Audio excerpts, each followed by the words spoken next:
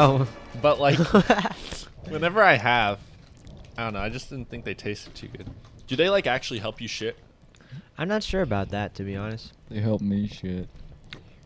Like for real? Nah. Oh. That's like a thing though, right? No, It is. Like That's- an urban legend. That's And prunes, then right? Prunes do that. Prunes are better for that. What's in the Fig Newtons? Fiber? Just pure fiber. Pure Fiber fiber. supplement. All right, it's live. So this is Screen Tongue 23. Today we're talking about Not a lot of fiber. Monster House, The Exorcist, and Drag Me to Hell. What's going on, film fans? Welcome. Glad to be back. Welcome. Dude, we missed you so much, man. Elwood was still good though. Elwood's great. Shout out to Love Elwood. Elwood. Shout out to Elwood. This is backcountry. Fuck yeah.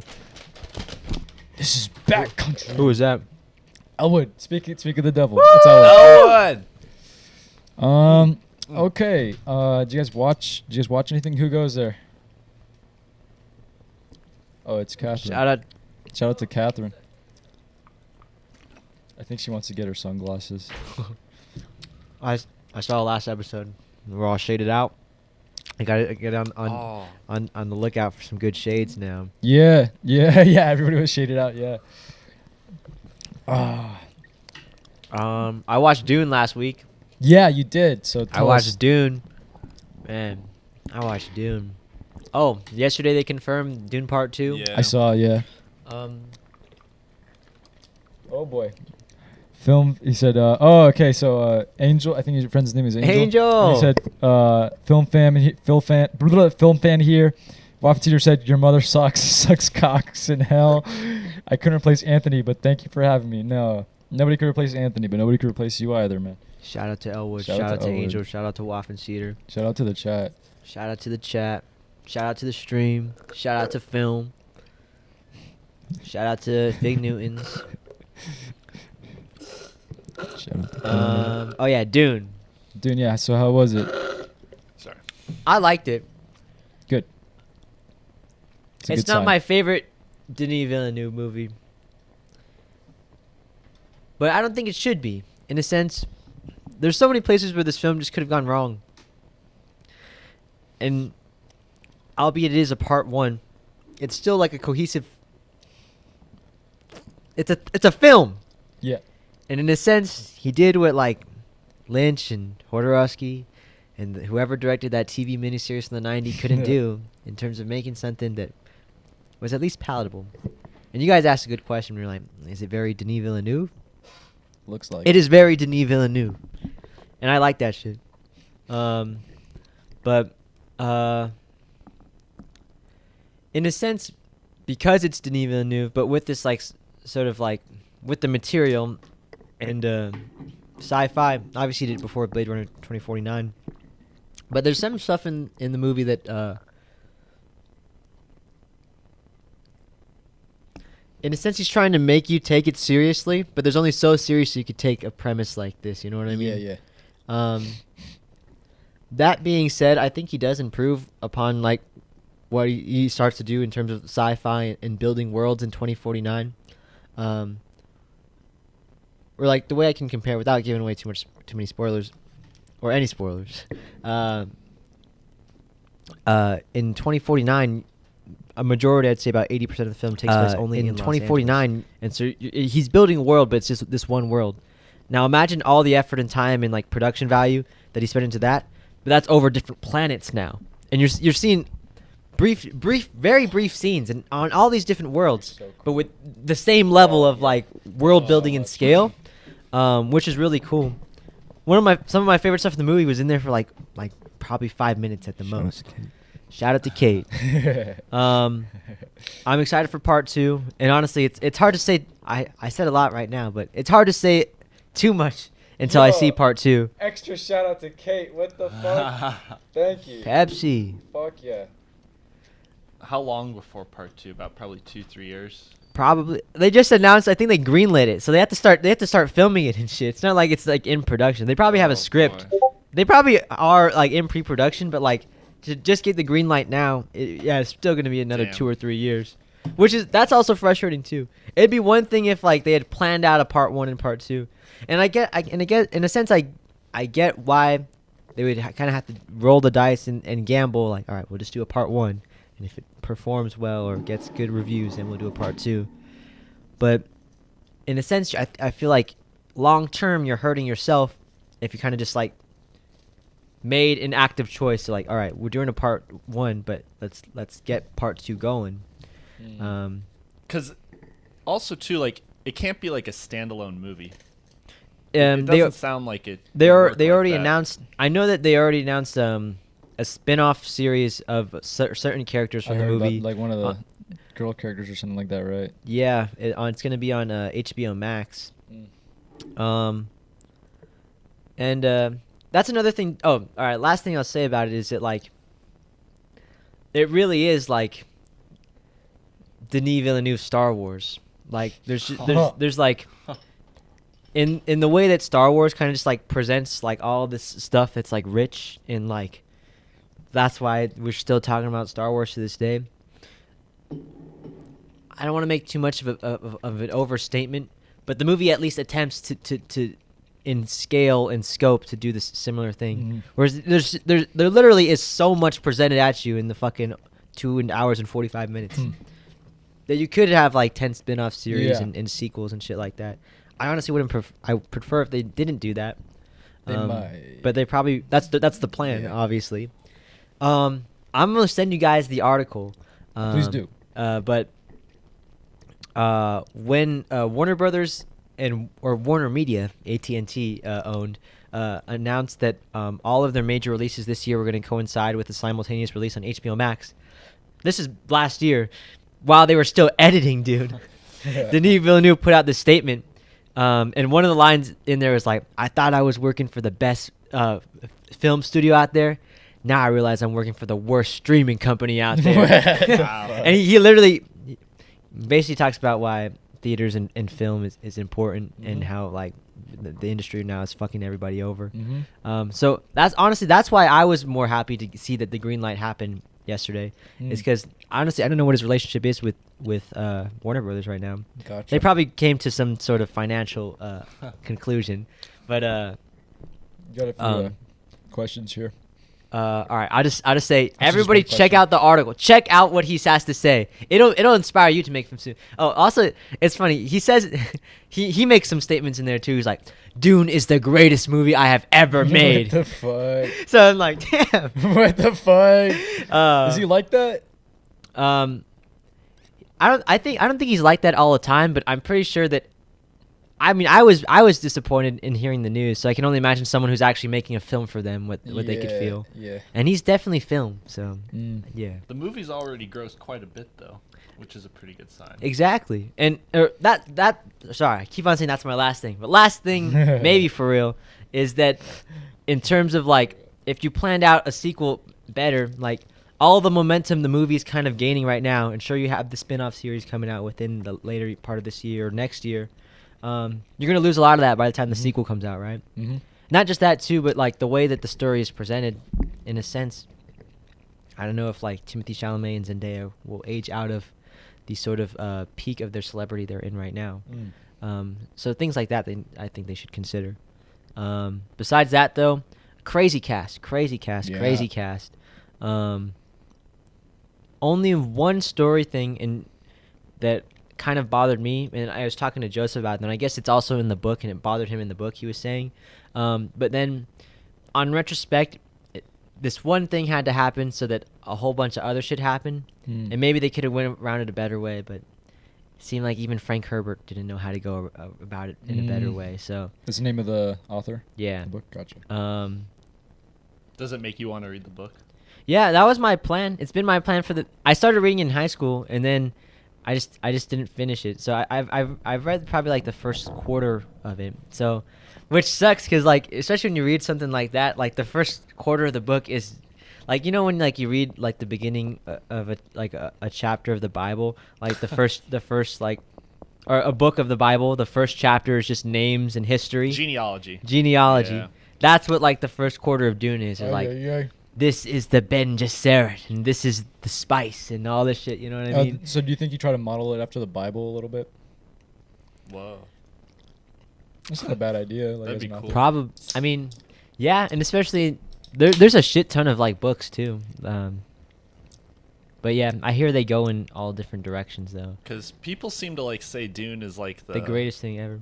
Yeah. Yeah. Oh well, Denis Villeneuve talks about that too, and like part of the thing that got him into filmmaking was that as a child he read Dune and it blew his mind, and then he started As a child. he started thinking about a As Dune an movie. infant, I read Dune. Like I remember listening to like interviews of him talking back when he was making like Enemy and shit like that. It was like Dune was the biggest influence on my life. Wow. And so that was also crazy too, that he actually he made it a reality where he made the Dune movie. He pulled it off. Which is kind of cool. And it's funny too. Honestly, okay. In the one the article thing, he might be a little bit like that, because I remember at a Q&A panel before Blade Runner 2049 came out, so they're kind of promoting the movie. Someone asked him, "So why did you choose to do this movie?" He said, "I did it so no one else can fuck it up." In a sense, he was right though. But yeah, I guess it's good to have confidence. But Denis Villeneuve I is know cool. he's so vulgar. I saw this like movie post today where it was talking about like famous directors and like what their job would be in like an alternate universe. And for Denis Villeneuve, what do you think they said? Like for Christopher Nolan, they said he'd be like a physicist. Quentin. David Fincher would be like a crime detective. What do you think Villeneuve would be, like personally? I feel like maybe an architect. No, that was Wes Anderson. What the fuck? That kind of makes sense. Well, like I guess it depends. Like yeah, but it'd be a very like specific type of architecture. Where I feel like Denis Villeneuve would be better at like designing like an actual city. Where like you would hire Wes Anderson to like do your house. Yeah, make your house look cool. Yeah. I don't know. What do you think?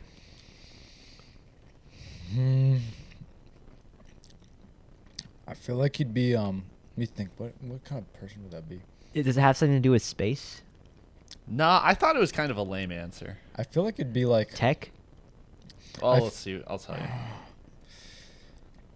I feel like he'd be like a really high-end car salesman. I you said know- psychologist. Oh, okay. And My I was first like, thought was like professor. Can you send us this post? Yeah, I'll try to find it. Who else again. was on there? Wes Anderson was an architect. Christopher Nolan was a physicist. I don't think they had Quentin Tarantino on there. How did the post make you feel?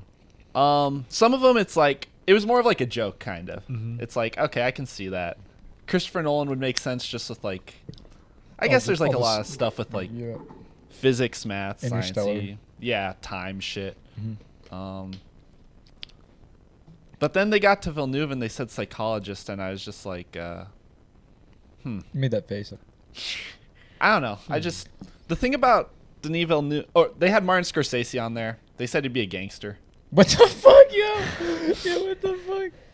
What the fuck? I can kind of see that. I mean, yeah. He did Goodfellas and Casino and The Wolf of Wall Street, and like, he's from New York, and he like knew gangsters. I guess but- so. I'd imagine him more as like a banker. Yeah, me too. Like something more like just really New Yorky, you know? Just Yeah. like, but not like a gangster. I don't feel like he's A tough Jew. enough to be a gangster. yeah. I feel like he'd be a Jew. Hey, which is okay because That would even be funny. the Safdies have given him an honorary Jew status. Denis Villeneuve doesn't like make the same movie. Mm-hmm. That's what's like interesting. In a about him. sense, he doesn't make the same movie while it's still feeling like of the same like echelon. Yeah. It's like you can see how it was the same director that did this, but it's not like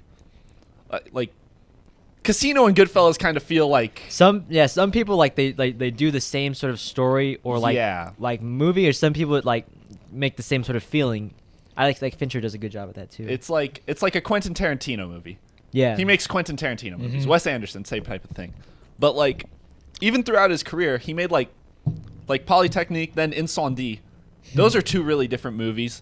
Then he made like Enemy and Prisoners, which are like two different types of like psychological thrillers and kind of like a crime movie. And then he started making fucking sci-fi movies. Yeah. That's what's like so fucking interesting about him. Or I guess when you think of that too, it's like so small in scale in terms of like a psychological thing. It really is just about one person to having to like create worlds and things like that.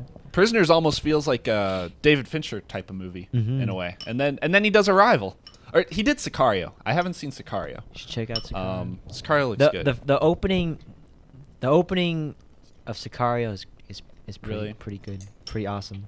I guess there's this deleted scene or whatever. They shot an opening before that, and Roger Deakins said it was probably the greatest thing he had ever shot, and Denis Villeneuve cut it out the nice. movie. Oh, no. Dickhead. but then Roger's like, well, when I saw the movie, it made more sense why he cut it out, but it hurt at the time. Yeah. Oh, so the chat, they said, quick shout out to Christina Applegate. Shout out to Fiona Apple. Is it better than Blade Runner 2049? It's a long-ass book. You should have a screen tongue where Anthony just talks about Denis Villeneuve. Just seems like a nice time. Scorsese would work in a bakery. What the fuck? Who said all those things? Elwood said most of it. Waffen Cedar said it's a long-ass book. He's talking about Dune. Mhm. Dune is a long-ass book. Is Dune's like 400 pages, but like is the font really small? Very small margins. Okay. Oh my god. Anything else that you guys watched? I think I watched something else. I have to think. I watched your smile video. Oh yeah. Smile Remember the video? Future Smiles video? It was on the Clark website. Maybe. Yeah, it was. What happens? It's just this one. It's in black and white, and I start smiling, and then it turns into It's, color. no, it's black I'm and not sure white, if I've but seen like that one. Anthony is the only one that's in color. Oh. Okay. So he goes up to people who are like having a shitty day, and he touches them, and they also get color. but at the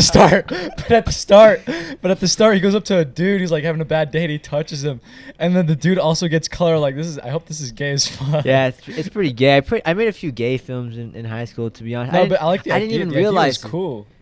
Well, thank you. I really like the idea behind it. It was like for a high school one. It was like What were you gonna say?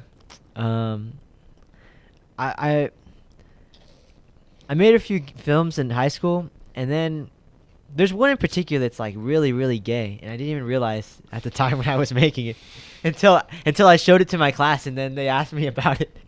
But this one I did. Do you remember like the dentist office we had at Clark, Future Smiles? What was it like by the front office or? It no? was by. Off the top of my head, I don't remember. Do you remember like when you walk into the quad and then there's like that one exit that leads onto like your way to like the theater almost? Near band? Yeah. I think so. Was There- this like there's a like a- mural or something? Yeah, but it's farther. It's outside the gate. You remember like where like the fucking Smash Club people would play in the corner, and then you Okay. go outside. Anyways, there's the portable out there, which happened to be the dentist office. In our junior year, they had this competition where you just had to make this Future Smiles video, just a video about smiles, and then I won the competition. Okay. fuck. They yeah. gave me I won like $300. Nice. Fuck yeah. And then Nice. everyone, there was a shit ton of people in the video, or not a shit ton, but more than I think the other people had. And so they gave us all tickets to the Las Vegas Raptors. Fuck. We couldn't go because we had a band gig. Oh. But, that was fun. Once you see the video, I think you'll recognize it. Okay, It was on okay. the Clark page for a long ass time. Okay. But That's cool as fuck. It's Yeah. a, it's, I a cool, haven't- it's a cool I video. wish I'd Yeah. seen that one. I like the video. And then people would watch it who I didn't even know, and then They'd that come was- up to you and like talk to you about. Yeah, They'd they come up say to you and that touch you film on the was shoulder. pretty gay. You're like, oh, sorry. I watched something else. I'm trying to remember. Elwood said, my coworker gave me a Nutty Buddy. It's giving me color. What's a Nutty Buddy? I don't even- Like an. It's like a candy. Oh, okay, gotcha. Let me think.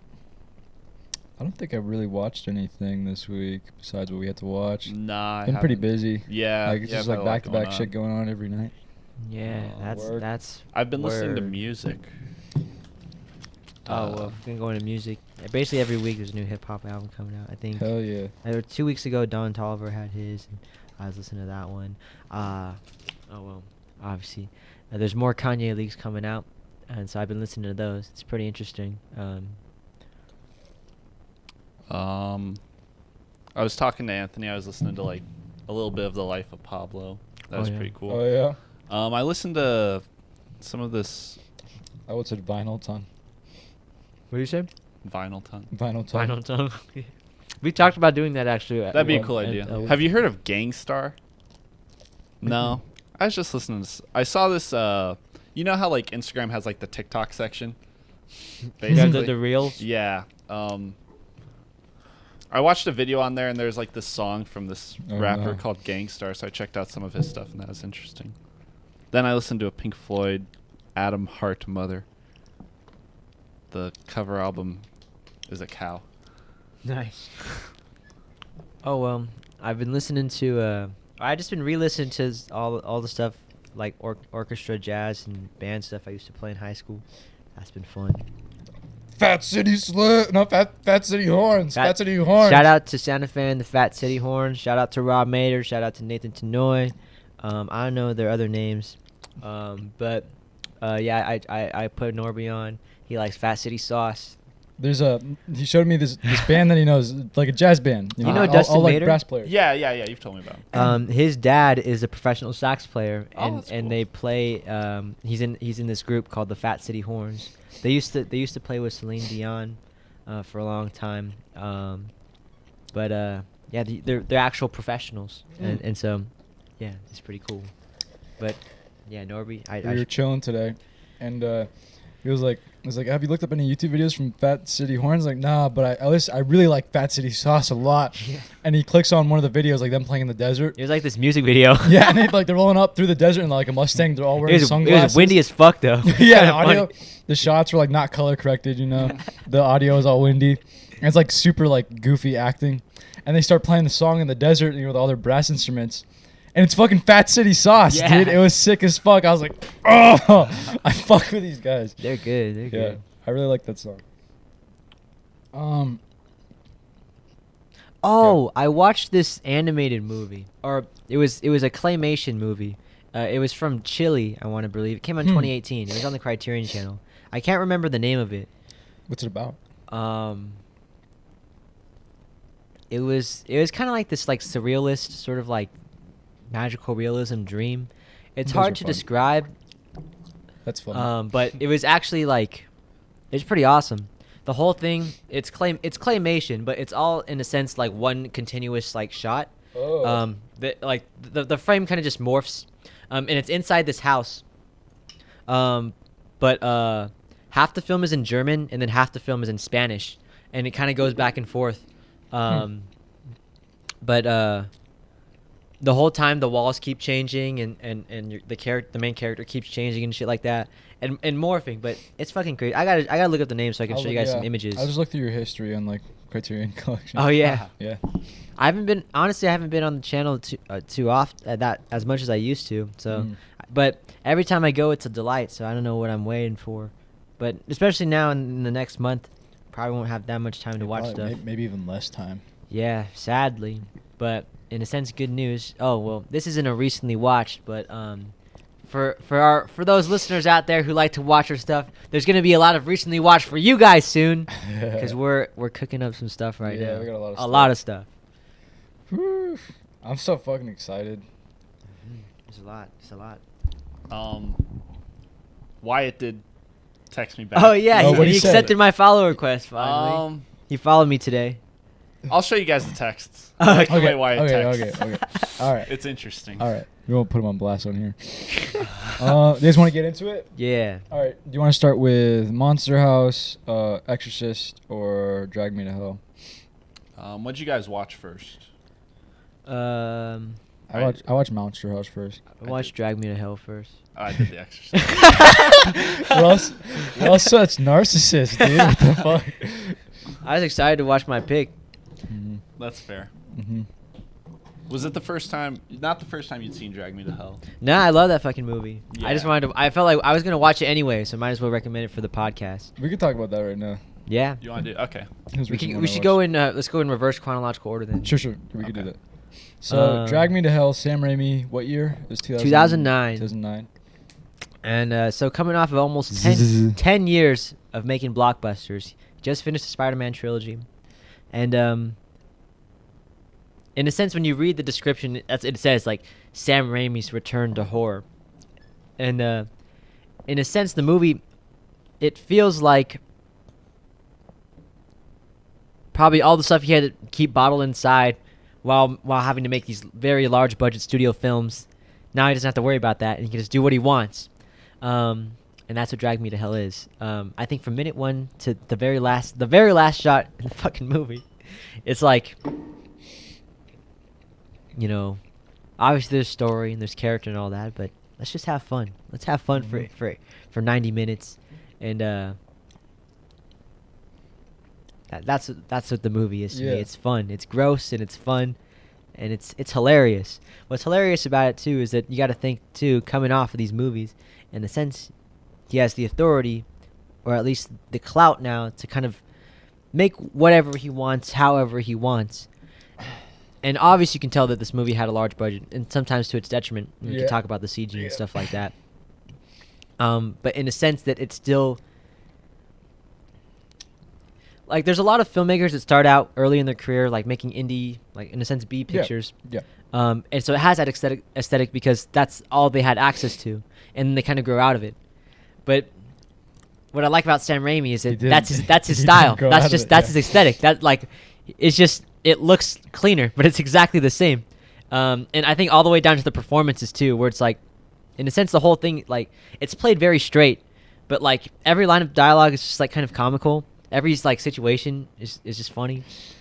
What'd you guys think? Also, what did the chat say? This is funny as fuck. I didn't know this. I haven't researched this movie at all. He said, "You fucking see it." I don't know why he said that.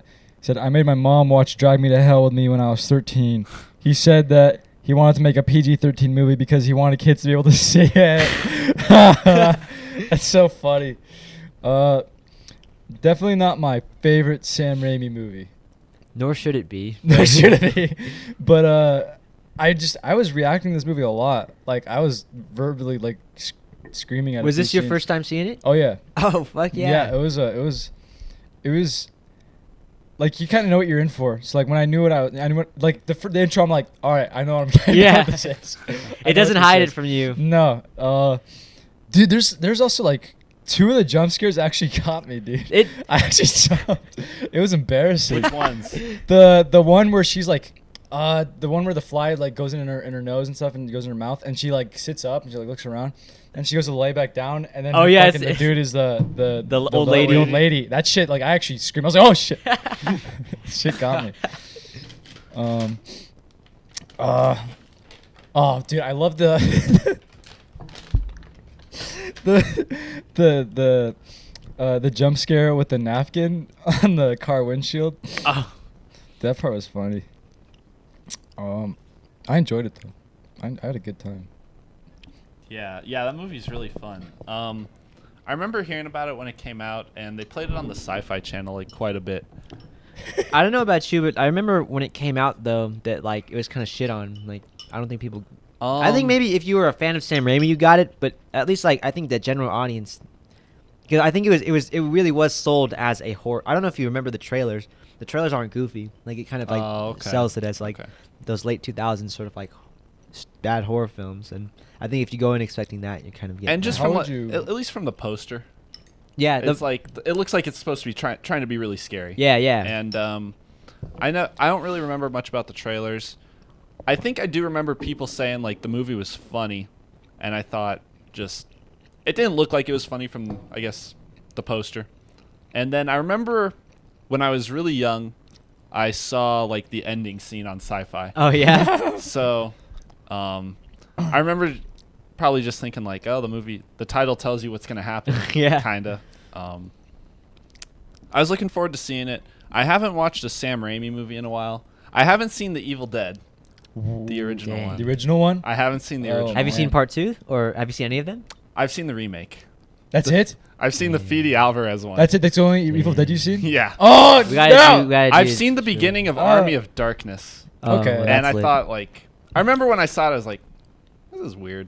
It's so good. I don't know if I like this. Good, that honestly, that might be the best one of Army of of the Darkness. trilogy. Did he direct that one? Yeah, he did all 3. Okay. Yeah, I like Army of Darkness more than the second one. Really? See, I go back and forth. I feel like Army of Darkness is funner, but it's a lot more fun. But Evil Dead 2, I think it's just. It feels like it's more charming. Yeah, it's it gets me more. The first one, I remember the first one, like I really enjoyed how small it felt, you know, how Indian it felt. Yeah. But the second one feels like that and then some, you know, like it just feels like I need to go Because back. at least like the first one, the story goes that they really were trying to make like a horror film, Mhm. and then they started playing it for audiences, and they realized that it was funny. And so I think in the second one they lean into that, and then once they lean into it, then now they've developed their craft as sort of this unique voice. You know, it's a horror comedy, right? And then in the third one, it's kind of like. It's just so fun. It's Yeah. like fuck it. That's literally how it feels too, in terms of like, what was the original name of the movie too? It wasn't Army of Dark. It was the Medieval Dead. Yeah, I think you're right. And so when you think of it like that too, it's like, yeah, just do what you want. One thing I like about watching Sam Raimi movies is like seeing how it influenced like Edgar Wright. Like whenever I see Sam Raimi, I'm like, this reminds me so much of Edgar Wright. Edgar Wright so talks about it too, fascinating, in terms of like his number one inspiration. He did the Evil Dead trilogy. He did Spider-Man. Yeah. He did this, and he did the Oz movie. What else has he done? In the 90s, I haven't seen any of these movies, and it'd be interesting to do a clinical study on it with you guys. Because he did Darkman. I think before Army of Darkness. It might be after. Sorry, I can't remember exactly, but that's the one with Liam Neeson. It's basically his like first like superhero movie. Okay. But like an original character, they kind of just made up. But Frances McDormand plays the female lead. That's a fun movie too. Basically, Liam Neeson is like. I don't want to give any. You should just check out the movie. But after he did that and Army of Darkness, he made like from like I would say like 94, 95 to like 2001. He made like 4 films that were like just like in a sense straight dramas. He did one with Cate Blanchett and Keanu Reeves. He did one with Kevin Costner? I think so. For Love yeah. of the Game? Yeah, that was him. He that fucking did that movie? That was Sam Raimi. I've seen that movie. He did a Western with Gene Hackman. What was it called? That's really bizarre. Yeah, so honestly, that's What what the it would be, fuck? and these are, in a sense, it feels like him trying to like warm up to a studio so they can trust him to do something like Spider-Man, which wasn't his plan, but in retrospect, that's kind of what happened. Yeah. Wow. But yeah, I gotta check out those films because Sam Raimi. yeah, Really interesting career then. Yeah. With the Evil Dead, the first one, is the first one kind of like goofy because of the time it was made in? yeah, The budget, like Yeah, I think you kind of touched on it, but like, is it funny the same way like Drag Me to Hell kind of has like these visual No. gags, kind of awkward? So I think that like, or no, Drag Me to Hell has more of like a tongue-in-cheek, like it's in on the joke more. Well, I don't think Evil Dead has it, but what Evil Dead has is just like, in a sense, what you want from a low-budget B movie is just a natural charm. Sam Raimi's sense of humor comes through even if he doesn't want it to. If that makes okay, sense. okay. And especially with Bruce Campbell, who was one of his best friends in real life. Kind of them just playing off each other. You can kind of tell that like they had a whole bunch of fun making the film, and even if the film isn't great, that fun transfers to when you watch it. But I think he made the film when he was like 20 or 21. Oh wow, that's pretty cool. So pretty inspiring. He raised the funds himself with Bruce Campbell and their producer, who was the co-writer. And they would, as like 20-year-olds, just dress up in like suits and like go to like the local like dentist office and like lawyer's office and just like ask for like $5,000 here and $10,000 here until they raised up enough money over like 2 years. Wow. And then they made the Evil Dead, because I guess like they'd already been making films for a long ass like just like Super 8 films with just in their backyard. Yeah. And then they would go to the drive-in and like, these movies are awful. We can at least make something like this. If this is getting played at the drive-in, we can make something that gets played at the drive-in. Yeah. And that was basically their whole goal with the Evil Dead. And then it yeah. became this cult classic, and rest is history. I've heard something like it's rated NC-17. I know like the ratings were different back then, but like I've seen like I swear I've gone on to like IMDb and it says it was like rated NC-17. I mean, I know in there's a lot of blood and Yeah. tits, but I don't know if it was more than the average. That's the thing. It definitely made an impact. Like, even though it might be like a little goofy, it made an impact, and maybe that's what made people. Okay. And I think it did scare some people at the time. Okay. I know in the UK, they would have these movies that they labeled the video nasties, and they would straight out like ban them. Like, they were banned. You couldn't watch them. Fuck. And Evil Dead was one of those movies. But I watched that video back when I was like 14, so I don't remember very well. Elwood said, "I like when the bodies fall on her, the quick and the dead." Oh yeah, that's the one with Gene Hackman, the western. Gotcha. And even though they're more like dramas or whatever like that, at least from the from clips I've seen, it still has like that Sam Raimi flair in terms of the way he moves the camera and shit like that. But yeah, you gotta check out the Quick and the Dead. Yeah, gotta check them all. What was I gonna say? Sorry, I was just No. curious about No. Sam Raimi. You're He's good. a cool guy. What was I gonna say? Justin, what's his name? Justin Long. Yeah, Yeah. Justin Long. Dude, I can't take him in every movie I seen him in. I just like, it just makes me smile, you know. Especially in this movie too, where he's kind of just like playing like he's supposed to be like some sort of like douchey philosophy professor, right? But like everything just sounds like it's coming out of like a 15-year-old in a sense. Yeah. I don't know how to describe it. I like when she needs the money to like pay the gypsy lady, and then he just comes. She's like, she sells all her shit and she doesn't have enough, and then he just comes up and basically says like, "I have the money for you," and it's funny the way he says it, where it's like, I remember from like the first day I told, like, whenever I decided I loved you, I was gonna always help her. Yeah. It's goofy. I like Justin Long in Jeepers Creepers. Oh, I forgot he's in that movie. I need to see that one. You haven't seen any of them? I've seen like lots of scenes and trailers, but I haven't like seen it all the way through. You know about the director though? Victor Salva. No. Well, he's kind of like a He's like pedophile. a sex offender. Yeah. But he made a Jeepers movie about it Creepers. too. the problem is that he also directed Jeepers Creepers 2, which is like the premise of that one is that like the Jeepers Creepers monster thing is attacking like this school bus full of high school Right, boys. yeah. And then once you learn about that shit, you're like, oh. Dang. Yeah. I heard. Yeah. It's really weird too. I've seen Jeepers Creepers 2 probably like 10 times. Me too. It It was always on Sci-Fi. Yes. What part 1 and part? Did you watch Mhm. the third one? The new. The third one doesn't look. I didn't watch it okay. either. But It's not like the first two are Yeah. really great, but the third one they started doing like a lot of like CGI with the creeper, and it's Oh, yeah? like it. I don't know. It was kind of a turn off. Didn't- I have both of them on DVD too, and there's a bunch of special features, and then Whoa. it's really weird too. Francis Ford Coppola was the executive producer. That's sick. It's I think I've even listened to the Jeepers Creepers 2 commentary, and the commentary has like half the people from the cast in it too. Really? There's like this, it's like a really big special edition DVD for like a fucking like not really a great movie. Yeah.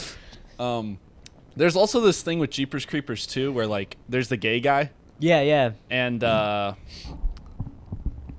when I was a little kid, like I don't think I got it, and there was something weird about it.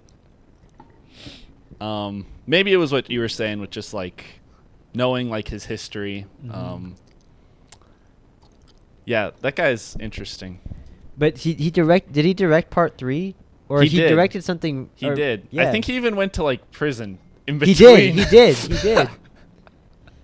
Which was the crazy thing when I heard that he was Elwood said Sam Raimi hits his actors with a stick. He also said Justin Long is good in Tusk, but Tusk is not good. Tusk isn't good. Have you seen Tusk? I've had it spoiled, unfortunately. Have you seen Tusk? yeah. I've seen it too. Is it actually bad? Or is I it didn't- just weird? It's one of those. It is. It's mostly weird, but like weird in like a not very good way. It's probably like bottom 3 of like A24 films. Oh, I didn't know it was an A24. But it looks like Might be the worst one. when you have like just like a really weird dream out of nowhere. yeah, that's exactly what it's like. Okay. Um, Okay. but I showed it. We were I think it was like the fourth when me and my friends were just getting stoned and watching movies like every weekend, this is one I just pulled out. I didn't pull, on stream. Yeah. Right? Pulled out. I didn't pull it out. I pulled out my phone. I was like, we're gonna watch Tusk. And, like, you guys remember Clerks? You watched Clerks Stone? Like, yeah. Like, this is a horror movie made called Tusk. I knew it was about. I knew it was gonna be like this. And we started watching it. Like, what the fuck is this? Yeah, it's a fun one to show people that like aren't movie people. They don't know anything about They the don't know movie anything either. about Yeah. And then Wood said Francis Ford Coppola found the director because he won a short horror film competition in high school. Interesting. That is. I know he directed like a movie or two in the 90s. One of them was like either about like drugs or like something like some weird sexual thing. Then he made the Jeepers Creepers movies, and then like he went to prison at some point in between then and like Jeepers Creepers 3. And I feel like that's what he's known for. The dude who made Jeepers Creepers and like is a sex offender. I mean, yeah, that's rough. There was like this thing at the end of Jeepers Creepers 2. Or basically there's this thing at the end of Jeepers Creepers 2 that sets up like a sequel. Oh yeah, right, Or like an a immediate trilogy. sequel. Yeah. Yes. Like something that should come out like in like a year or two, Yeah. you know? And when I was a little kid, I was really mad that it didn't come out. That's when my early years of looking at IMDb, because like also when you look on IMDb, like you can go to a director, and if it's not in their filmography like right there, you can go like future projects or whatever, and you didn't see anything. It wasn't popping up, and you're like, what the fuck? So you had to go to the trivia, and then you found out this disappointing information that he's in prison. And it's just kind of like, whether or not it's a good movie or not, like I've invested like a lot of time into the Sci-Fi Channel watching this. I want to see like what's coming after it. But Jeepers Creepers 2, I kind of. Now I wish like. October was longer. So seems Yeah. I We should have I a didn't know Jeepers that there were Creepers. all these movies we haven't seen yet. Yeah. The first Jeepers Creepers 2, like, I think the beginning of the first Jeepers Creepers is actually pretty creepy. Like, if you think about it, I could definitely see that happening. The first one, well, like the first one, like the beginning is at least kind of like a Realistic. like The Hills Have Eyes in terms of a premise, right? And Yeah, they're traveling Yeah. across country, kind of. I like that whole thing with the car. I always thought that was like, I could imagine myself in that situation, and I always thought that was kind of scary. But then the rest of the movie is kind of boring. The first Jeepers Creepers is kind of boring, and then the Really? second one is just like, now that I really think about it, The second one's strange. Really? it like the majority of the movie takes place in a school bus. Yeah, I remember. It's like where there's just like a school bus stranded in the desert or some shit. Of like that, right? football In players. the corn, Yeah. It's this basketball team that just Oh, won okay. their like state championship. Yeah. And everyone's mad at each other on there. And then they just get stuck in the middle of the cornfield, and it's just like a bunch of like kind of stupid, horny teenagers in a school bus. It's a weird movie. Oh yeah, the gay's character. There's a line in the movie where like the gay character's name is Izzy. So then everyone was like, "Izzy or isn't he?" That's fucked up. Elliot said something. He said he directed a movie for Disney called Powder. Yeah. And it was about an albino kid who had electric powers. Dang, I gotta do that one for Screen Tongue. Yeah, for real. Victor Salva episode. Victor Salva, episode 120. Sorry. Let's get back on to Drag Me to Hell. Yes. Yeah, watching it all the way through, I'm like, okay, it was fun. It was a Yeah. lot of fun. I think I had the most. This and Monster House kind of go well together, because I watched both of them today, and it's this is definitely like a little darker than Monster House in some spots, but it's also like, it's never really Also lighter though, in a sense that Monster House, it has more of this like deep like feeling. Yeah. Yeah. Monster House kind of gets sad, you know. Yeah. And Drag Me to Hell is kind of just like, oh well. Instead of getting sad, it gets gross. Kind of. It was never like. I guess like there's that part like I watched the unrated version. I don't know how much different it is. There's like a part where like the eyeballs fall on her face. I don't know if that In was in the CG. Oh, I didn't see that. Yeah, there's like a lot of like CG type of stuff. Just with the way it ends though too. The ending really made me laugh because I didn't realize, because I knew how it was supposed to end. So I was kind of thinking like, if she gave the lady the ring, how's it still end this way? And then Justin Long's over and he's like, oh yeah, I guess it was just the same envelope. But and then the movie ends. Also, too, like the way he's just holding it, and then it just cuts to her face, and then she just falls. It's just like, wait, that's it. But I guess when I say it gets gross, it's not necessarily like gross in the way that like it's like physically disgusting, but like it's just gross in the funny way, like when the fly goes in her nose and out the other nostril, that was and then good. in her mouth, or when she falls on the old lady's casket, And then she, and like, it falls off pukes. and it goes in her mouth. The puke goes all in her mouth. It's shit like that where it's like, all right, that's hilarious. The scene in The Office where she like starts spitting blood. Oh, dude, it comes out her nose. She fucking blasts her boss. I like too how like even after that happens, she's still considered like she isn't fired. Yeah. Still like he's gonna give her the assistant manager thing, even though like that happened, and everyone kind of just plays it like, yeah, that happens.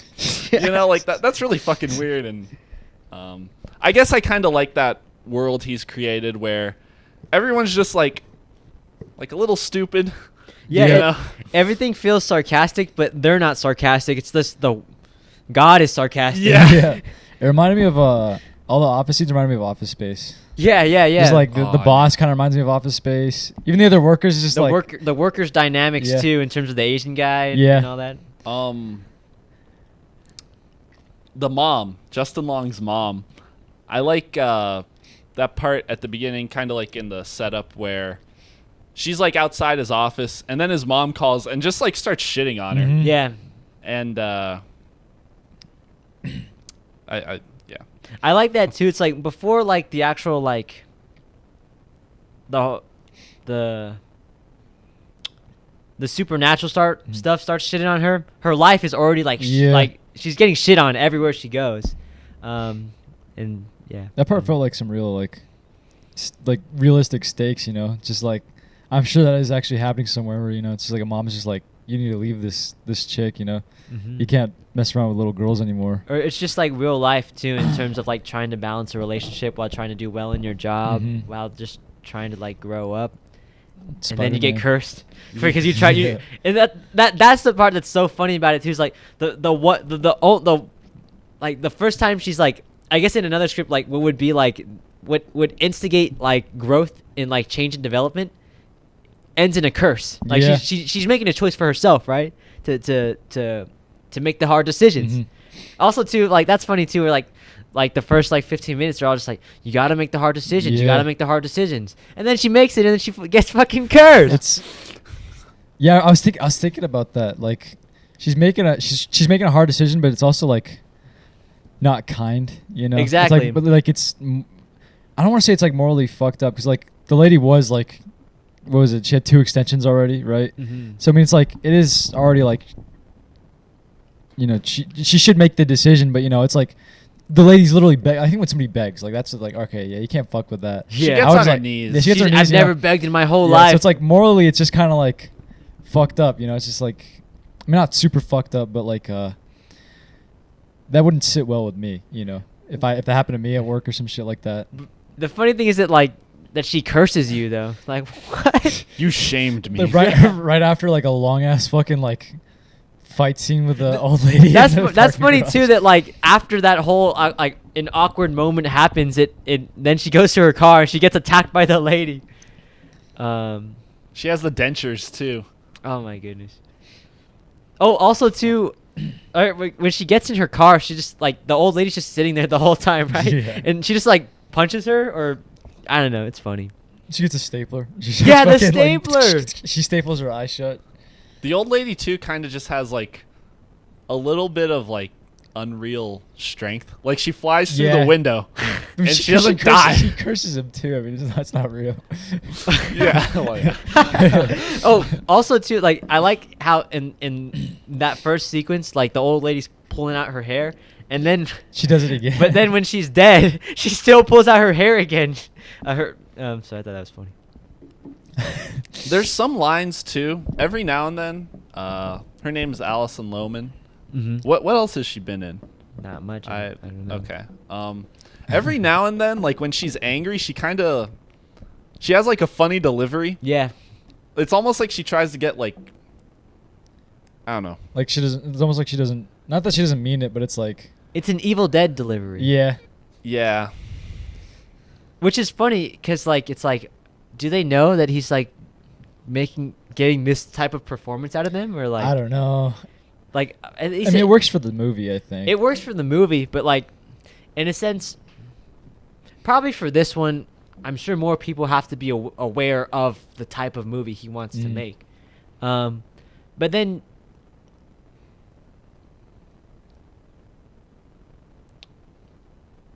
I'm not sure like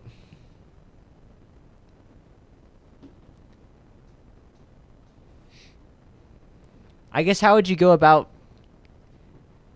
I mean, I don't think he always gets like he like in Spider-Man, he gets pretty good performances out of the actors, I don't know what I'm trying to say. It seems like intentional. Yeah. I think he knows. Like, there's the Inception dude. Mhm. The Indian guy? The Indian guy. Yeah.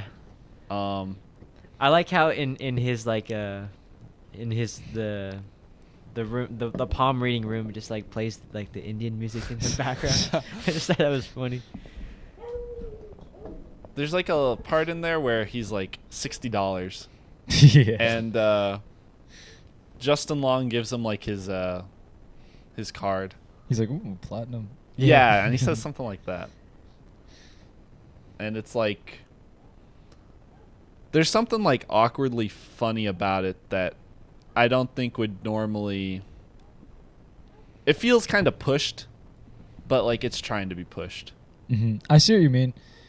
I don't know. Like if you were Sam Raimi and you're telling him like how you want it to be, like how would you describe it? I guess That's what I was gonna ask. Is like, say you have an actor and they give like a pretty straight performance, like, and then what would you say? What would you say to make it goofy? I mean, I think it's partly in the writing, I think. You think so? Yeah, because like just the line where it says like that the line's in there like platinum, Yeah, You that's know, true. It's in there, so it's like how would you say it? Like if I mean like it just reminds me of like when somebody gives me something, and like I say something stupid.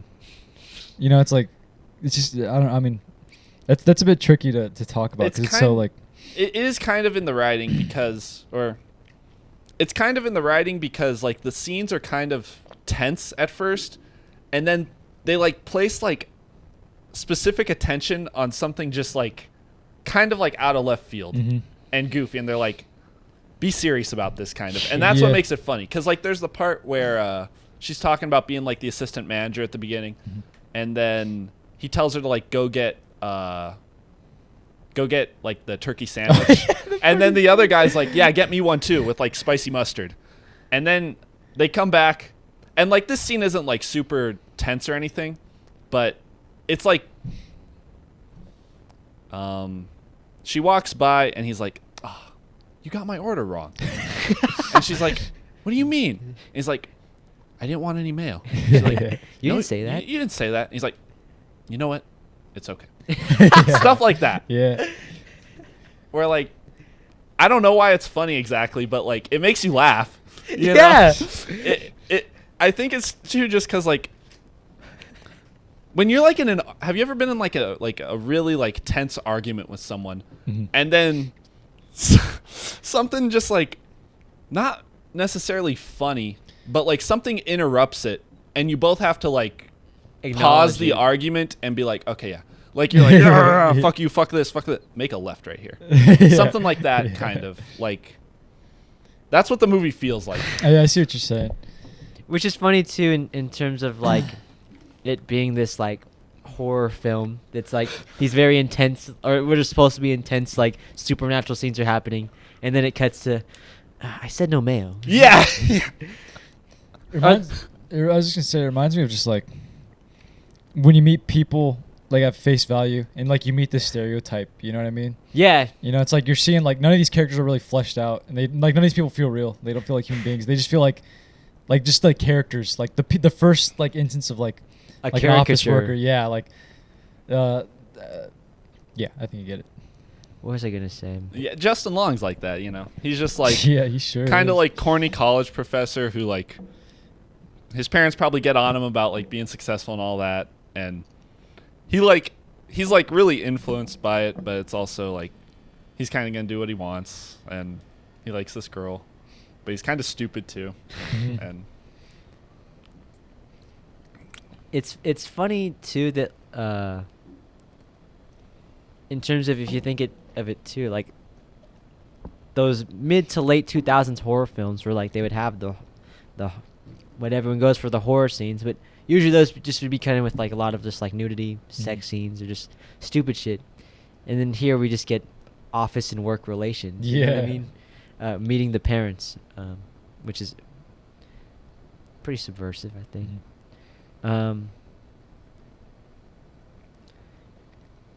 What do you think of, or how do you guys, did it make you think anything in terms of like the main character being like this female, or that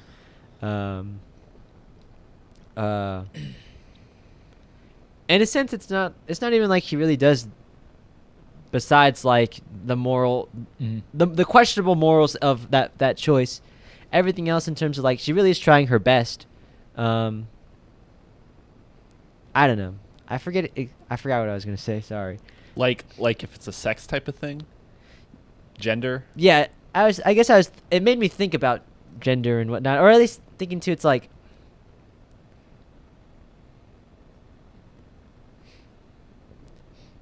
in The Evil Dead, his name's Ash. It's short for Ashley. In the sense, at the time, you Ash. know, it's like, I forget what it's called, but basically, like, you know, Unisex. the girl. It was always the girl, you know, the virgin girl, you know, like Jamie Lee Curtis' Yeah, character and shit yeah. like that. And you had a guy, but then you fast forward to like 2009, and I guess it's similar, but at least for me, it felt different. If that makes sense, I don't know. Honestly, I don't know what I'm trying to say with that, but. She does feel innocent. Oh no, because in a Sam Raimi movie, part of the fun of like The Evil Dead or even Darkman or even in Spider-Man, like in Spider-Man 2, there's the one, or it's Spider-Man 2. Actually, it might be in 3. No, it's in 2 when he loses his powers and he drops his books. He's at school, and then there's just like he gets hit in the head like 4 times by like people just passing by. Yes, like Elwood said it. Sam Raimi loves to beat up his main actors. Yeah, And so it's funny to do it with just like this, like, with a woman. yeah. Oh, okay.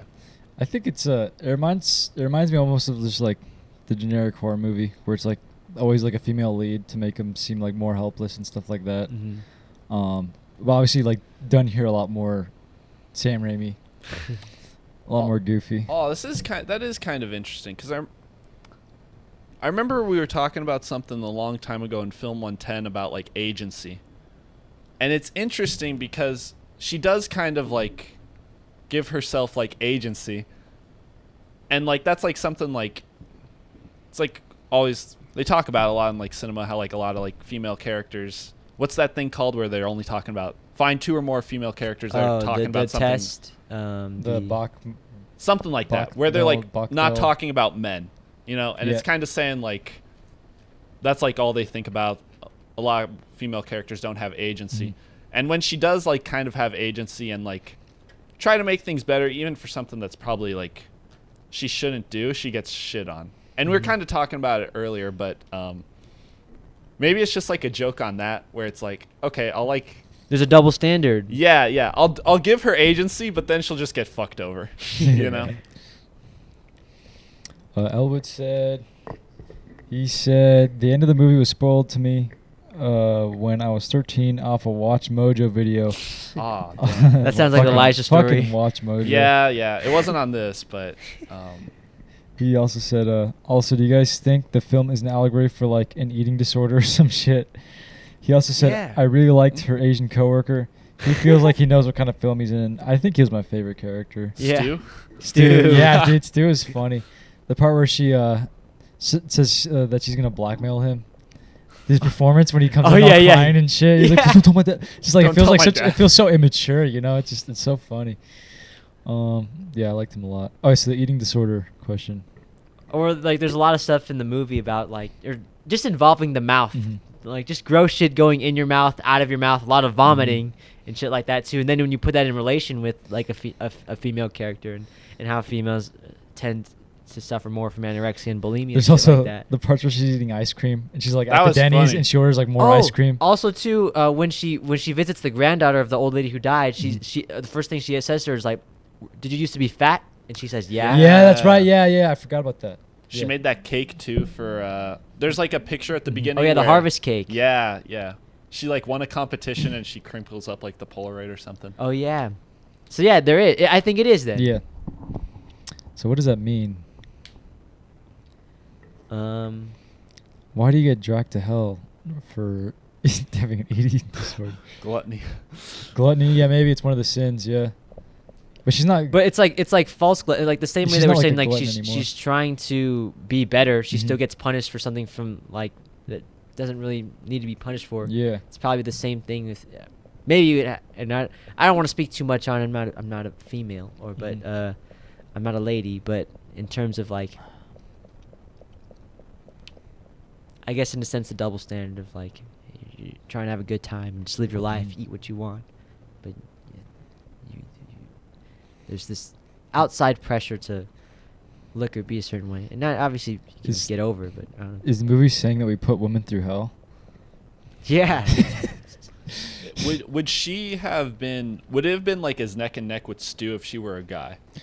I think. Given like I their think qualifications. It is. No, because she was handling the biggest case the firm had ever Yeah. got, so it probably if she was a guy, it would be out of the question. She right? probably would have got it. You Yeah. know? I thought like there was kind of going to be like a subplot between those two where like the boss tries to fuck her. The boss is funny too. He's just I like kind him. of I like like him too. ambivalent to just Yeah. everything. Yeah. He was like a good like stock character. Mm-hmm. He also reminded me of the boss from Office Space. He plays the dad in the TV show Dave. He's pretty good in there too. Oh yeah. Yeah, he's a good Jew. I like what? Sorry. I heard it. I heard it too. I like when there's that scene with the goat. And then the goat gets possessed. That part was funny. That part, I immediately started talking about Black Phillip. I was like, "Oh, Black Phillip from The Witch." Black Oh, yeah. Phillip. But it's White Phillip. What did you guys think about the CGI? It was fun. I think it helped. Yeah. That's what really made. I think that's what made the movie what it. That's what made it to me. It's what makes it like a B movie still, Yeah. in terms of like it's corny. Yeah. It's just corny. I like how over the top it is. Like that last scene where she's getting dragged to hell and he's like looking at her through the train, as the train tracks or like the subway, whatever it is going over her. It just looks so like overly like gruesome and stuff. It's like, oh, this is cool.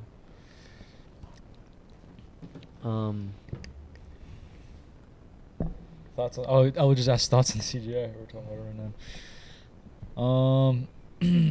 It's like, The only part where it bothers me is in that one eyeball part when oh yeah, it goes on her face. Yeah. that would it's the only thing that feels like it would have been better if that was practical. But like the stuff with the shadow went inside her house, I think that works pretty well.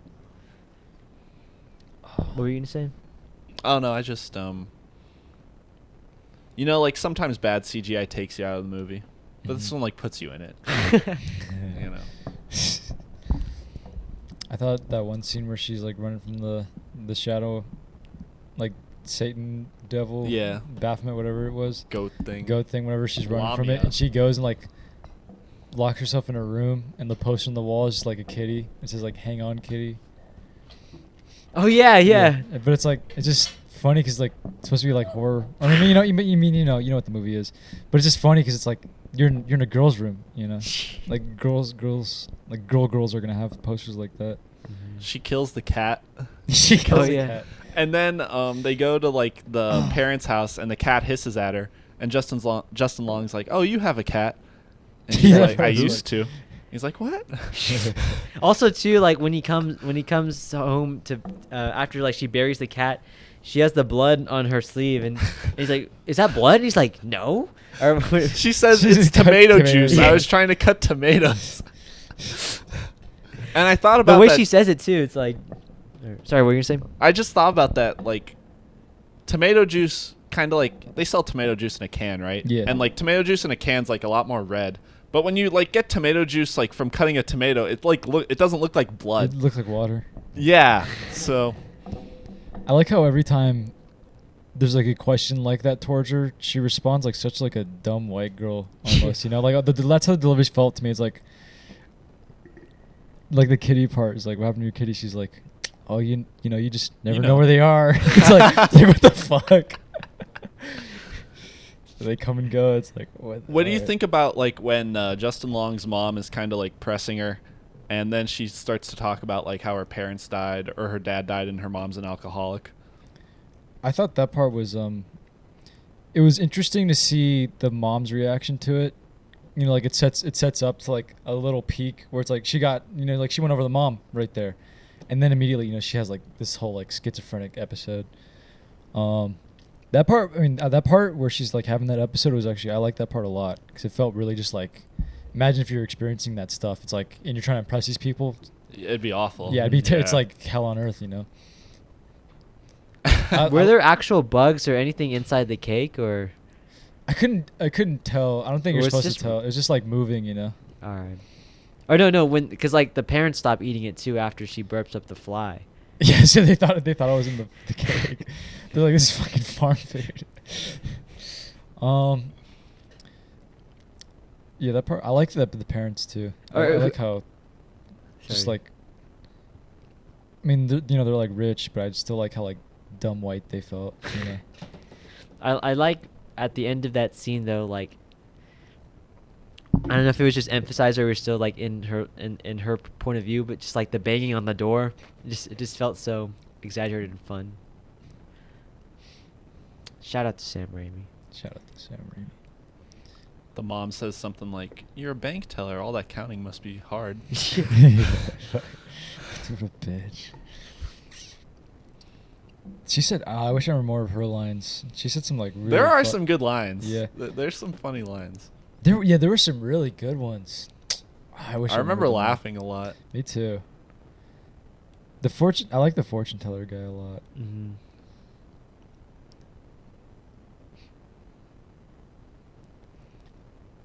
I was honestly thinking about that scene you guys were talking about with the platinum card.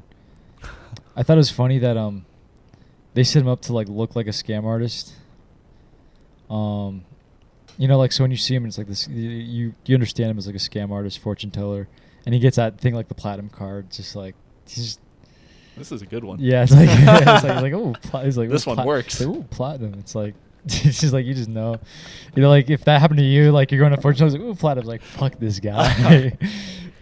But then when they go like to like the back room or whatever, and then the Justin Long basically says, "I'm a philosophy professor," and then they start having like they just like throw back quotes from like philosophers and shit. Freud Yeah. and, like what's the other one? Young. Yeah.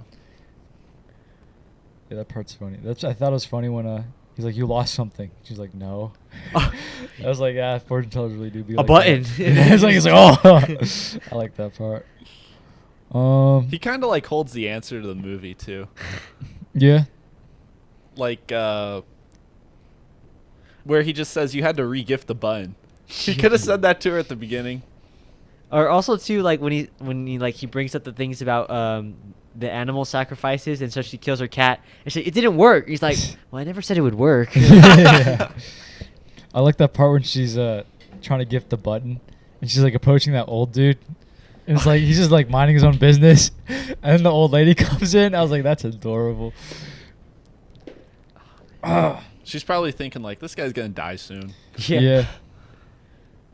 I think the moral of the story is just like, don't fuck with gypsies. Yeah, don't fuck with gypsies. I like that one line. That one line where she's begging. She's like, "I've been a proud woman my whole life," and it's like an old lady, you know, so she's gone through a lot. I've been She's like, what? remember the old lady? What'd she say? She says, "I've been a proud woman my whole life, Oh, a proud my woman. whole life," and Oh, she's yeah. old.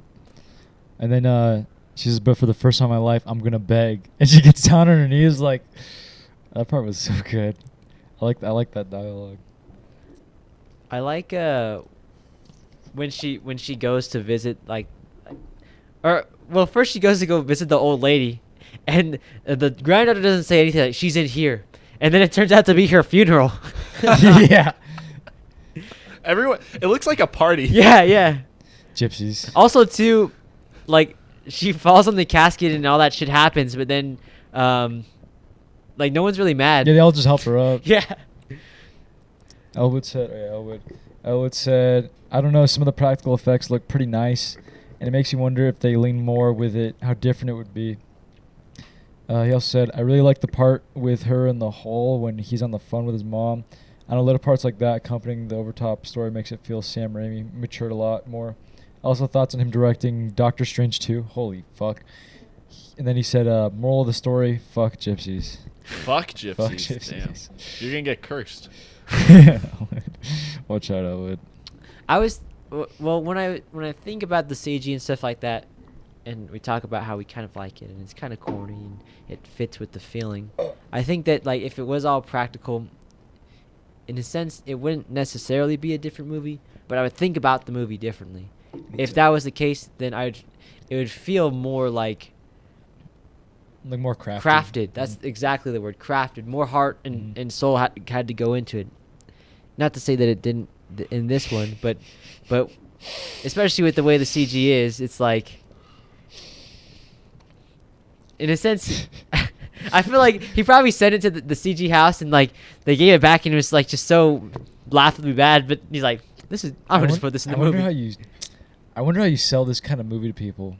I think like you just have to say like I'm Sam Raimi. Exactly. You probably could only make this movie at that Yeah. certain point. Also, too, like, not to say that the Spider-Man CG is the best or whatever, but he'd had a good 5 or 6 years of experience like working with heavy CG, and so that's what makes it strange too. That's like, oh, you're using CG again, but like this, which in a sense feels more like a creative choice. But Yeah. I don't know. And about Doctor Strange Part 2, the Multiverse of Madness. I'm looking forward to it mostly because of Sam Raimi. He hasn't directed something in almost 10 years though, so Holy shit. We'll see what him directing something, especially for the MCU, is when half the movie's already kind of like prevised by the special effects people, right? Sounds like he's running out of the Evil Dead money. That being said, when they had originally announced the movie a few years ago, they said it was going to be like their first like real step into like horror. So it is cool to have Sam Raimi. Oh, cool. Kind of, because in a sense, there's only so scary a Marvel movie could be, right? And obviously, I think Sam Raimi can balance horror in a fun way. But we'll see, because also what it seems like this next phase is all about the multiverse and alternate universes and dimensions and shit like that. Scarlet Witch is going to be in the movie too, so we'll see. But I can't lie, I'm excited. You really There's What happened? Go ahead. There's definitely scenes like I remember like from Spider-Man that are scary. We have Even to what talk. you're- I'm sorry, what? Even the Spider-Man 2 scene you were showing me like a week or so ago, That's a great scene. and it's like that's kind of scary, you know? Sorry. I would say you're really selling me that Doctor Strange 2 movie. It might be lit. Yeah. We'll see. I might go check it out on a substance. Did you watch the first one? I did. I didn't. On a substance? Yeah. No. Ah. No. Would it have been better on a substance? Yeah. I don't know though. I watched the news for the Tom Holland Spider-Man ones, the new one, Spider-Man No Way Home. Doctor Strange is in that one too. It doesn't seem like the Doctor Strange we've come to know in the MCU. So it seems like Doctor Strange might be playing a more key and pivotal role. So I'm hoping, my biggest hope for this new Doctor Strange movie is that it is just a Doctor Strange movie and it's not going to set up the next fucking 10 movies. And it's just basically a trailer for Phase 5. Yeah. Especially with them being in the multiverse and all that shit. Hopefully, it's just let's have fun. Let's be a little spooky. But yeah.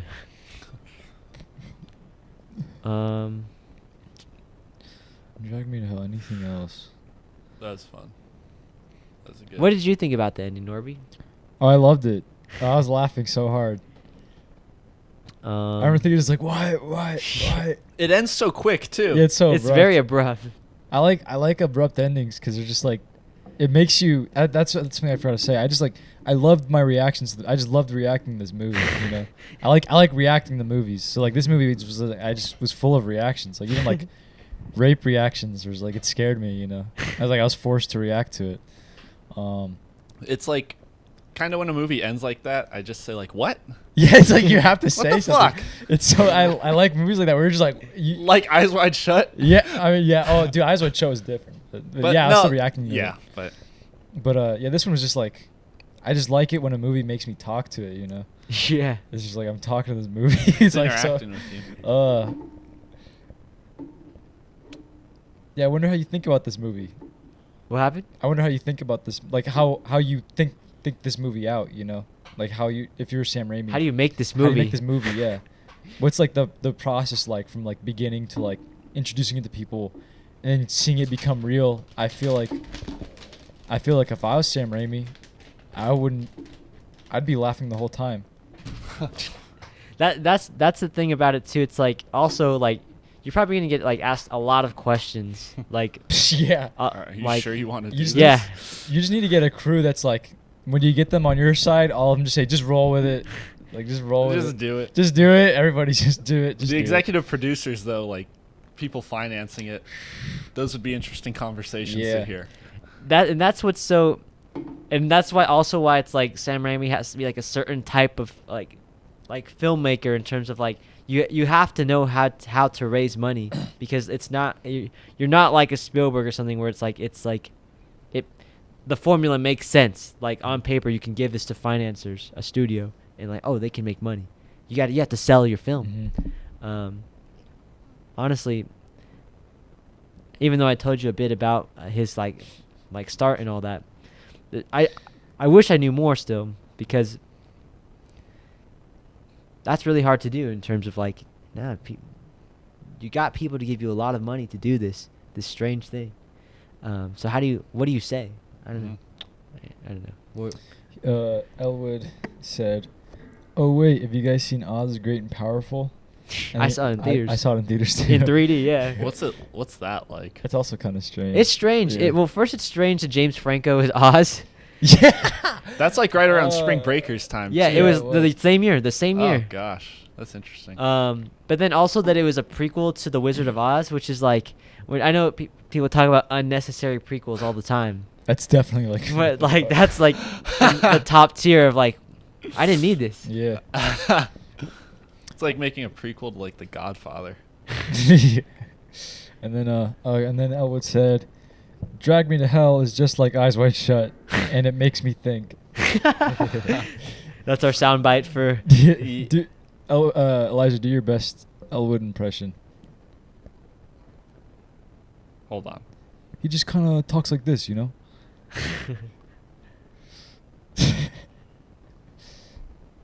Give me a moment. Drag Me to Hell is just like Eyes Wide Shut, it makes me think. I'm gonna fill up my water bottle. real All right, quick. you go I'll be for it, right yeah. back. You know, Lou Reed was like one of like the best songwriters ever. And now he's dead. And today is the day that he died on. Shout out to Lou Reed. And Elwood. Yeah. Elwood. I think I need to be around Elwood a little bit Yeah. more. But There's a little bit of John mixed in there. yeah, I can do John all day. Yeah, John is easy. John's just like, "Do you like this?" Yeah. My professor. When we didn't were think so. watching the Smosh videos. And then- So the other day, for the viewers, we got together to talk about another short we're trying to make with Joseph and John, and John came. He arrived. What up, Kate? Shout out Kate. Kate. So when we went to go talk to, You just go here on the stream. We have the gnats. I'm sorry. Do you want more? You want two? Here, have two. There you go. But yeah. Wait for Anthony to get back. Yeah, wait for Anthony to get back. It was great watching the way Anthony was reacting. Dude, to it. yeah, I think most time I was laughing. I was laughing because like. It was funny. It was funny to see like Smosh. It was funny to see Smosh, not like because their jokes were funny, but it's funny to see them. But then I looked to like you and Anthony, and it was like funny as fuck to see you guys reacting. It was funny for me because like John was like into it. John was into it. And then it was funny because like it looked like you kind of understood it, but like you were kind of like laughing at it, but you realized that John was into it and that we weren't. So I was like laughing that you were like laughing at us, and then John was laughing because he thought Smosh was funny.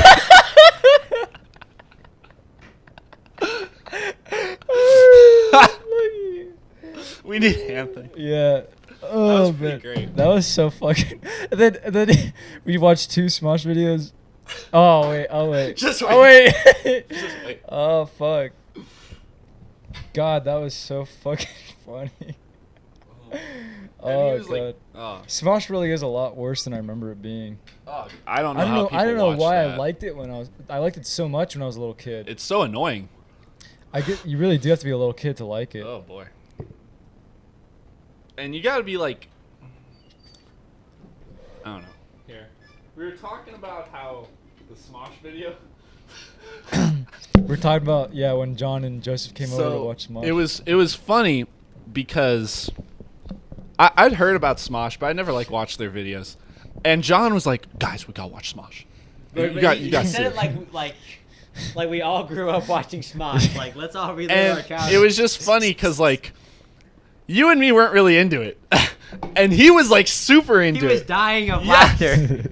And Norby, like, he understood it, but then he also, like, thought it was funny because, like, John thought it was so funny. But then he thought it was funny because you and me kept looking at each other like, what the fuck are we watching? Or the problem with when John shows us videos is that, like, he shows us the whole video. Like, if he just wanted to show us, like, one part, we're like, all right, we all get it now. But no, he wants to show us the whole thing. And then he's like, "Oh, please put on the homeless millionaire. Please put on a homeless millionaire." And then afterwards, he's like, "Can we watch one more Smosh video?" And you're like, no. You're like, "I don't think so." That's funny. That was so funny. No, also too that like we were watching it, and as we were getting ready to watch it, like Joseph wasn't really saying much, but he mustered up the courage to say, "I don't really like Smosh. Please, can we not watch Smosh?" He had that face too. Yeah. I kept looking at you, and you're just like, oh. I remember looking at Anthony was just like stone deadpan, like super serious. Well, I was like, this is fucking. Well, also, This is I great. was thinking I wasn't in the mood for Smosh at the time. It was a long day. The Smosh is. It's like, Dude, just watching YouTubers like that is so weird to me now. Cause like I'm at that age they were now, and I'm like, I'm not gonna do that. I'm not like that is stupid. Like that is so stupid, dude.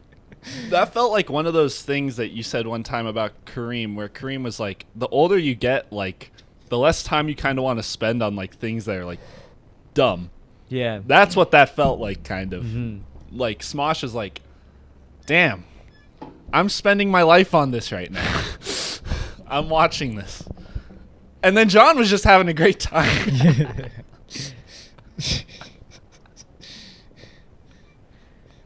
He was like, "No, I don't think so." And John's like, "Oh." Also, did you talk to him about being on the podcast or anything? Because like when we Yeah. No. You know, cause all right, we have a group chat for like getting the podcast stuff together and stuff too. And Elwood and John are in it now. I'd be talking to them like about scheduling, or they'd be talking to us about scheduling, and then John would just chime in like, "Oh, I have a sound project to do right now. I can't be on tonight." And I was just like, or like when we rescheduled for today, he's like, "Works for me." You said lol. yeah. Cause I think I didn't You're just wanna- like, okay. Yeah, I didn't want to tell him, I don't be a dick or anything. Like, you can't be on this episode. No, I don't even know if I mean, he knows we have it. But I don't think he watches the movies every week. Like if he came, He didn't watch my movie the one time. Yeah. And I drove him here. What a funny guy. I love Sean. I like the way he said it that time he didn't watch my movie though, because we were getting in the car, getting ready to go, and I'm like, "You like Fantastic Planet?" He's like, "Yeah, it's really cool." And we talked about that a little bit. I'm like, "What'd you think about Afterlife?" He's like, "I didn't watch that one." Yeah. I'm like, "That was my movie." He's like, "Yeah, I'm sorry." I like how he talks about it like that. Like I didn't watch that one. You know. Alright. Like he made a choice not to watch it. Yeah. Or he said I didn't get to it or something like that. But I was like, "Oh." All right. But then that turned into a really interesting conversation. That was the one where we started talking about like some philosophical stuff. Do you remember? Yeah, we just kind of talked about life and the afterlife and memory. Yeah. I like that discussion. That was a cool even though he hadn't seen the movie, it turned into like a really interesting. Yeah, I like it when the conversations turn into like different subject matter, but still relating back to like the foundation of what. Yeah, the like the Spring Breakers one. Yeah, The Spring Breakers one was really That good. was fun. All right, back to Drag Me to Hell. Anything else you guys want to talk about? I think Move on. kind of covered it all. It's just a fun movie. Like, I don't know, that's the way to describe it. Yeah. If you are putting this in your Halloween marathon movie list, I'd put it more like towards the beginning when it's like daytime. Yeah. Yeah, I'd put this like on a Wednesday, like Yeah. a Tuesday or a Wednesday. Like, say if you're watching a movie every day, it'd have to coincide between those middays where those are tough work days. You know, you got a lot of going on, and so you're trying to stick to watching a movie every day. So it's nice to come and watch something that's kind of, in a sense, delightful, like the. It's a hump day movie. This is one of those movies. This movie reminds me a lot of Tusk, and then like this is like a good horror movie to show somebody who has no idea what it's about, and like you're stoned. This is like you're just gonna get like some really good reactions. Yeah. Out of it. I watched this movie over a few days, and every time it was stoned. So I need to add one more for a trilogy. Tusk, Drag Me to Hell, and one more, because those are both from like Kevin Smith made Clerks and like Chasing Amy, and then Sam Raimi. Sam Raimi's made a bunch of cool from movies. acclaimed directors, really good directors. but like their acclaim isn't like the same as like. Like who? In a sense, they're not Oscar winning and they're not mythological like Kubrick. Yeah. But they're cool. Yeah. It- Sam Raimi's definitely a lot cooler than Kevin Smith. Yeah. Different conversation, and we've talked about Kevin Smith, but maybe it's related more to the YouTube thing, which is in a sense part of this episode. So it's just strange that Kevin Smith is a YouTuber in a sense now. Like, he just does the Fat Man on Batman. He just does podcasts and shit. Mm. But hey, I don't know. Does he have a movie podcast? It's more of like a It's like a comic. Yeah, comic, did more a like lot a of nerd comic book one. stuff. Where like he basically just does like 4-hour reviews of like the dark, like of like the Snyder Cut and shit like that. Yeah, he loves. He was in he had this one show on AMC.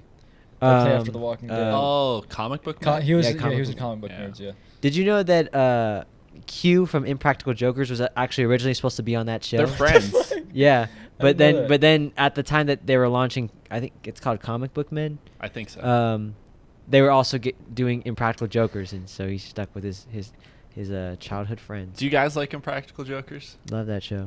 It's pretty funny. I went to the theaters to watch the Impractical Jokers movie. What? Oh wow. That was the. Oh. I think that might have been the last movie I saw before COVID, before the lockdown. That's pretty sick.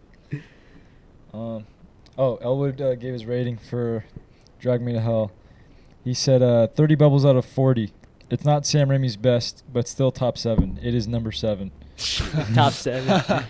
He said, I used to want to be Kevin Smith. Now I want to beat up Kevin Smith. Yeah, Ooh. same. That should be like a shirt. Yeah, that's what I was gonna say. That's I could see someone wearing I'm that. still going to go watch Clerks 3, though, whenever he releases it. I need to Didn't see he Clerks release it 3. already? Did he release It's on it? Amazon. Oh, I think fuck. it just went Really? straight to streaming. Oh, Wow. damn. I didn't Or- hear about it. I know he A finished... sequel to something came out over this summer, last Jay summer. Silent the Jay and Bob. Silent Bob Oh, the reboot? Jay and Silent Yeah, Bob I saw that reboot. one in theaters. Ah. That did not look good. It was it was a good experience though, cause like Were everybody you there was high? like a fan, and everybody there smelled like weed. Oh, okay. That's fun. Okay. But it was a fun watch. I had fun with it. But yeah, it is like everything he makes now is kind of like a stoner comedy now. I think there's one interview I saw him say where he's like, I haven't been sober in like 2-3 years or something like that. I think the funny or in a sense, like his stoner comedy is different, where it's like, it's not,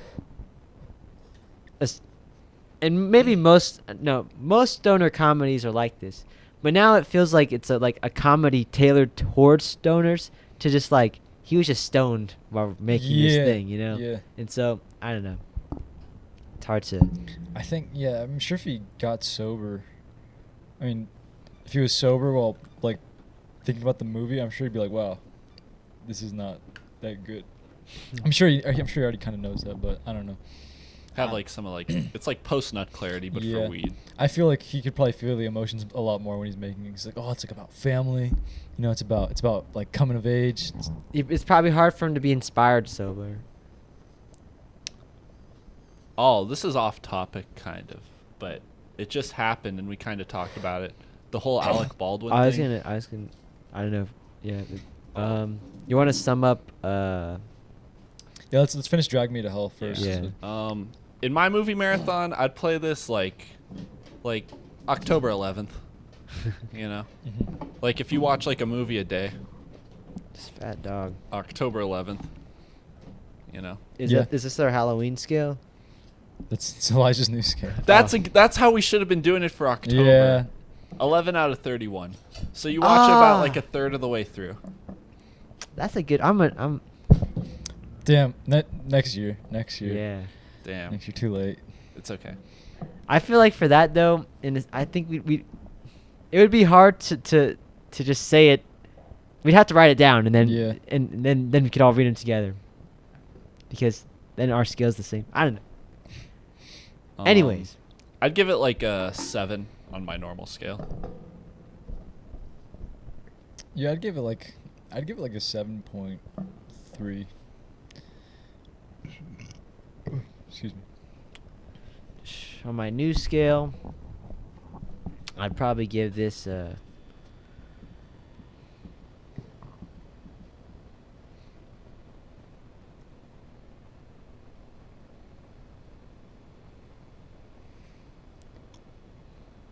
You haven't fallen off. Yeah. Relevant. Relevant. Very relevant. Let's see. Oh, it's Still relevant. No, that was Jane Silent Bob 2. It is really it was crazy a to think that sequel. like that guy made the Evil Dead though, like in the late 70s, and that guy's still like.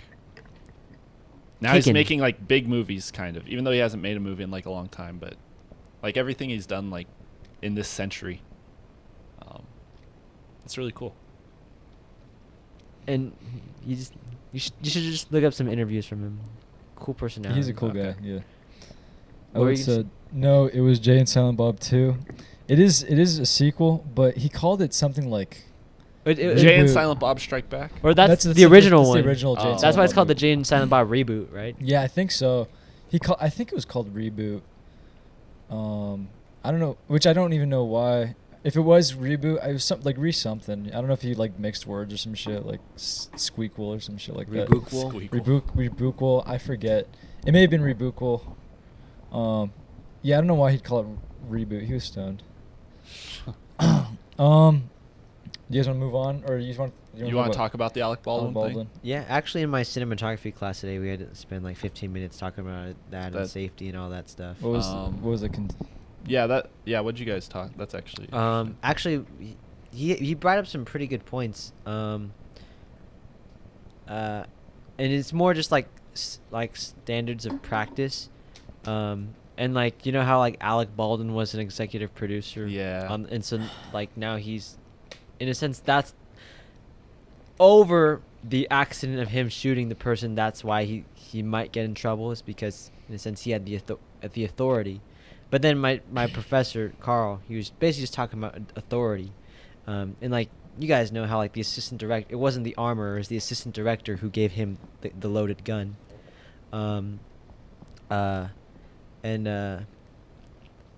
the problem that tends to happen on a lot of indie films is that in an ideal scenario, the way that authority and power should run is that like you obviously have like your executive producers, the people financing the movie, then you'd have your assistant director who is kind of hired to rein in the whole production, and then you would have your director, and but with a lot of times with these indie films is that the director is kind of the one that kind of self-finances, and not personally to themselves, but they're the ones that are getting the funds, and so in a sense they become authority over the assistant director. And my professor, he was just working on a film a few weeks ago where that was the case, where the assistant director would say, we need to move on, we don't have any more time to light this thing, this shot, and then the director would say, okay, we're going to spend more time lighting the shot, because in a sense he makes the calls. The problem with that though is that also schedules get really, really condensed, and you're trying to get as all you can get.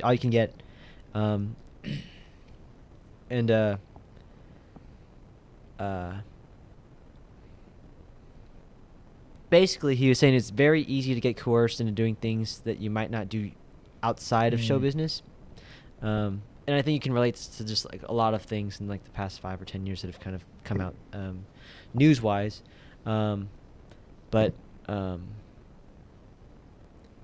He brought up a lot of tangents that actually kind of related to the main point.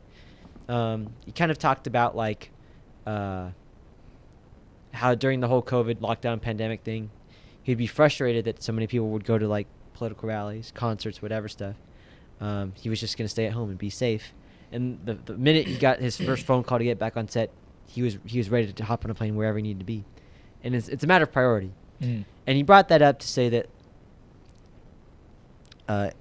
in this industry, you know, we're kind of, everyone's so desperate and hungry to do it, they'll do whatever and they'll kind of trust whatever. And if everyone's kind of saying one thing, it's kind of like that sort of peer pressure. It's like, gotta get the shot. That was one thing he said. Then there was something about, or then he was talking about authority, and how the assistant director, when you're part of the DGA, part of your training is that you get sort of a pass. Like you're able to give in a sense, you are able to give the gun to the actor, even if you're not the armorer. But it's like an emergency setting, because you're verified, but you don't necessarily know how a gun works. And so we talked about it too. A whole bunch of crew, they had walked off earlier that day. Yeah, that's and so they were already cutting corners. But then I guess he was telling us this thing, and he said he had never experienced it on set, but he had heard a lot of it. I forget the word he called it, but basically, I guess a lot of times when there are actual guns on set, during breaks or in between shooting days, the props or the grip, just people part of the crew will bring live ammunition and kind of just like practice doing like just target practice outside and shit like that, just unwinding. And this is more speculation, so he's saying that like these are things that might have happened, and so it could have been some sort of accident regarding that, in terms of someone just didn't clear out the live ammo. And then you're saying like there shouldn't have been any live ammunition on set in the first place. You know what I mean? That pastime is just irresponsible, from the get go. And then he was just kind of talking about that. He said some other things, but I'm not really. I wish I said this all in a better, concise way. But to sum it up, the whole Alec Baldwin thing just kind of makes you have to like not just think about safety, but yeah, authority and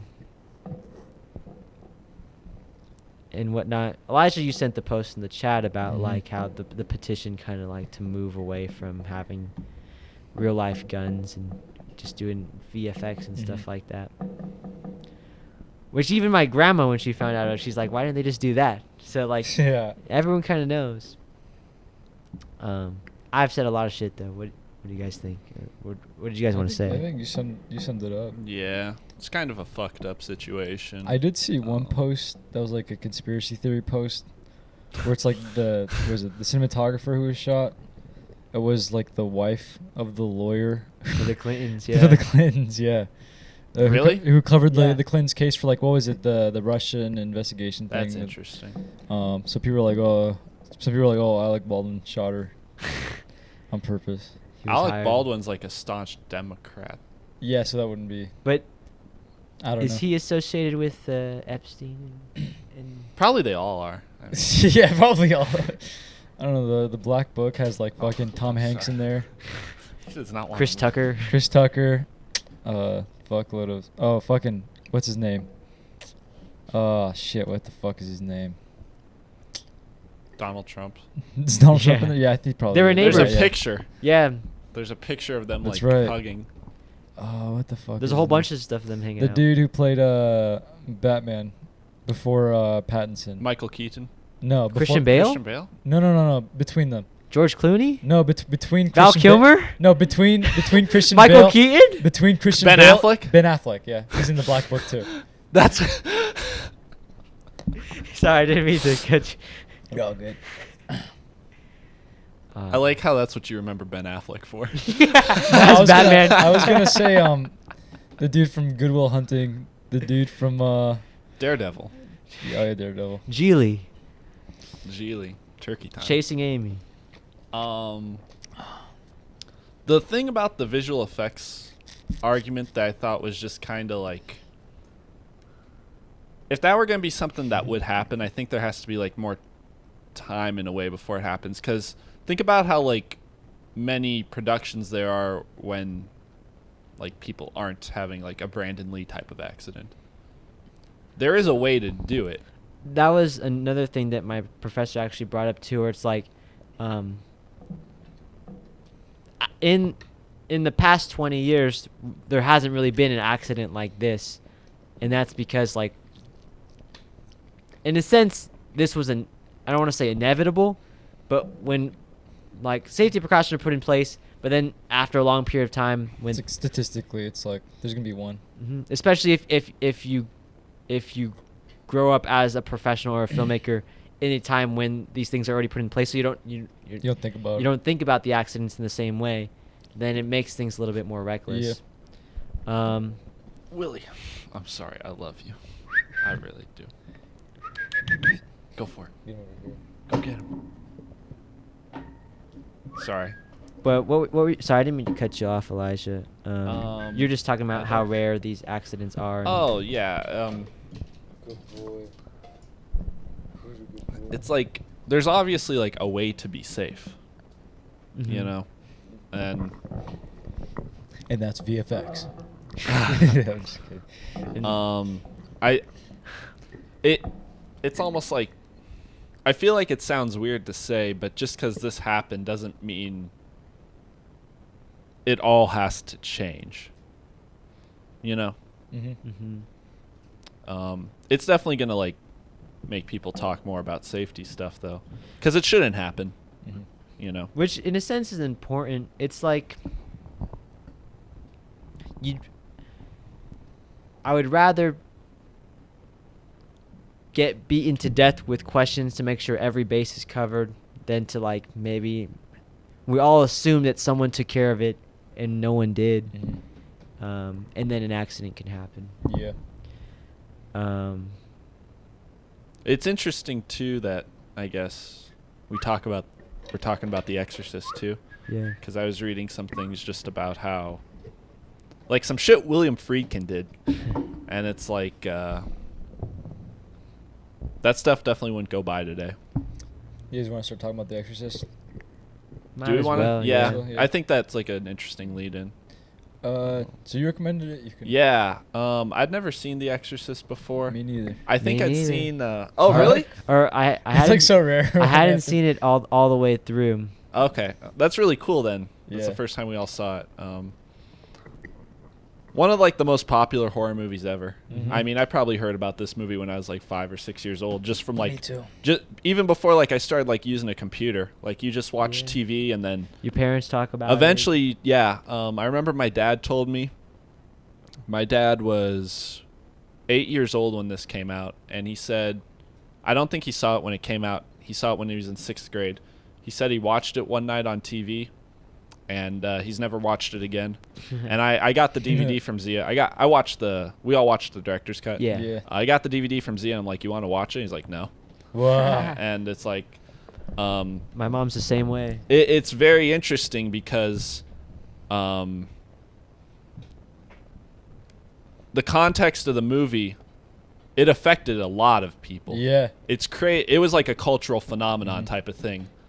Just from like people standing in line to watch it to what it's gone on to become, where like even our kids are going to eventually like probably know what The Exorcist is, hopefully. It's crazy.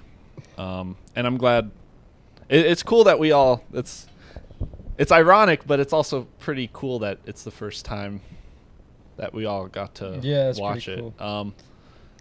I think you do have to watch it thinking about it within. It's kind of like Halloween and Night of the Living Dead, where you got to think about it in the context of when it was released, and kind of like how it would be like to see something like The Exorcist in like the early 70s. How fucking like crazy that would be. That's what I was thinking of the whole time watching. Yeah. Like just with the original story was a boy, and the novel author changed it to a girl, and then in the movie it's obviously a girl. And just thinking too, like it would be hard to make a movie like this today, just with like all the stuff that like basically a little girl has to go through. It kind of made me think about that too, just like children are sacred, kind of, and like not like you're gonna compare both of them, but like it feels like a little girl is like more sacred than a little boy, kind of. Absolutely. You know, not like if you do something fucked up to a little boy, it's not bad, but like it's almost like there's almost like a worse connotation with doing it to a girl. And then all the stuff that like happens to Reagan in the movie, it's pretty disturbing. And I don't know how old Linda Blair was, but like the character's 12. I think she was 13 when they filmed 13. And there's like a lot of nasty shit going on. I really liked it. I don't know if I enjoyed it as much as I can enjoy it. I want to watch it again. Me too. I want to watch it when I'm high. I want to watch it in 1973. I want to go in the time machine, you know. But watch a documentary on that year while stoned, and then load up The Exorcist. That'll probably be the closest you get. 1973, just like really crazy here. Dark Side of the Moon came out that year. Yeah. Black Christmas came out. Anyways, yeah. What do you guys a thoughts? Similar thing with my parents. Both my parents, I forget both or one. I know definitely one of them was like, that's the scariest movie I've ever seen, was The Exorcist. That's what it says on the DVD I got. Yeah. Scariest movie of all time. But yeah, I agree with what you're saying with like it being worse as like a little girl. It just reminded me of like you know, whenever there's like an emergency or like a tragedy, and people always like save the women and children. So it's like, imagine you're a woman and a child. So, you know, it's like it doesn't get more like more valuable than that, you know. Did you like it? Yeah. Oh yeah. I love this movie. Yeah, I really enjoyed it. I was so. Dude, can I say how you watched the movie? I came into, because I had to finish up Drag Me to Hell. Okay. So I came into class late, and I walk in. I'm like, "What's up, Anthony?" Because like normally he's like printing, you know, it's photography class, like printing a photo or something like that. I'm in the dark room. Usually in the dark room or like developing something. He's on his laptop with headphones on. I'm like, "Oh, what's up?" And then I walk past him, and he's finishing up The Exorcist in class. I watched it for like an hour and a half. Oh my god! While everyone was just like doing their work. Yeah, because it's a fucking 3-hour class. Oh shit! Oh wow. Do you mind if I have a soda? Yeah, it's in the fridge. But yeah, that was funny as fuck. I was dead for like 10 seconds. It's like the Chinatown. Yeah. But yeah, my mom had this like same sort of like story too. She watched it when she was 11 with my grandma, and you know, kind of scarred her for life. And so you grew up with this movie you never seen, but you know. And then I was watching it, and it's a well-crafted film, and it's an enjoyable film. And there are parts that are definitely disturbing or make me wince, but I wasn't necessarily scared. Like it didn't get under my skin. Me neither. That was surprising. I thought, because I watched it in my room like pretty late last night. It was dark, you know. It was like the time for it to like watch a scary movie, and I think that's like the hype. Mm-hmm. And that's I guess what I mean when I wish I watched it in 1973, because ultimately it's like when something shapes culture like this, in a sense it shapes the world you live in, and so it's hard to live in hard to think about a pre-Exorcist world and then seeing this movie. Mm-hmm. That being said, it's like it really is like well crafted in terms of like, I mean, there's some stuff that feels like, I don't want to say gimmicky, but like of the time of like the 70s, like a lot of zooms and a lot of just moving like unmotivated camera moves. But I like that shit. I don't know if it. Last time I saw this movie, and again, not all of it, but the parts that I did see, I didn't think about, or maybe it is just I think about sound a little bit differently right now. And I had my headphones in, so that might have helped too. And also, it was the director's cut, which I don't know when the director's cut came out, but I'm assuming it was later than the theatrical release. So they probably did some remastering to some of the stuff. Great stereo mix. Yeah. I don't know if great's the right word, but unique in terms of like, obviously a lot of movies do this in terms of like, say like the bells on the left side of the screen. You kind of hear it more on the left side. But it took it to the extreme where it really was half of the movie. There were different sounds coming out of the left and right channel, which means that a lot of work went into it, which I thought was kind of cool. Obviously, it was shot on film, but there's the first scene that takes place in the subway. Yeah, the halation. The halation. Oh, dude, it was everywhere. And that it was scene so cool. was amazing. I was gonna say like, I remember watching it. I was just like, shot on film. Yeah, I gotta be the Anthony real quick. I like that scene too, and the shot of the homeless dude. The homeless dude. What's he say to him? I was an I was an altar boy. I was an altar boy. Something like that. Yeah. And then he hears it later on. Yeah. I was gonna. I saw like it won the Oscar for best sound. I did? Okay, then I didn't know that, so that makes sense. Yeah. Okay. Probably. Because I should probably learn more about sound. Because I didn't.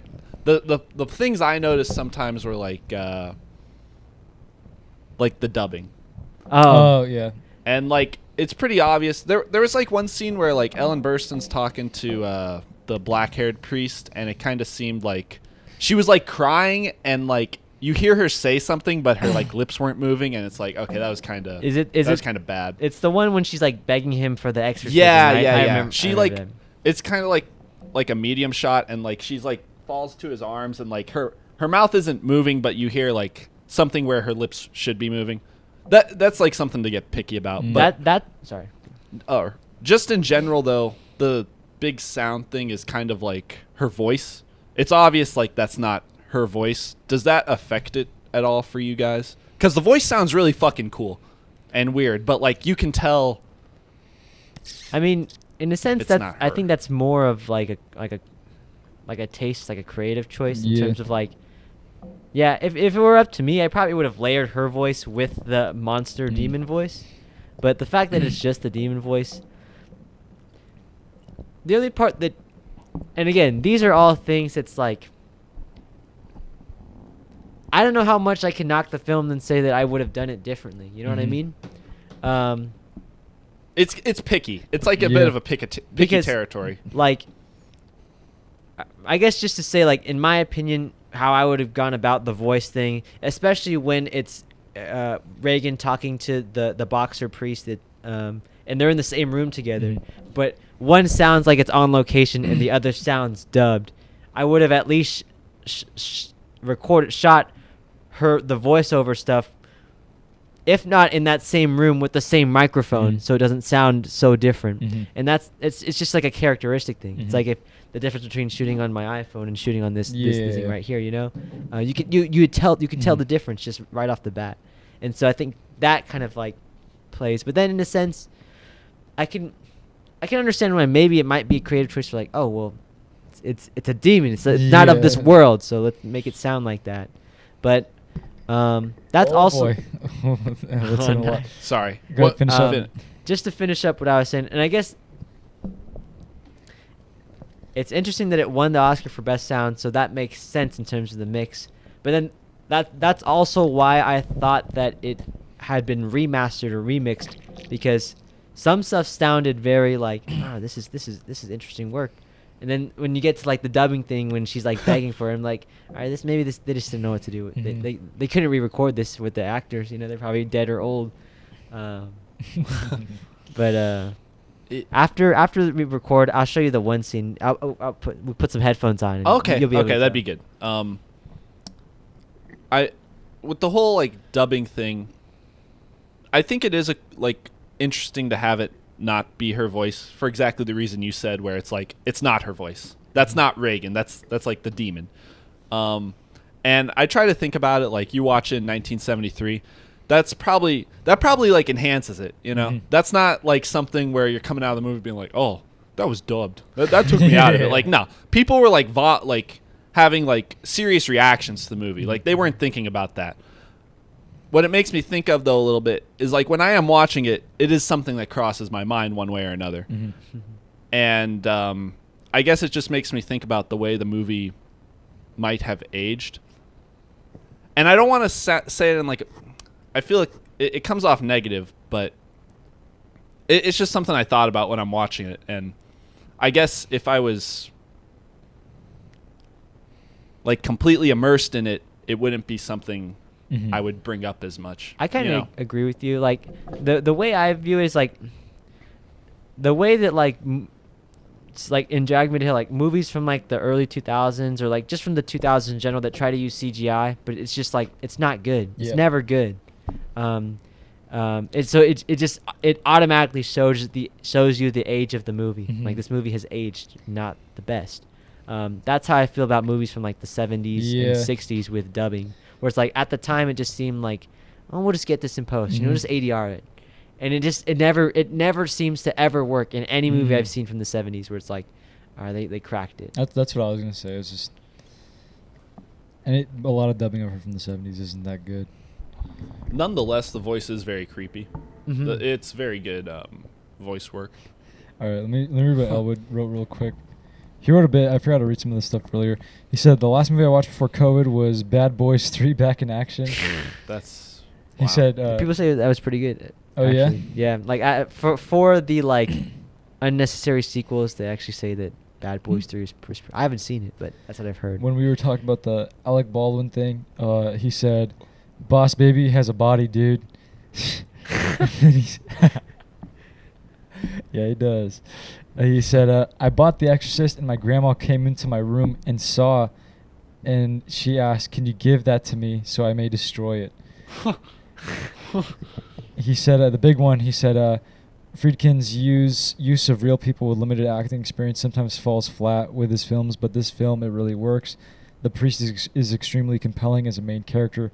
My dad said, he walks with a hunch because the weight of the world lies on his shoulders. Whoa. He heard that on a YouTube video, and now he makes sure to tell me that every time he sees me. He said, I'm sorry for a lot of messages. I got too used to being with you guys. No, dude, you make what do you the chat mean? fun. Yeah, Send them in, Elwood. Chat's Yeah, lit because of Elwood. Yeah, we like the messages. Keep them rolling. Yeah, I liked. I always heard the title The Exorcist, but I never really thought of it. Like what that means. Like I knew what an exorcist was, but I just I never thought of it as like the main character for whatever reason. I don't know why. I knew that the movie is called The Exorcist, but honestly, when I thought about the movie, the movie I thought it was gonna be was The Exorcism. Yeah, right. It's like you think more of like the act of I thought more of just like the exorcism than like it being about an exorcist. You know, like an exorcist is like a dude that's like a person. Yeah. Fuck. See, Elijah just came to I'm the same dumb as realization. fuck. Yeah. Because like the exorcism is only like the last 20 minutes of the movie, Mhm. and the whole thing actually is It's just about the Exorcist. Yeah. It's so cool. Like I'm like, Oh. this is actually about It's the like- Exorcist. it's an origin story, Yeah, basically. it's so cool. So Exorcist is a noun. Yeah, it's a noun. Fuck. Exorcism is. Oh well. Exorcism is also a noun. Exorcism, What but is it's like an action kind of. It's like Yeah, it is- something that yeah, happens. like, I that's- thought of it like, yeah. okay, this is like the war. Like, Oh yeah, I see. What you mean. know what I mean? I mean, that's Yeah. like that's what I'm saying. Like, it's like the war. I thought it was the war, but it's like the soldier. yeah, exactly. Yeah. Yeah, exactly. Yeah, that's how. I don't know. That didn't hit me until like I was watching the movie. So like, That just hit me it right now. Yeah, see, it's like, I'm glad I brought it up. And it just like that's just like an extra layer. Like I'm sure when our parents are talking about it, they're talking about it with the knowledge that it's about an exorcist, not that it's like Yeah. the Exorcist movie. Yeah. That's It's just that's interesting. what it was. It's like they're like, man, what a great character study. You know, like Yeah. I would have thought about this movie different. Yeah. That's the thing about it too, in terms of like a well-crafted movie. Like it really is just like about this guy coming to terms with his faith and like his family and shit like that. Yeah. Why is he fucking? He's a boxer. I like that. That touch was so so much. cool. I like that too. I so love much. that. A boxer and like a A priest. Dude, that's so sick, man. His character was so fucking cool. I didn't expect him to be so cool. I thought he was gonna be, Oh I thought he my was gonna be such God. like a. I really didn't. Cause I remember seeing like images of the movie, and I thought it was gonna be a lot more like priesty, like very just like all right, like some like religious shit, you know. But this movie was like, it really did feel like cool. It was just cool When to you watch. went into this, who did you think the main character was? Well, Gonna be. I wanted to ask you guys about that. Do you guys know the main differences between this and the theatrical cut? No. Because to me, that whole opening prologue is that in the original movie. It felt like The only thing I read was something about the way it ends, and like there's like a little bit less graphic content. Also, I remember that there's a scene when the priest first meets the possessed Reagan, and then they go downstairs, and there's a conversation inside the house. I remember that was a deleted scene. So, Jeez. that prologue, I almost forgot about it. Yeah, that did feel like just like some director's cut shit. that's what Yeah. I thought too. It's, It's like, like it's so needless. it felt a little goofy. The to be Iraq honest. stuff. Mhm. Yeah, Okay, I so did like that. it reminded me of.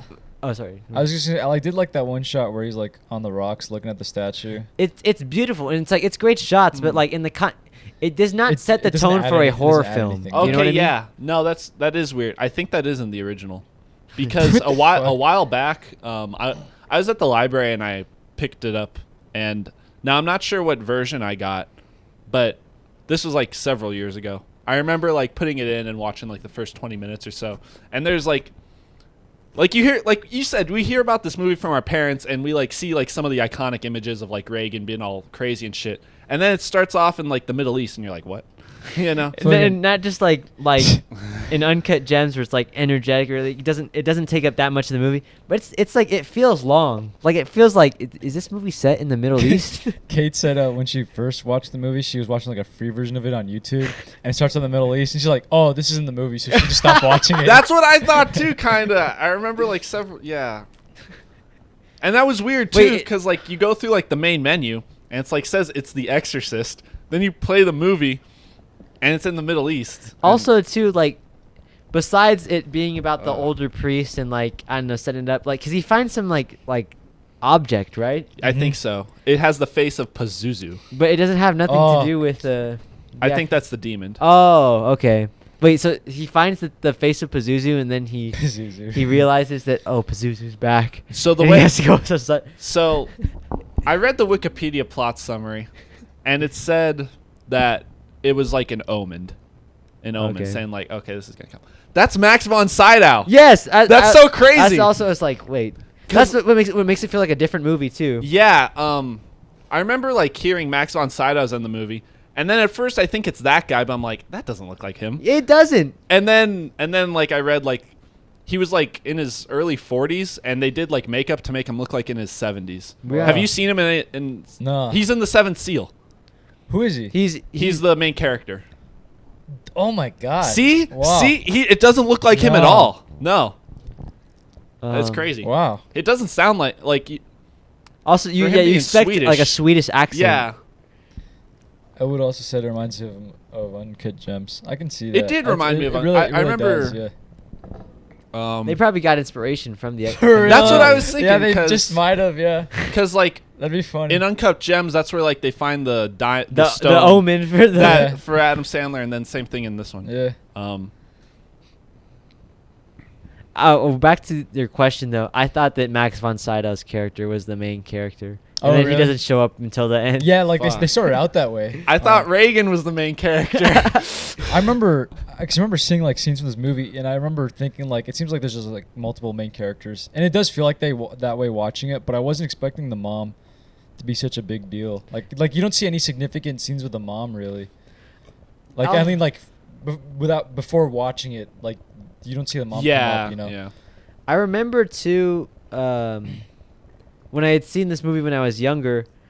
Also, what confused me was that she, like the mom character, she's an actor, and like that first sequence is basically her shooting a film.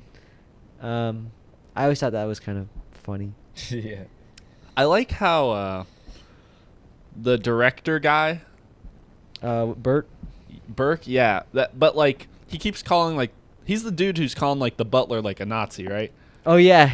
And then he's the guy that Reagan like kills. And then Reagan asks like if she's getting with her mom. Yeah, that was part didn't kinda make awkward. sense either. That like she was basically asking if like they're a couple, but like there's nothing else that really establishes that they have. Yeah. Then you see him too, and you're like, she's Yeah. getting with this guy? Yeah, and he's all drunk and shit, and he's Yeah. shorter than her. And then like when he died, I thought like he died like at his house or something. Do they like explicitly state like in the scene where they talk about him dying that he died from falling out of her window? That part confused me too on this watch in terms. But sorry, They do like a little bit later on. or they do in like, Like clues, near the end. The detective character kind of Yeah. basically puts all the clues together, but and this is more of like a comment on the movie and the storytelling. But I do like the way that like in terms of like scenes like beginning midway and ending midway, very short scenes. Like the boxing scene is only like a minute. Yeah, He doesn't even say it felt anything. like less. He just punches the bag, Yeah. and then it cuts to the next scene. It's just like, okay, he's a boxer. I thought, Yeah. yeah, it was edited kind of weird too, with like scenes where Reagan's doing creepy shit, and it just made me think like. I guess I was a little confused. Now, it makes more sense now putting it in the terms of like The Exorcist. It's about like the guy who's performing it and not Reagan, but like she would do some really creepy shit, like walk down the stairs like Oh, backwards, dude. Oh, turn her man. head, That part is so nuts. and then it just cuts away. That on this watch that confused me too, because when I remember seeing those shots, and I thought they were way longer. I thought that all of this was longer, and then when it cuts away, it's like, oh, are they gonna cut back? And it just cuts to her in her bed. I thought it was gonna be like a whole sequence, you know. And it's also too, I don't know if like you see in the behind the scenes photos and shit, like it was very hard to like pull that shot off. You know what I mean? And to cut it. how did they do that with the head? Puppet? It looks. Oh good. no! Oh no! Not with Yeah. the head. I was gonna say the stairs, which is Oh. down the stairs. The head thing is also a puppet though. But Okay. That scene's creepy. Yeah. I was gonna say, I remember thinking about that, like any of those like supernatural scenes, because they are so short. It felt so like matter of fact almost, like not even like it was trying to make you scared. It was just like this is just like what they're seeing, like this is just what's actually happening, because it felt just so like. I mean, It's not exaggerated. it's not exaggerated at all. It's like, yeah, this is what. It's at the beginning, kind of before she gets like really creepy. But that scene where she like walks down the stairs and then says like you're gonna die and then just pees. That part's so good. That part. I like, am what? mad at Scary Movie 2. Because What's Scary Movie? Scary Movie 2 is mostly a ripoff of The Exorcist. Oh. Uh, They spoil that scene. a lot of scenes. Oh. I mean, I'd seen them from The Exorcist, but I couldn't help but see them and think of Oh, Scary Movie no. 2. Because there are parts of this movie that are a little bit corny. Like honestly, the one priest when she in the peeing scene, he's playing the piano, and I don't know. I always thought he is kind of in that one scene. He does seem a little bit fruity Mm-hmm. and all that, and they kind of play it up in Scary Movie 2. Yeah. But That's funny. yeah. Ode said, also, I've seen both, and the biggest differences I remember was there's more shots of Reagan being tested on, and the scene where she goes down the stairs backwards is added in, and the end where the cop is talking to the dude is added in with the extended cut. He also said the boxing scene reminded me of this movie called Medium Cool. It's an anti-Vietnam movie. You should watch it sometime.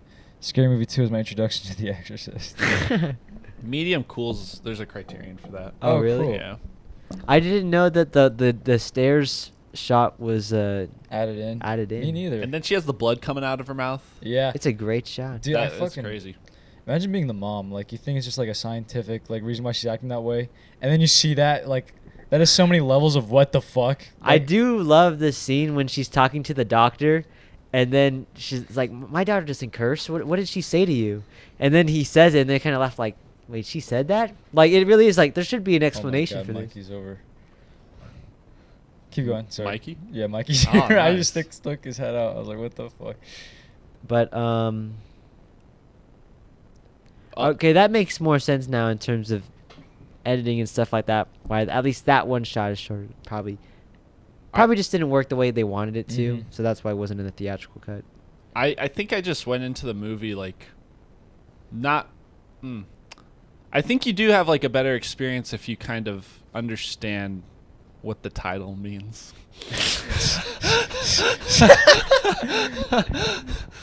Yeah, it makes it so much cooler when you understand like the. Because I kept Exorcist. thinking about it too, and I'm like, that character's really fucking cool. Yeah. like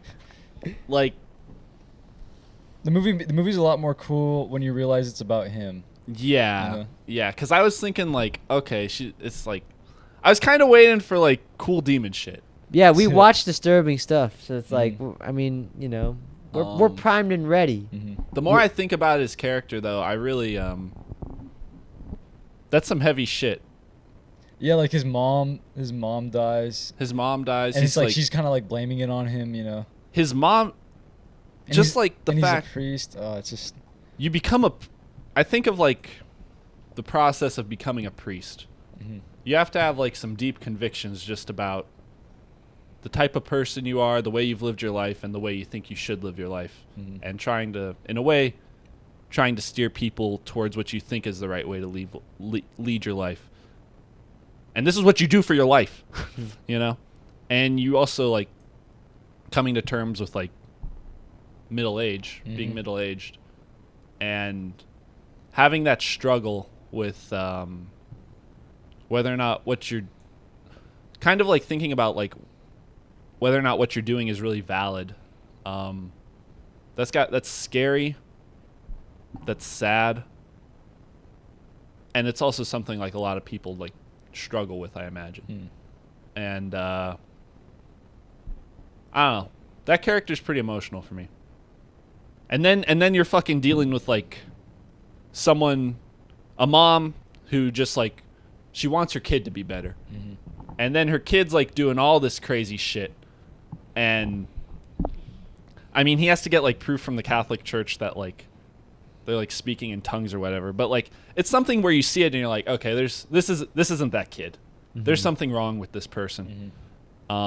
It's like the ultimate struggle. Yeah. You know, that's what makes that character so cool. Is like he's struggling with God and then he comes like face to face with the devil. Yeah. Yeah. That's cool as fuck. Yeah, it's so cool, man. She even says it too. She's like, "Who are you?" Like, "I'm the devil." Yeah. And like whether or not that's the cool thing too, because like the demon would say some shit like that to fuck with him. Mhm. And he has to figure that out. Fuck And yeah. What a great fucking character. Yeah, it's- I want to watch the movie again, like, and really just focus on him. Yeah, dude, it's so cool that way. Elwood also, Oh. speaking of the character, he said the character's really cool. They should make a whole movie about him. I mean, it kind of is, but like more of him. We need to. He said, "Did you guys think the other priest was gay?" That's what I. Max like- von Sydow? Like when the final No, exorcism happens, the demon makes a gay comment towards him, and the demon sort of going through everyone's deepest insecurities. the guy who at the end talks with the cop, or the one playing the piano. That's the same one. Oh, okay. That makes sense. Yeah. Also, Damn. too, when the main character, the boxer priest, he jumps out the window, Oh, that part's so cool. and then the other priest goes up to him. Is he still like alive? Like he's dying? Because doesn't he grab? He grabs his hand. Yeah. His hand's moving, yeah. I Yeah. thought that the demon was like still inside of him, like he was just still gonna be possessed. I knew the movie's over, so it's like that couldn't happen. Mhm. But why would he be? Is Why he is his dead? hand moving? Yeah. There's sequels to this too, right? Yeah. The Exorcist 3 has like the best jump scare Yeah. ever. Have you seen the Exorcist 3 jump scare? I probably have. It's good. Yeah. It'll get you probably Ye- the first time. yeah. Listen to it in a dark room with your headphones turned all the way up. The sound in that scene's really cool. The second one's called. They all kind of have funny names after it. Oh, really? Yeah. And they kind of turn into like murder movies, Yeah. or Or like but, slashers. I forget what's her name. Reagan. Linda Blair. Linda Blair. She's in the sequels though. Oh, is she really? Yeah. I didn't know that. That's interesting. Or she. Yeah. Okay.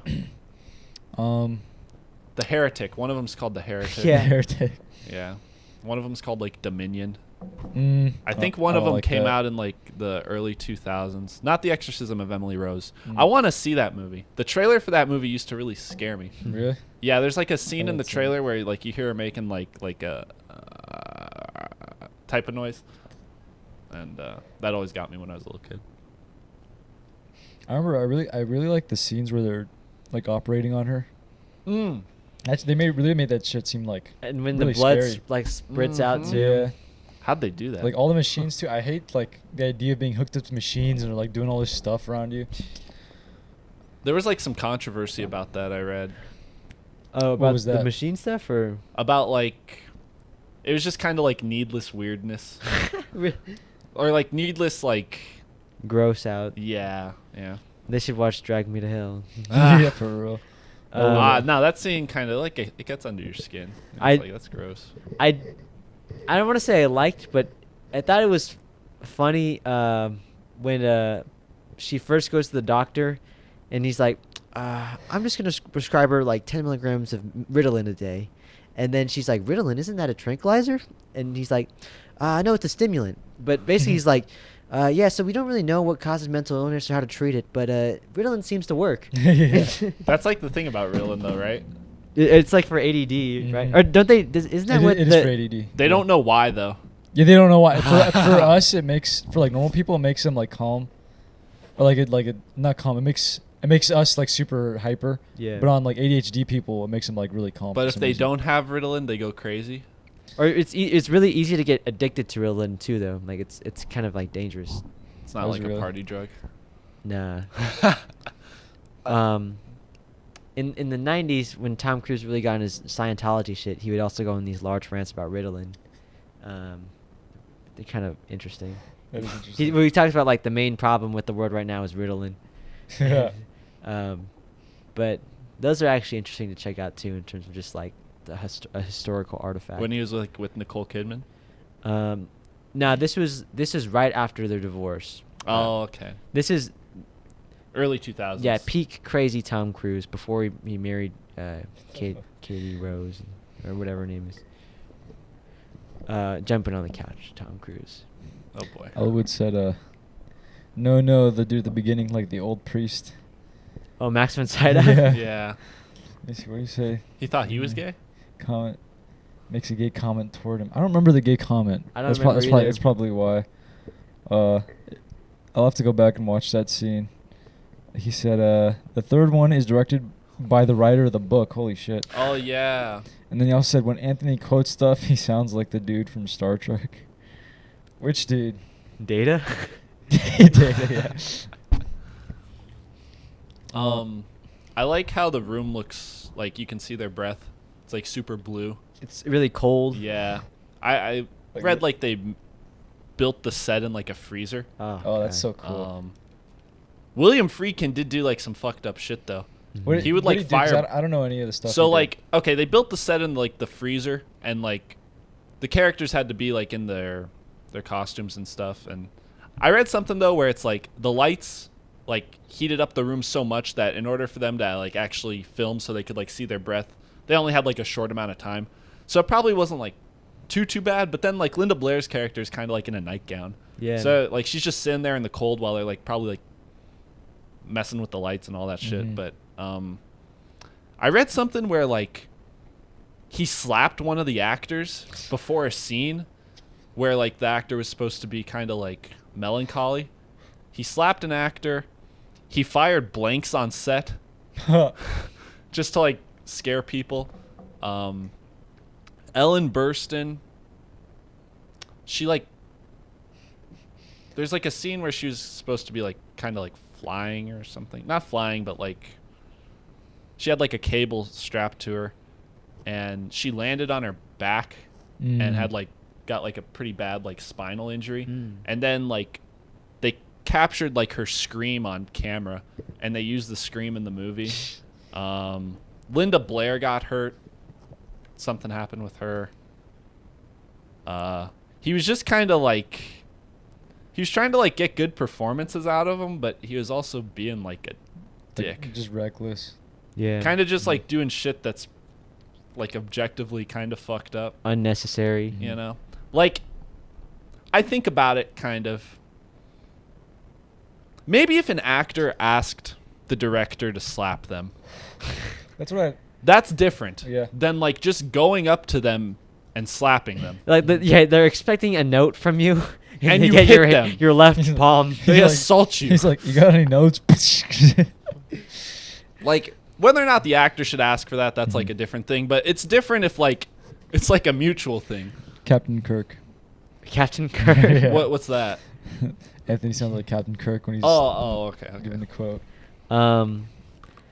Or like, it might have been his cinematographer or someone in the industry who was talking about William Friedkin. But basically, I guess his nickname is One Take Willie, and how he's basically like Clint Eastwood, where it's very rare for him to do a take two. And so that kind of makes sense where he's trying to wants to get it right on the first time. But in a sense, like maybe just work on your directing chops and get a few more takes in. Because also too, sometimes there are certain it would cut to certain shots that felt like the first take. Like you should just let him do it again.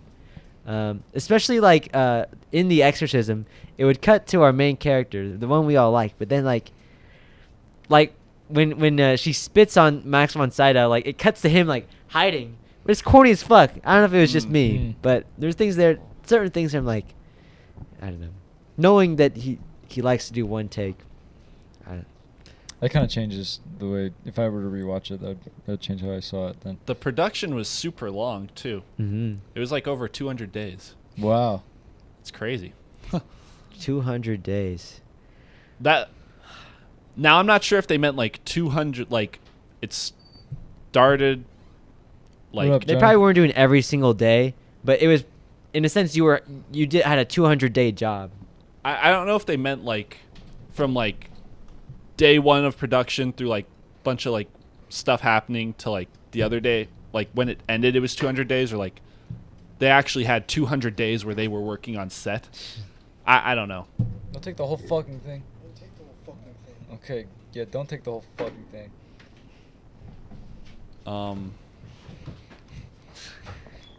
Everybody's addicted.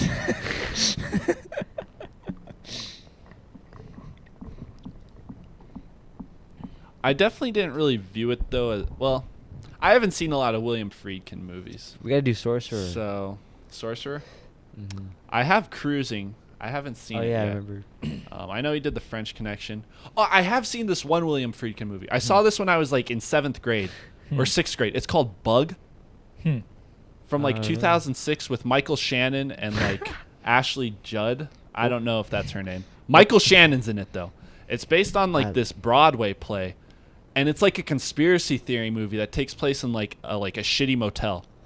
It's cool. It's actually kind of fucking creepy. Bug. What is a bug? Yeah. That's a conspiracy. It's like a psychological thriller. It's good. All right, I'll check it out. He did it in like 2006, and I remember even back then I was like, oh, this is the guy who did The Exorcist. Knowing he is known as One Take Willie, he made a string of just really good movies and won awards for it. You got a point. Yeah. Mm-hmm. What else? Oh, I was gonna say, what was your favorite Demon. like demon part? Yeah. I like when she vomits, because that shit is nasty. Like which one? Any of them. Any of the ones where she's like spewing like that green like pea Sludge, soup yeah. stuff. Yeah. I like how her face is all like cut up and shit. Yeah. Oh, my favorite shot of the movie. It's the poster. I love the poster shot. Dude, that, The yeah. poster shot is so cool. And it makes sense now. It makes sense because he's the Exorcist. I always thought, like, that's a weird shot to have if it's about, like, why wouldn't they have a shot of, like, Linda Blair or something? Because that's, like, the Exorcist. Nah, because I'm fucking stupid. He's the Exorcist. That shot just looks so creepy, though. And where, like, the car pulls away and he's just staring there. And then it's like, hey, what's up? Is that Mikey? Dual wielding. It's... These tickets are kind of fire. Honestly. You like the gnats? I do like the Nats. Oh, dude, these are like, they're hard to pull. Yeah, but these like feel good as fuck to pull. You want to take an extra? You want to take another one? The third one. Ooh, no. You can just keep it if you want. Sure. Here, Show me these real quick, actually. dude, look at the box. It's kinda lit. I like these. Yeah, they have them at the Speedy Mart. When do you work next? I need to go Uh, gambling when you're working. Oh yeah, Friday I'm work. Friday, Saturday, Sunday. Yeah, just come gamble. Well, you get a free drink. If you gamble? Yeah. Choose my drink? Really? Yeah, I think it's all from the fountain. You get a styrofoam cup, and they'll just like, all right, what do you want from like the fountain? But also, I think if you ask for like coffee or like a straight up like bottle drink, I think they'll compensate it for you as well. Yo, give me your answer. I think they might do that. I'll see if we can do that. Have you seen The Exorcist? Do you like Oh, it? would you? Fucking love it. Yeah. What's your favorite part of The Exorcist? Honestly, dude, the part that like when I think of The Exorcist, the best fucking part Mhm. is just like the ending where like she's like freaking out and shit. Yeah. He's like, all right, fuck it. He's like, devil, let's do this. And he's sitting there like freaking out or whatever. He's like like a split second, his like face becomes the devil. yeah. Oh my god, it's such a cool scene to me, dude. It's such a cool scene. And he fights it off and kills himself. Just kind of throws himself Yeah, He sacrifices he himself. sacrificed himself. Yeah. and he redeems himself or whatever. What a Yeah, god, he does. He does. What yeah. a cool Wait, is this fucking a character. free podcast? Yeah, you can spoil it. Okay, I was about to say. No, that was yeah. kind of a big, No, we spoil the fuck out of it. Nah, this is spoiler-free podcast for 4 hours. No spoilers. I saw, yeah, you guys did Monster House too. Monster House and Drag Me the coin or some shit. I can't remember the name of the movie. The button. What Drag is Me it? to Hell. Drag Me to Hell. Yeah. There's a button in Drag Me The to Hell. button. Did you see that one too? I have seen Drag Me to Hell. You can be on this podcast right now if you want. I've seen all three of these movies. What the I fuck? thought it was lit as fuck. Uh, Have you not, dude? Drag Me to Hell. Is that not like a classic? To me. The goat scene? The goat scene? Come on. Fuck off. That's a good movie. Oh, The man. part thing I don't remember was the ending like out of nowhere. 100%. The ending was out of nowhere. You think she's in the clear, and he's like, "Oh, I got an envelope for you." She's like, "What?" She's like, "What the fuck is it?" yeah. The ending is totally out of nowhere. It was a cool as fuck movie. I enjoyed the fuck out of it. You know, it's directed by Sam Raimi. What? It was the movie he did Yeah, right Sam after Raimi. Spider-Man 3. What? Yeah. Yes, Sam Raimi made that movie. That's fucking stupid. That's kind of funny though. I want to put that. I was talking to them. I want to put this on like a trilogy of like horror movies that like that would like fuck over audiences, like Tusk. Remember Tusk? Tusk? I would put this in like a trilogy with that. Oh really? Yeah, with like you just like movies that you show people that like have no idea what the movie's about and they're like stoned and They're shit. just confused. Dude, fucking what's his name again? What's his name? I already forgot it. Justice Justin Long. Long. Justin Long. He's in both those movies. Yeah. Who? Tusk. Oh! He's in Tusk. He's like the main dude in Oh, Tusk. you got to do a Justin Long episode. Yeah. If you find another Are horror, you fucking kidding me? what? Oh,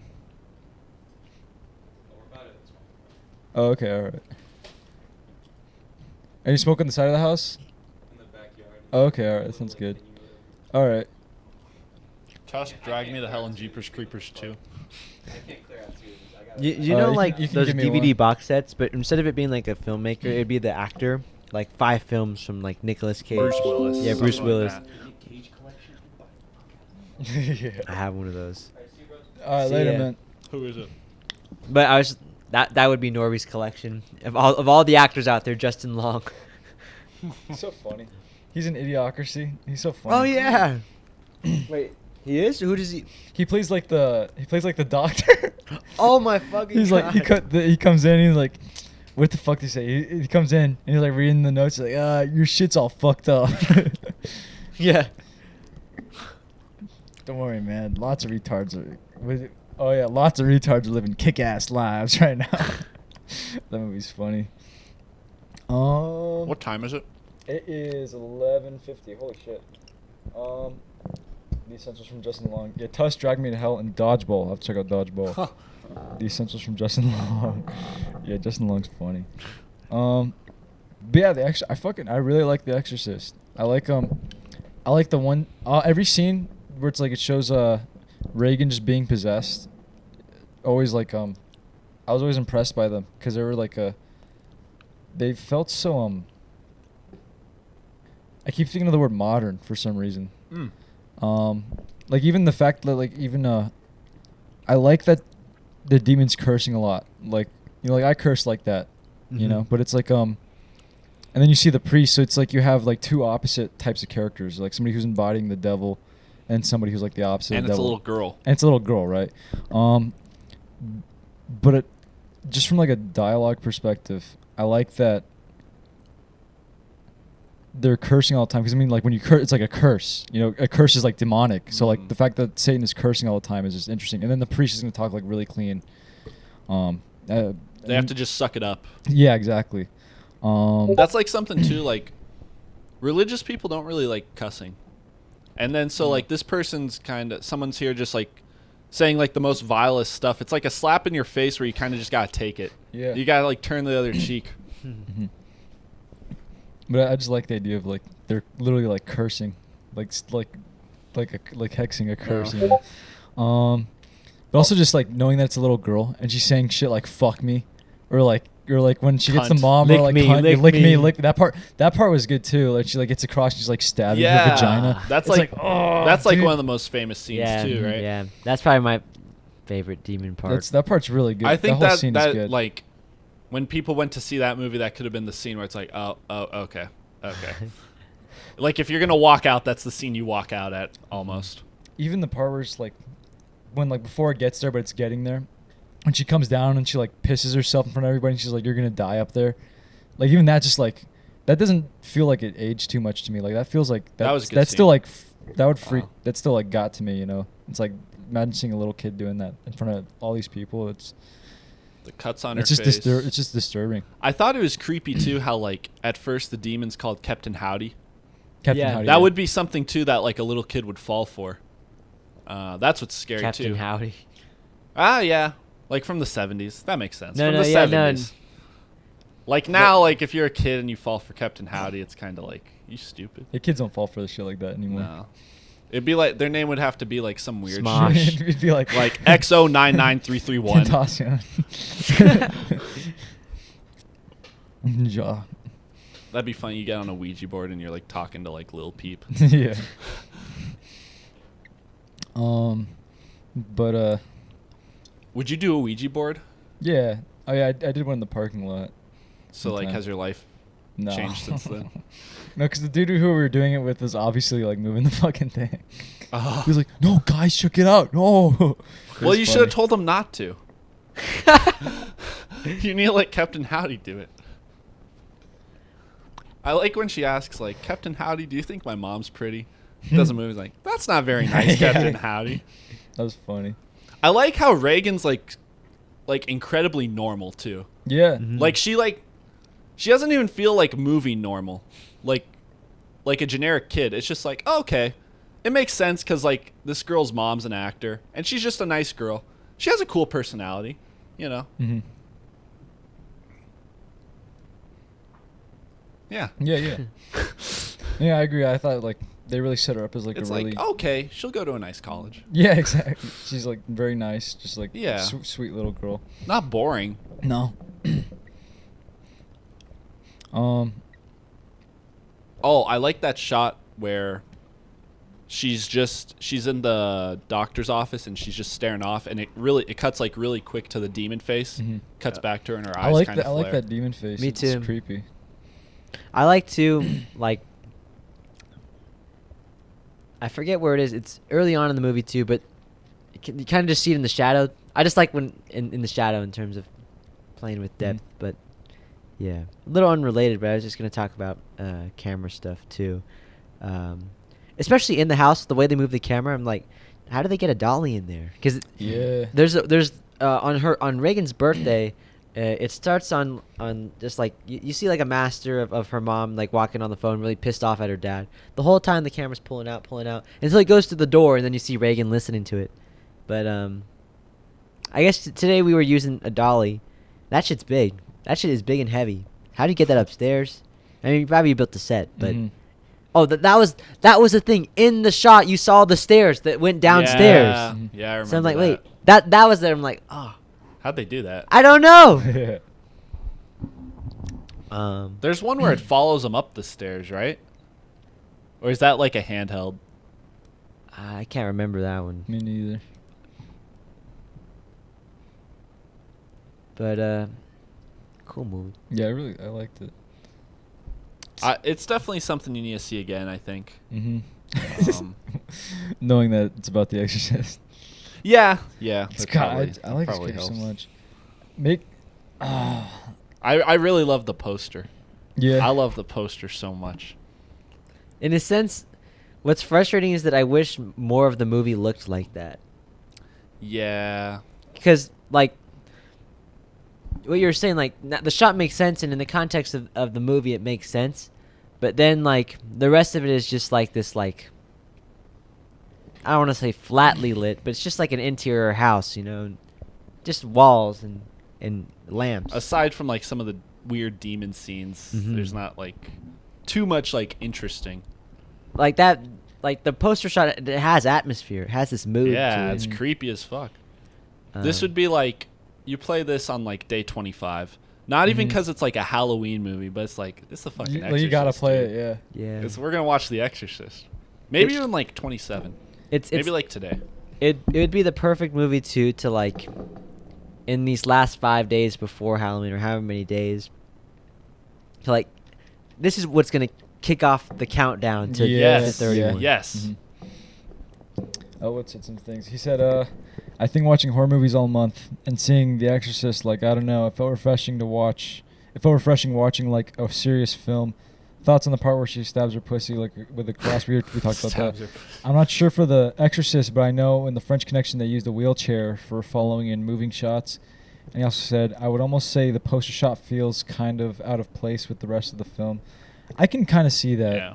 Because it is like the one shot that looks like that, really. Just like big Cool. establishing shot, like lots of like fog almost. I don't know if it's, I think it is fog. It looks like fog. Yeah, fog. It's like, there's like the one single light. It's very dark besides the light, you know. Silhouettes. It feels almost like Silhouettes. German expressionism. I like that shot too, just like knowing he's gonna have to like redeem himself. You know, like he's facing up to this challenge. You know, he's like looking at it. Great character. Yeah. Knowing he's a boxer too, because they say boxing is the hardest. Like they rank it as like the hardest sport right now. Mm-hmm. And that's a sport where it's like you're fighting somebody else, but you're also fighting yourself. I mean, it's like that for a lot of sports, but And that's knowing that like when he gets possessed, he's just like I don't know, like if he wasn't doing boxing, he couldn't have fought off the A devil. sport to, like, that literally beats you. yeah. But this would be a great movie to watch on like mushrooms if you really Yeah. wanted to be like scared. Like it probably wouldn't be like it wouldn't like feel good, but like you would feel it. mm-hmm. You would really. It'd make you think about like God and shit, Mhm. like for real. It already does like when you're not, but like whenever you think about God when you're like on Mhm. mushrooms or something, you know, it's like ah. Yeah. I do like that shot where it shows him at the bottom of the stairs after he threw himself out. And he's still kind of alive. Like, I'm just imagining how all that pain feels. He's bleeding. He's like You can bleeding see that everywhere, pool you of know. blood. Probably glass on the floor Glass, and yeah. everything. And he's Face like, he's still. down. It's just I can't imagine all that pain. And then the one priest comes up and he's like, what does he say? Something like, "Do you want to confess or something right now?" He fell down all those stairs. Yeah. Oh yeah. It made me kind of think of like Joker a little bit. Yeah, I it wonder looks if like it. Joker thought of this. Joker. No, you know what I Maybe mean? like Yeah, Todd yeah, Phillips, that's yeah. what Yeah. Oh, I didn't mean. Can I have a fig Newton, No. please? Okay. Now you can.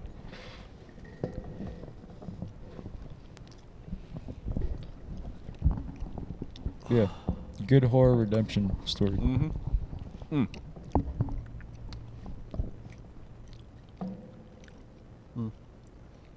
I think this is like one of the like, just from like the way the culture has responded to it, like one of the great like horror movies. Mm-hmm. I don't know if it's like one of my great horror movies. I'd definitely have to watch it more. Mm-hmm. But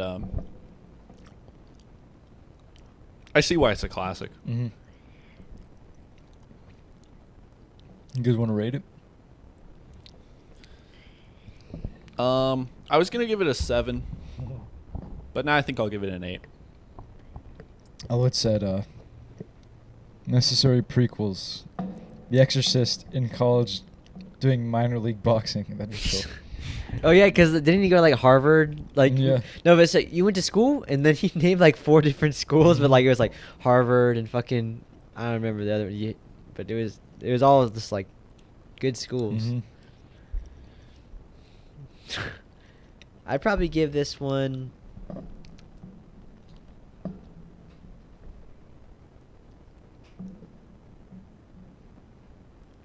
Sets the bar. Mhm. Set for horror to. I mean, pre-slasher. Yeah. You know, this is probably the movie that made the biggest waves. Mhm. I'd probably give it like an 8.8. I really liked it. There's a few things that. Few things Few didn't things, age yeah. well, Mhm. but Oh man, I like that one shot where the Exorcist is like, he's already been helping the priest, and the priest is like, go chill out for a second. Yeah. And he's sitting on like that bench or like that chair, he's like contemplating, you know. Like in that moment, I could really feel like almost just like regret, almost just like the character's like his, let his mom down, and he can't like face this challenge, and then he has to go up the stairs, and there's like that one shot where it's like he's going up the stairs and the mom's like looking at him go up. I just like that shot a lot. Yeah, 8.8. All right, so Monster House. Monster House. All right, so this was a movie I saw in theaters, and literally like 3 minutes in, when Nevercracker comes running out of the house, my brother ran out the theater. How old were you? So the movie came out what, like 2006? Six? Yeah. So I was Oh, 6, my brother gosh. was 4.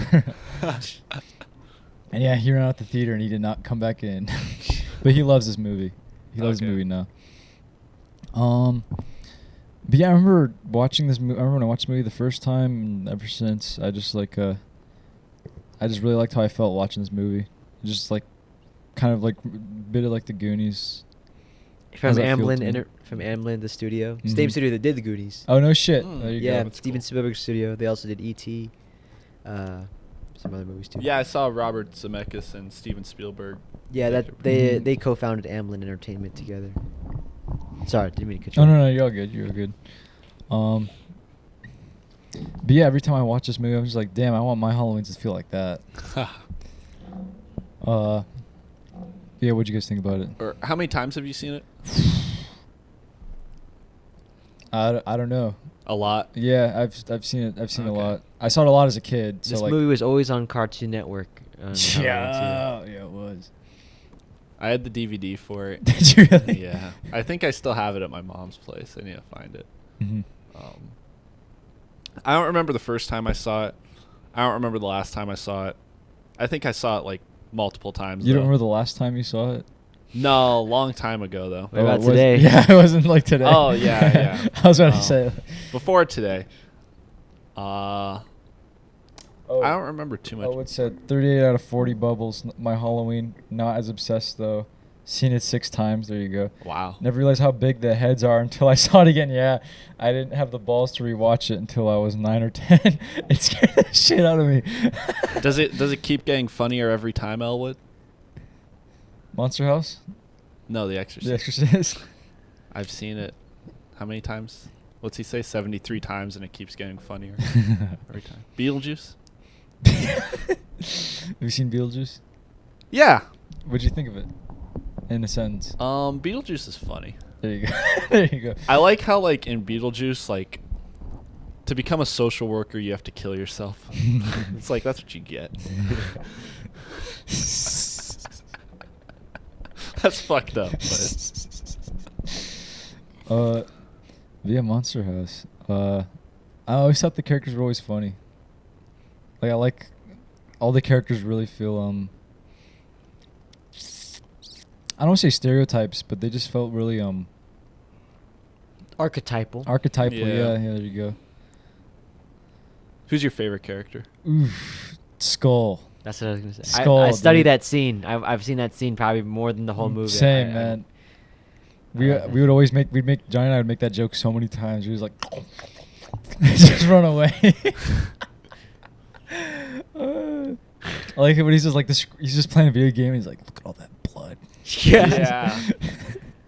He gets with the girl at the end, kind of. Yeah. That babysitter. After credit scene. Hmm. I like how DJ and Chowder like think he's like the smartest guy ever. Yeah. dude. That reminds me of what.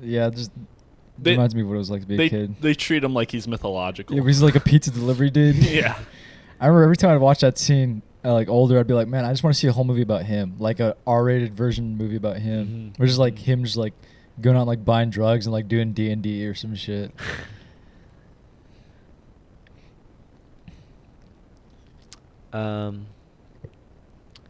At least on this most recent watch, I guess. Well, first of all, I guess to say I love this movie. This movie's awesome. This movie's so fun. Mhm. But I was watching it this time, and then I never realized this before, but it's a movie. It's an actual like there's craft in Yeah, terms of there like the is. way that they move the camera and just the way that they place actors and stuff. The first shot is a long take. It's probably like Yeah. it's It's like, crazy. like, Yeah. s- like a good minute or two, following the leaf, and that's the thing where it's like, all right, that's how you take advantage of animation. Mhm. That's what you couldn't do in live action, Mhm. and that's the thing too in terms of like, I guess I was just paying attention to like the way. Especially like the first half of the movie, that really could be a live action movie. I Yeah. don't know, like in terms of like performance and Mhm. and look, I like the animated version, but Mhm. it very well could be a live action movie. Mhm. The story at least. But then okay, we're in this different medium, and so you take advantage of it, and so it's still like in a sense shot and lit well. Mhm. But then yeah, you can follow things like the leaf. But then there's a shot early on. I think it's when Chowder, his ball is in the house, and then it just cuts to a side profile of the house. But it doesn't just show the house, but it It shows shows the like under- like yeah, the two like 2 or underneath. 3 feet Mhm. underneath. I saw that. I'm like, oh fuck yeah. But then when it gets into the more supernatural stuff, I think it works better animated. But there's a good portion of the film like, oh, this could very well just be live action. Mhm. Yeah, I'm sorry. Just kind of going off what you guys were saying too about the characters and all Mhm. that too. Every character was just, every scene was just kind of fun. Yeah. First scene with the babysitter. It feels pretty it's fun. tight. Like the story's like, even like they establish everything at the beginning too. Like Yeah. like even like the construction site, the not the dump truck. What the fuck do you call it? The bulldozer Mhm. thing. What else? I remember being impressed by that because I don't remember that at all. Like the Me construction neither. scene. I was like, they really did establish like all the like the locations and stuff that become essential later on.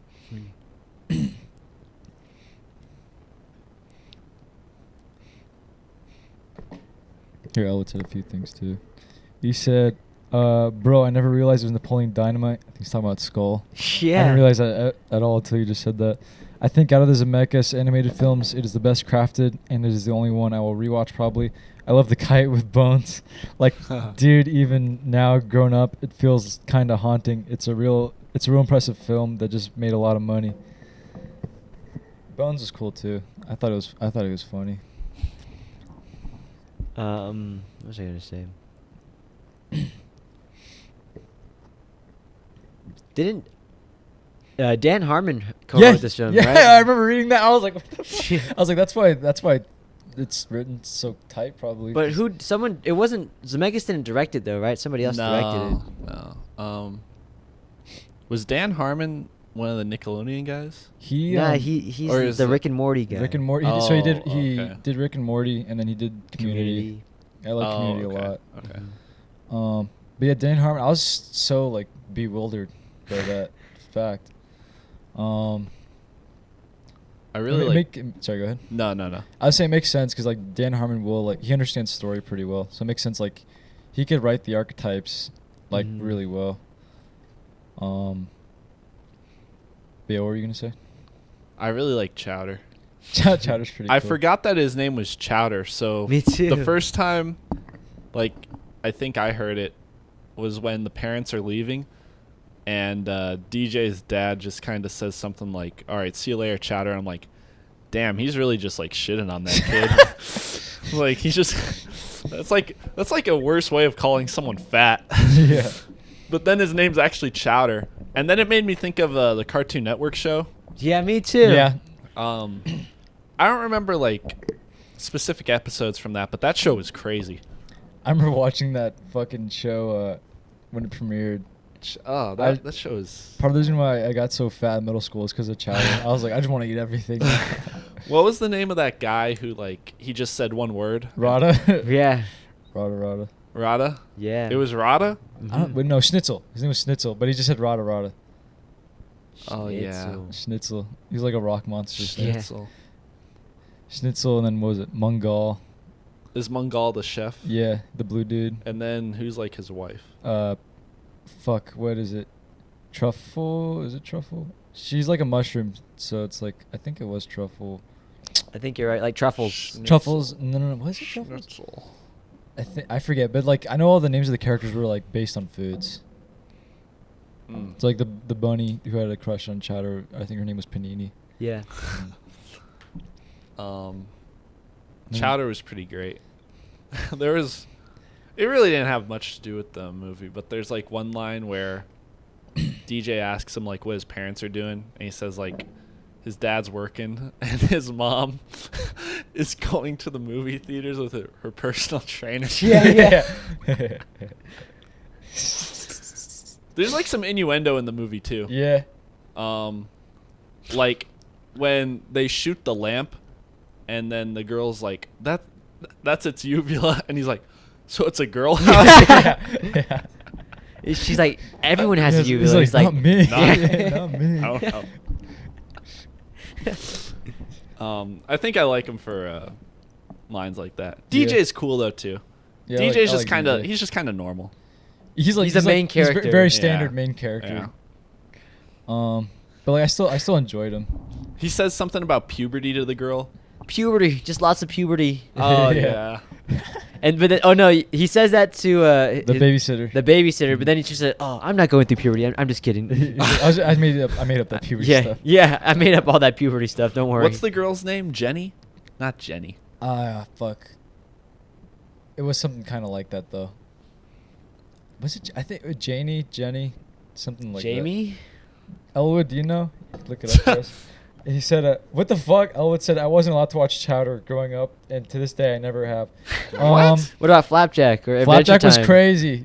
I like Flapjack was nuts. Yeah, Did you like Flapjack. Flapjack? To me, Crazy. Flapjack was that was my Flapjack shit. was cool. the whale and then the pirate. Knuckles, like anatomy, Captain always Knuckles. freaked me out. He had like wood legs, What and the wood fuck hands. was the whale's name? Bubsy or Bu- Bubbly? Or did she call Bubby. Bubby, yeah. Damn. And when Flapjack, the last episode of Flapjack, they find Candied Island, but they're like IRL. Really? Yeah, so they're like they look like real people. Ugh. Flapjack also it's kind of creepy. That one kind of. It had some like.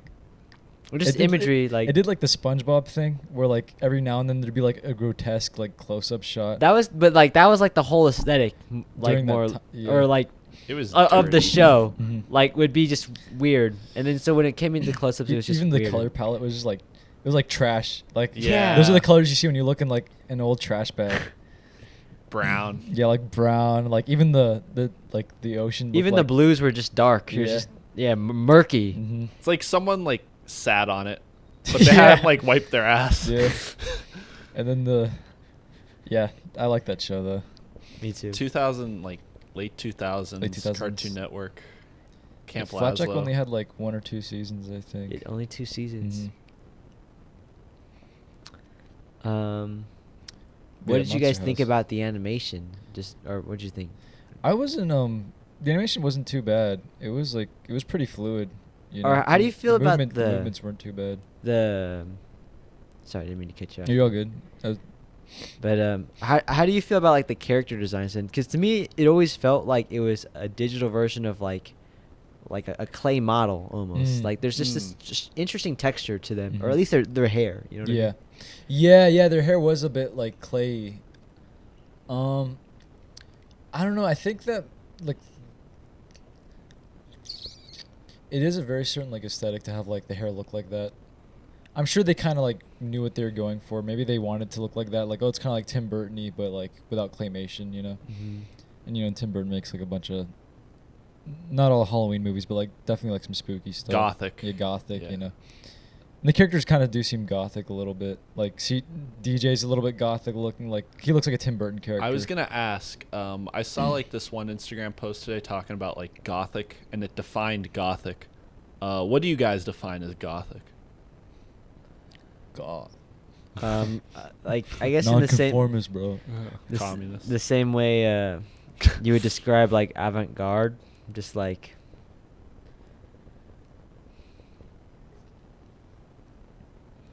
I don't know. It just feels like it's. I don't know how to describe it. I guess. That was the thing. I was thinking about it, and like I read the definition, and it's like, okay, that makes sense. It was something I used to describe something, and I would like, you see something, and you're like, that's gothic, Mm-hmm. but then you think like, what's like the actual definition of gothic? And it said something about how it's like a mixture of kind of like romance and like horror sometimes. Oh, so like what's like, the Count of Monte Cristo? I always Kind of like it's like kind of like romanticizes something creepy, Mm. you know. I think of like, I guess when I think of gothic, like the big thing that pops into my head is kind of like Dracula's castle. Yeah, like I think Something of like like those that. big like cathedral buildings, you know. Yeah. I'm because like it did come from that time. Like it's almost like an architectural thing too, like Gothic style buildings and Mhm. stuff. With like the pointed Like, all edges pointed and like stuff. gargoyles and like Kind of like a forest around it or something. yeah. It was interesting though that like in the definition I saw, it said something about like romance and like horror, because this kind of has that in there too, Mhm. with like the whole monster. The house is like his wife, Mhm. you know, and they're together because like they love each other and Mm. all that. And I remember when I was a little kid, I thought that was sad, and it's still like that part holds up really well. I thought it was funny when he blew up the house, and like when you're a little kid, it's like, oh, we're free because we killed a monster. But it's like now knowing it's like Murdered his somebody. wife, it's like we're free. It's like he has no wife anymore. It's like it reminds me of like those boomer memes where it's like they're just shitting on their wife the whole time. So he's like, I'm finally free. The ball and chain's gone. Yeah. Elwood said, babysitter was Z, girl was Jenny. So was Jenny.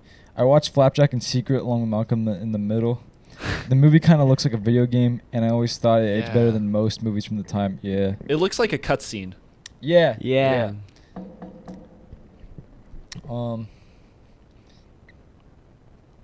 I like the back and forth that Chowder and DJ have when they first meet Penny, Yeah. where they're like, I don't like Mexican food. Like, I don't like Mexican food either. And then I like they close So the you door. don't like Mexican food? Yeah. There's like the piss in the bottle, Yeah. and Chowder's like, that's DJ's. Dude, that shit reminded me so much of childhood. Just like mostly just like playing video games, like not wanting to leave or just shit trying to like, stay up all trying to night. stay up. Yeah, it's like piss and bottle. That's such a like a kid thing, you know. It made me smile. Yeah. I like that scene though a lot, where they're just like arguing over the girl. Yeah. I like You how they Can't kinda- call dibs through the telescope. Yeah. I like how they're just like beating on the bush for like the first like 10 seconds of argument. It's like, all right, fine. Like let's what the fuck is the line? But like let's talk about like what we're actually trying to say. And they're finally like, you can't call dibs on a girl. Well, I called dibs first. It seems good. I like how they get Chowder to steal drugs. The That cold part's pills. so funny. Yeah. He just puts it in this like superhero cape. And then he fucking knocks into the skeleton Yeah, and screams yeah, and runs away. I like how He doesn't like, even cover his face, right? his dad works at the pharmacy, so they're like, okay, because your dad works here, you got like an in. But it's not even like To, like, you ask don't even somebody. like see his dad there. No. He It's- just like walks in. For all you know, he could like walk into like a random store and just have like Yeah. stolen the cough syrup. That part's so. I like his mask too, or I like the whole like the vacuum cleaner sequence. Yeah. Oh yeah, yeah. Dude, oh fuck, the cops were so funny. The dude. cops were I was really funny. dying every single And time. then I was like listening to the one cop's voice, and I'm like, fuck, that's Kevin James. Yeah, and the Was other it- one is Nick Cannon. Oh shit, yo.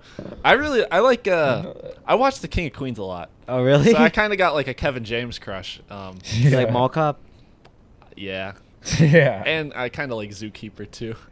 What about you ever see it's called Bring the Noise, or what the fuck is it called? The one where he becomes a UFC fighter. No, that one came out like within the last like 10 years, right? Yeah, like 2012, Yeah. I think 2014. That one's Well, interesting. I like. I saw it in the theater. Yeah. There should be a Kevin James box set. Probably is. Probably what's Adam Sandler's company? Happy Madison. Probably a Yeah, Happy yeah. Madison. Happy box set. Gilmore. No, Happy no, Madison. the company is Happy Madison. Oh yeah. It's like a mix between Billy Madison and Happy Gilmore. That makes sense. Yeah, the cops were really funny. Dude, the cops were hilarious. They kind of reminded me of like the super bad cops and like how stupid they were. What were some of their lines? Oh, dude, I remember when They had some really good ones. I remember the one. I forget some of the lines, but when you first see the cops and Nick Cannon just takes out the gun, and then the other cop's like, "What the fuck are you doing?" Oh, I wish I remembered their lines though. Doggy down. Oh yeah, yeah, yeah. And what else? Freeze. Tree. Oh, that's not one of the good ones though. What were the good ones? He says something like he was like wrestling a bear claw in the forest. Yeah. Oh yeah. Nah, I was eating a donut. Or he said something. She's like, it was his first week on duty, his first month on duty. What else do they say? Judy's the only backup they have. Oh, yeah. I'm getting Judy. Yeah. He said, I thought Judy was our only backup. Oh, I'm getting Judy. Fuck, they were so funny. I wish I remember more of the lines. I like the way they animated the black cop too. I was gonna Like, say he's like super skinny. his And eyes are like wide. He's like fucking like. He's the only black guy in the movie. Yeah. He's the only black character. Sorry, Elwood just texted me. He said he's watching this podcast called Screen Tongue right now, and he said Oh, if I fuck seen yeah. it, I said, yeah, I'm on it. Yeah. He said, speaking of piss and childhood, me and my brother were determined to stay in our room, so my brother pissed in our trash can the first half hour. Wait, of what? He said, speaking of piss and childhood, me and my brother were determined to stay in our room, so my brother pissed in our trash can the first half hour.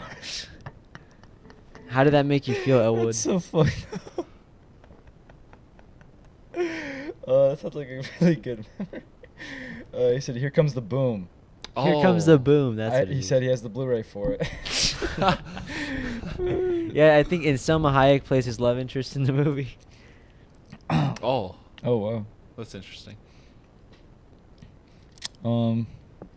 I thought DJ got really lucky with that dynamite throw. Holy shit. Yeah, that kid I should was like play a thinking- sport. Yeah.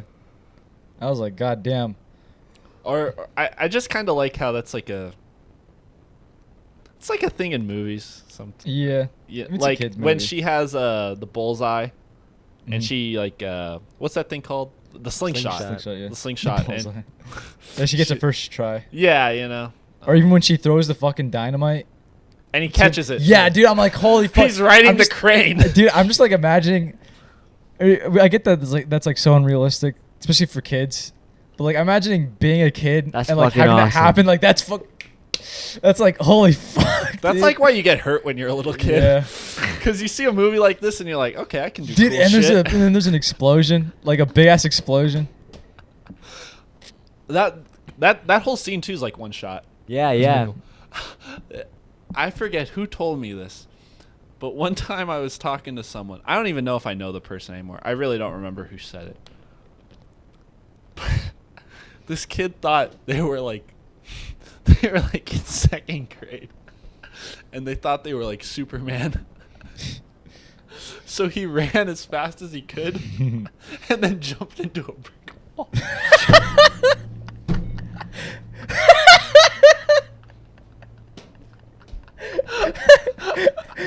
Dude, little kids, what the fuck? He thought he was gonna. Did you ever have moments like that though? Yeah. Probably. I had moments like that where I was like, maybe I could just fly.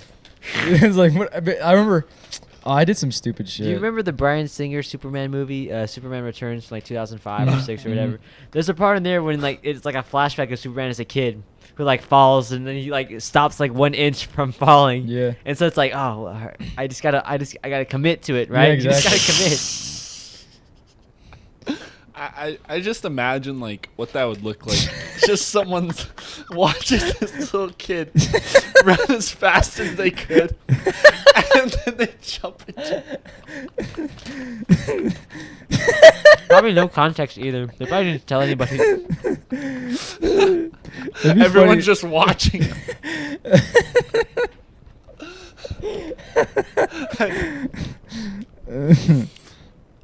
That's funny. And then like along with like not break, like having your like kind of like hope of being able to break the wall like varnished. Yeah. Now your fucking body Like- just hurts really bad. Like varnished, like, and like not like heightened by the pain. Like it's got to be like imagine you're not expecting pain and suddenly there's just like a lot of it. You thought you were gonna break the wall. Oh man, yeah, I have a few memories. Oh, like that. that's so funny. One time, this is a little different, but one time in like second grade, like you know how you had to like you have the schools had the white line and you had to walk on the line. Mhm. What the I think- fuck was up with that? Yeah, I don't know.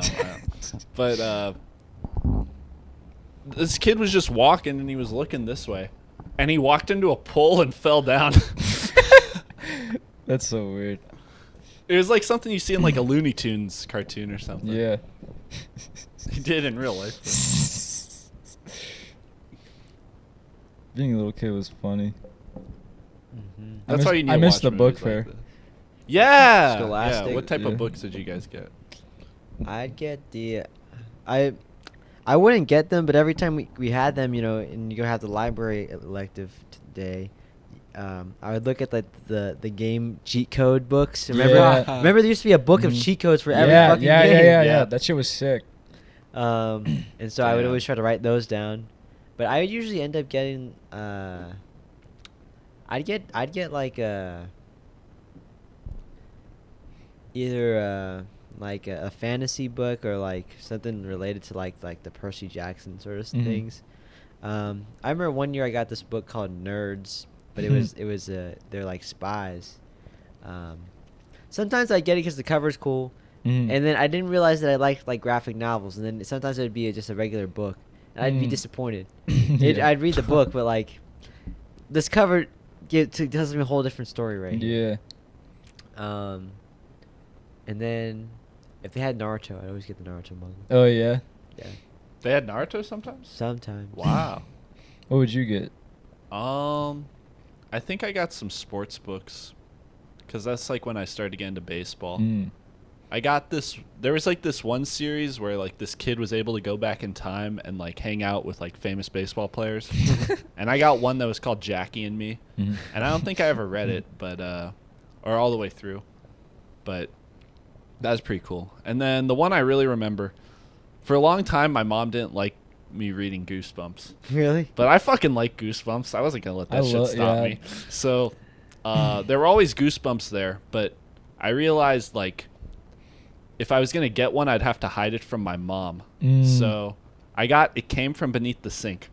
That was the first Goosebump book I ever read, and I hid it in my desk in 2nd grade, and I never brought it home. And I read it at school, and God, that's it's not like the first Goosebump book like I feel like most people read, but No. maybe like when you think of Goosebumps, you think of like The Haunted Mask, Mhm. Werewolf of Fever Swamp, something like that. Welcome to Dead House. You don't think of It Came From Beneath the Sink. Do you know what It Came From Beneath the I Sink actually about? don't know. I don't even remember that one. It was about a gruel, A what? a gruel, What the hell's a gruel? an evil sponge. Oh wait, I remember. Okay. I Goosebumps didn't is read so that good. one. I've seen all the episodes, That- but That one's really goofy. That was the first one I ever read. And then it was like the last day of school, and I had to like take everything out of my desk, and I couldn't bring home a Goosebump book. Yeah. My mom would like What'd you be do? upset. So I brought it home, and I'm like, she can't find this, so I threw it away. Aw. Yeah. But yeah, It Came From Beneath the Sink. did you ever read the comic book one? I can't remember the name. The graphics, Goosebump graphics. No. There's one about like a comic book like. Oh. Oh, comic book- Attack of the Mutant. Yeah, No. that was the first one I ever read. Oh, Oh, Attack of the really? Mutant. Actually, no. That one's probably my favorite one. But then the first one I read was actually the Reef one, which the adaptation in the TV show is way different. Deep than the Trouble? book one. Yeah, Deep Trouble. So okay, the adaptation of Deep Trouble is Deep Trouble 2, but they called it Deep Trouble. Oh, Isn't that lame? very. I read lame. Deep Trouble 2 before I read Deep Trouble. Oh, so you were all set. Oh. We need to have a Goosebumps episode. Dude, that'd be fun. I'll bring in the books. Should we read them and do the Yeah, episode? that'd be great. That'd actually be pretty cool. You could read honestly, you could probably read one in like a day or two. Yeah. Yeah. They're not too. They're really short. Yeah, I started collecting them again when I was like in high school, because there was this bookstore I found near my house called Amber Unicorn Books. It's right by where I work, but the place shut down. They actually filmed a movie too in there, which is kind of crazy because these bookshelves were like incredibly narrow, like from the end of the table to the wall type of narrow. Mm. Wow. And it's not a big place. Anyways, like they sold like a lot of books in there, and one time I went in there and they sold like I don't know if they were like the first edition or whatever, but like old Goosebump books, like probably like from the 90s with like the old cover. And you can see Nice. how like the reprints were a little bit different. So I'd go in there and just find the ones I didn't have and buy a bunch of them. And I That's haven't nice. gotten all of them, but like in the original series there's like 62, and I at least have like 50 of them. Fuck yeah. And a lot of them look like the old ones from the 90s. Dude, you got to get the rest. I know. I'm almost there. I'm almost there. That shit will be so valuable in like 50 years. Yeah, I'm really like. A few weeks ago, I thought R.L. Stein died. Why would you think that? I like thought something that like I saw something I thought like insinuated that he'd like Mm. passed away, and it made me sad. And I don't Yeah, want that'd that make to me so happen. sad. I love the Goosebumps theme song. Mhm. Not just that, but then it goes to the different voices. Like it has the bark. Then there's beware. You're in for a scared. Goosebumps. And then it starts off with like almost like elevator music, but for a goosebump. Like Yeah. yeah.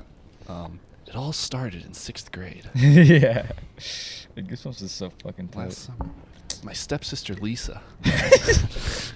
We should make our own Goosebumps episode. Yeah, we should. Yeah! Wait, that should be our next project. That would be cool as fuck. When I was like in like elementary school, I did like I wanted to make my own Goosebumps, so I called them Spooky Tales. And I wrote like a few like on like notepads, like 12-page type of things, but it was just like a picture and then like a sentence. That's sick though. Yeah. I would say something really quick. He said, in 3rd grade. Wait. He said something else too. He said, I used to think I had the power to make people be quiet if I put my hands up, if I put my hands on my ears, and put my head on my lap, and people did quiet down. But I realized after a year that they were all just really concerned for me, so they just started staring. That's really funny. He thought he had the ability to make people quiet by putting his hands on his ears. He was close. Yeah, I mean, I think all of us have that power. In 3rd grade, me and my friends improvised a way to steal from the bookstore. Book fair, I mean. He said, "Bro, Amber Unicorn Books. I fucking love that store, dude." Oh yeah, he lives right next. Yeah, really that would close make to sense. That would make sense. That place was really cool. I got a lot of books from there. I got this cool Stanley Kubrick book from there that was written by the guy who helped write Eyes Wide Shut. Oh, and he shit. talks about how like Stanley Kubrick was kind of a jerk in there. Really? Yeah, What that's does he say? I haven't finished it, but I'm still at the beginning. I haven't read it in a little bit, but he kind of talks about how like Stanley Kubrick was kind of just like egotistical, you know? Like the guy Frederick Raphael, he won an Oscar like in the 70s for like screenwriting, you know? He was kind of like established, and it was almost like he felt like Stanley Kubrick kind of just got him along, and he's like, "Here, help me with this." He'd like send him a draft, then Raphael would like rewrite it, and then be like, "I don't like what you did there." kind of like that was like the relationship, and it went back and forth. He only met him in person like once or twice. Oh shit. 3 times. So. And you wrote a whole book about it? It was a weird experience. I mean, like, I feel that we can talk. That's a interesting conversation, but yeah, I need to finish it. Like, I'm still not very far through it, but it's very interesting.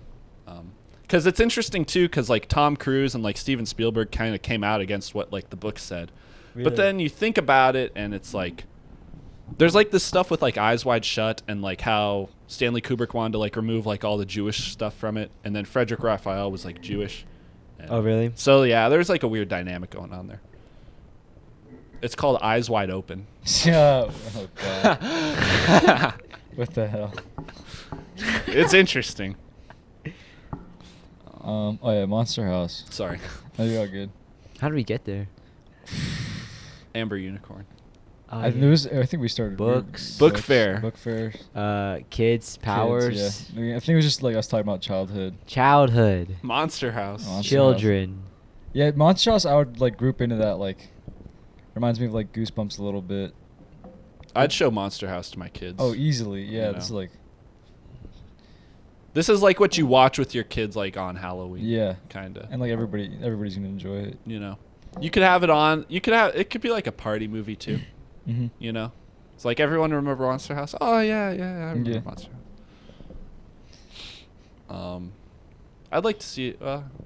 Maybe see it in It'd be the cool to theaters see again. it stoned in theaters. Mhm. Seeing it stoned would be weird. Yeah. Then you'd start thinking about your childhood. Then you'd like think about like being stoned when you were a kid.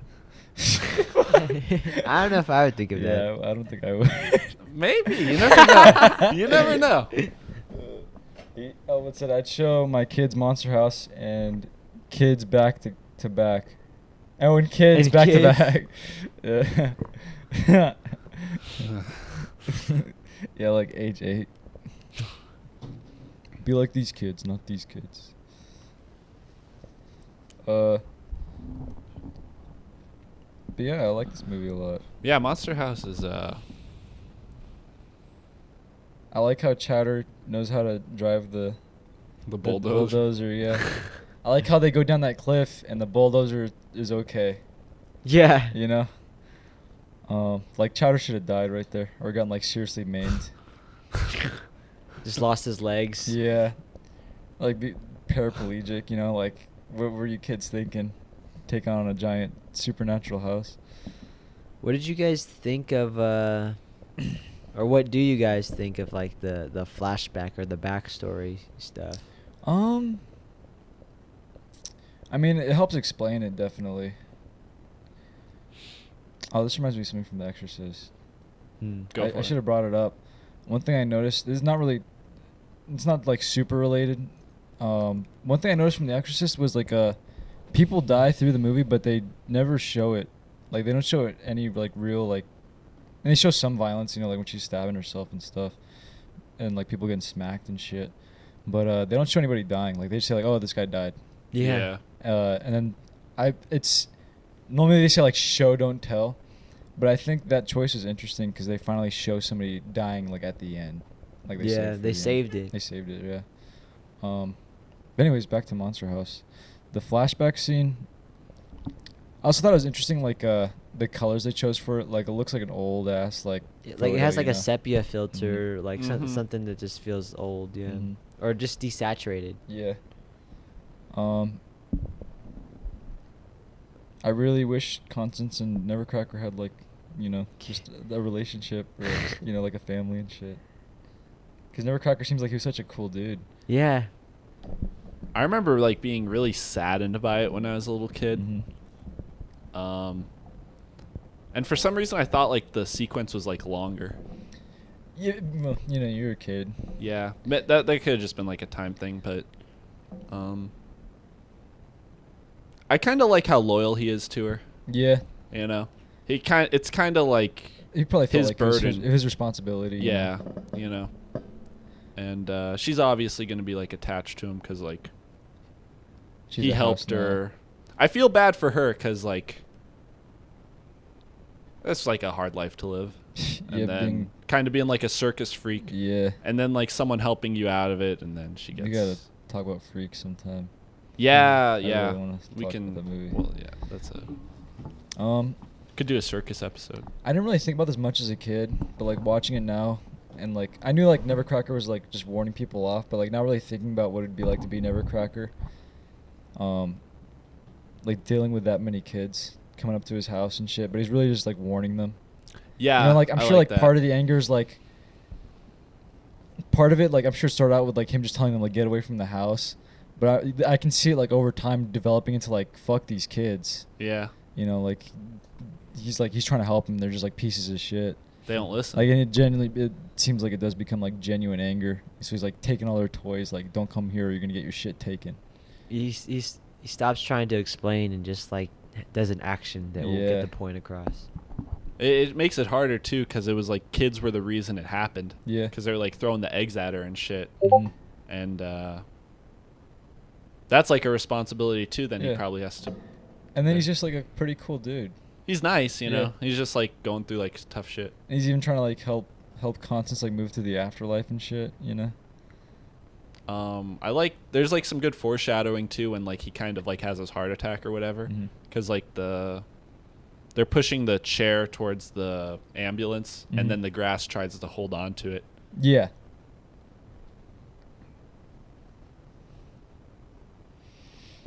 Do you remember what you thought the monster house was like gonna be?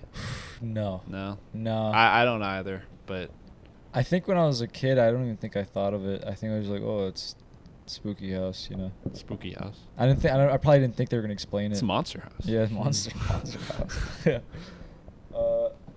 He said when DJ hits the body with his nose and it shows her skeleton, I couldn't sleep for 2 days. This would be a good companion to Freaks and Super 8. Yeah, It's Super 8. I can see that. Yeah, you'd have to show those two movies first, then this one's like both of them. I like Super 8. I like Super 8 I have too. the DVD for it. Super 8's sad. Is it? I haven't seen it in a while. Super 8's sad. Is it really? Or it's Yeah. it's Sad? It's sad. How sad? Kind of sad. I was like 13. Yeah, we gotta revisit it. The beginning's pretty set. The beginning like has like some good like show and tell, show don't tell type. I stuff. love like the first half of them. I like this. Honestly, I just like the stuff of like the kids making a movie. That stuff was just Yeah, fun. they make the zombie movie. Yeah. Yeah. Oh yeah. I remember forgot like about Rose talked about it in our class, and she's like, the first act is good, and then the rest is shit. I still enjoyed the rest of And it. from what I remember. enjoy the rest of it, but It was like a giant monster, right? yeah, It was an alien. An alien, yeah. It had like this Rubik's cube device Oh, that, yeah, that yeah. the government like took, and he was trying to get it back because that's what it needed to It was like leave the planet. the monster did it. It kind of. I'm not sure if this is the right memory. Did it look kind of like the Cloverfield monster a little Yeah. bit? Yeah. Yeah. Oh, yeah. But smaller. Smaller, right? Yeah. There's like some cool stuff with like trains in there. Yeah, there's a lot of train stuff in there. Or I don't know if it's cool, but like trains. Locomotives. Um, There's this one video of this British guy who's like really happy about trains, and he's like, "Here comes my favorite train." He's like, "Look at it, look at it," and he shows that the name of the train is Dick My Butt. Let's go take a ride on this loco. So they call it in Britain, I guess. Anything else with Monster House? I'm trying to think, but there's like some shaky cam type of stuff in there too. Oh, I thought it was pretty cool. I like how when DJ's coming down the stairs, and Zia's like, "Bon, we can't do that," or some shit. Like she's like pushing. It sounds like she's pushing him off, and it's like, oh, you can tell he's trying to do some sexy time. Yeah. The innuendo's funny. That's Jason Lee. Yeah, Yeah. yeah, dude, that's so sick. the whole cast is, I mean, it's not as cool as the rest of them. Mitchell Musso from Hannah Montana plays Oh, shit. plays DJ, but yeah, They did like some Interesting 3D sidekick. motion capture stuff I too. think they did. With mocap. It That was like makes sense. I remember I watched it on Amazon and there's like some trivia about it, Mm. and they said it was like one of the first movies to do something like Mm. that. that's interesting too in terms of thinking it in relation to Amblin Entertainment. And then after this, or before, or around the same time, Robert Zemeckis was doing Polar Express, where they were doing the Mm. exact same thing, What about Beowulf? same exact thing. Really? There, yeah. Oh. I think we talked about Beowulf before too, but it was written by Neil Gaiman, who did the original, or at least the graphic novel, not the myth, but, but and the cast is really good, but all the money that went into just making that motion capture film Mm. would have been actually would have made an awesome live action film, but honestly, if that's the movie he wanted to make, good for him. Trying to think of anything else, but I like the. I liked when they were inside the house too. I always remember like Mm. the first time I saw the movie too. It's like they're actually inside the house. Like Yeah. you want to see everything inside. Mhm. What were you gonna say, Norman? I was gonna say I like the scene with Bones when they take the stuffed bunny. Oh He's like, yeah. I Yeah. think something's wrong. Don't touch He's her. like, he's like, don't Oh, touch it's a her. He's her. like, what does he say? He's like, oh, we need to do an operation. He's like, well, he Or starts he's like, like, ripping it asshole. apart. Well, first he says, "Oh, it's a her. So Do you funny. mind?" And he's like, He's yeah. like, he's like, I mean, he's a dick, but that part makes me laugh every time. Oh god. I like that one part where Chowder's like, I'm not stupid, DJ. I'm not gonna go up to the fucking or I'm not gonna go up to the house. And he's like, shows him the basketball bounce. He's like, my ball. I like how he says how he got the ball. He's like, I had to mow 4 lawns and ask. It was like the ball was $28. I had to mow 4 lawns and ask my mom for $1 26 times. It was the hardest thing I've ever done. He's like, it's the hardest thing I've ever done in my life. That part's funny.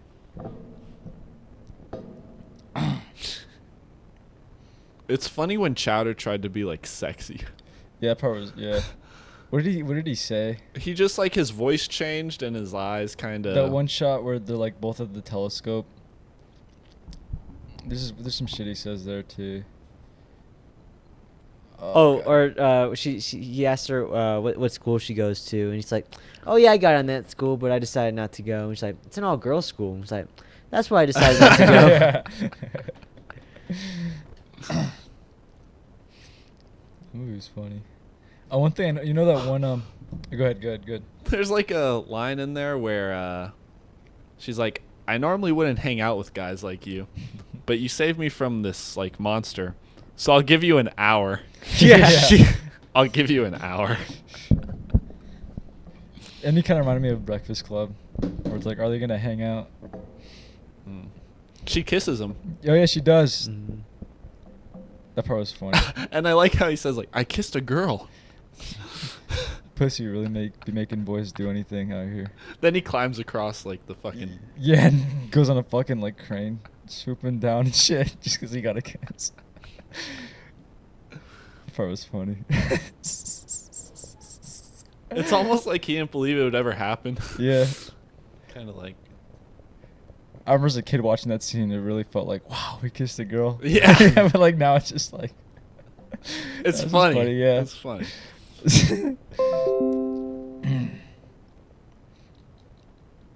I don't know. I feel like pissing in a ball now. Really wholesome movie. Yeah. Really good wholesome. I'd watch it like. I might watch it like the beginning of Halloween. Yeah. Or like October 1st. Yeah. You know. Not because it's Kick it bad, off. but like a good like tone setter. You know? Yeah, you know. It's like eating a piece of ginger. It cleans your palate, Yeah. so you're ready for Halloween. Yeah. Yeah. You know. It's like a good. It's even like.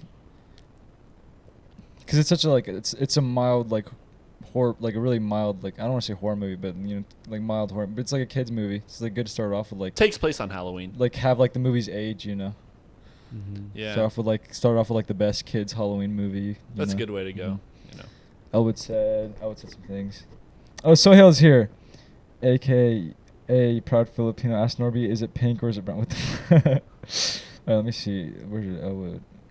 Elwood said the end is sad when it comes to Super 8. He said J.J. Abrams used to be like really cool, like a really cool director, and now he's like not. Shit. He said, I didn't say this earlier, but I really appreciated Impression of Me from Elijah. Good job, Elijah. He said, and then Sohail said, ask Norby, is it pink or is it brown? You're talking about my dick? So if you're still watching, let me know what you mean. Ben, what's up, Ben? He said your screen's glitching. Yeah, I know. I need all new equipment. This equipment's like 2 years now. I thought it was a creative 2 years. choice. No, it's not. It's whenever there's a glitch in the cameras, I don't add any glitch effects. So Don't yeah. tell anyone. Yeah. But and he said your screen's glitching. He does it on purpose. I do not. I mean, I don't. It doesn't matter. I don't know. Who said he does it on purpose? Oh. Elwood? Then so said whatever answer you want to give. My dick is pink and brown.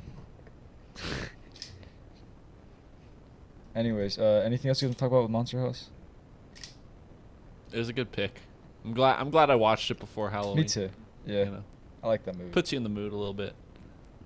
I haven't been like super into Halloween this year. It's just been it's like like that with when school when and you get old, you know.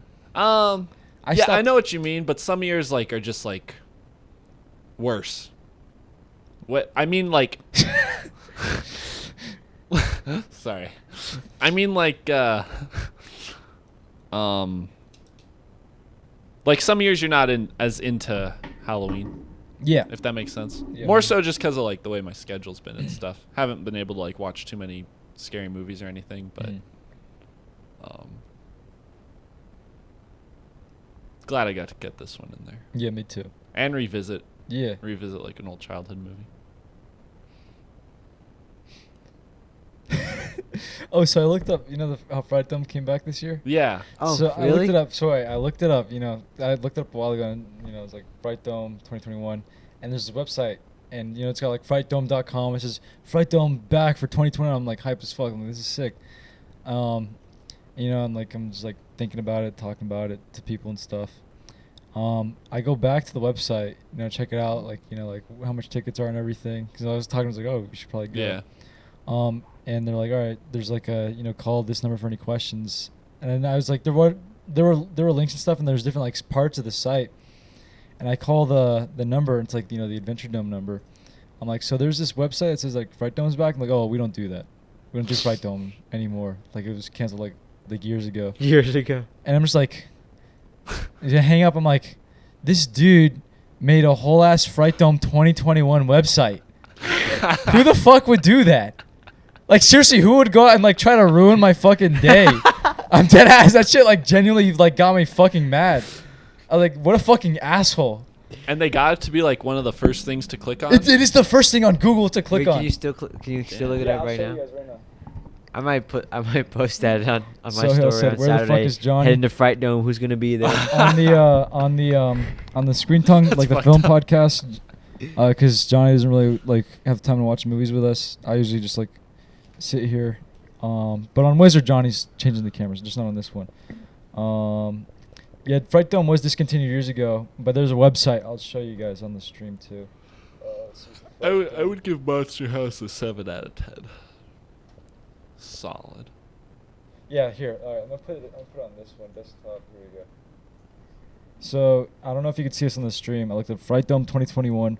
First thing, https frightdome.com, and the headline says Fright Dome returning in 2021. Straight up. And here's the website. Look at this. So you put your fucking name in here. I've already done it. Wait, does it say start? Where are you starting? That's a submit. Oh, submit. I just put a fake email in there. And What this is the website- fuck? It looks like genuinely like they fucking did it. Special offers, attractions. I'm not showing up, but about. I was like, all right, Fright Thumb's back, you know. Damn. How'd they get that to be like the top hit? I don't know, some dickhead. Let me go back to the stream. Cut back to this. That is a lot of work to Sohail put into said, something also, we that's need more female dumb. energy. Who said that? Sohail. You want to get Rose on here? Yeah. Yeah.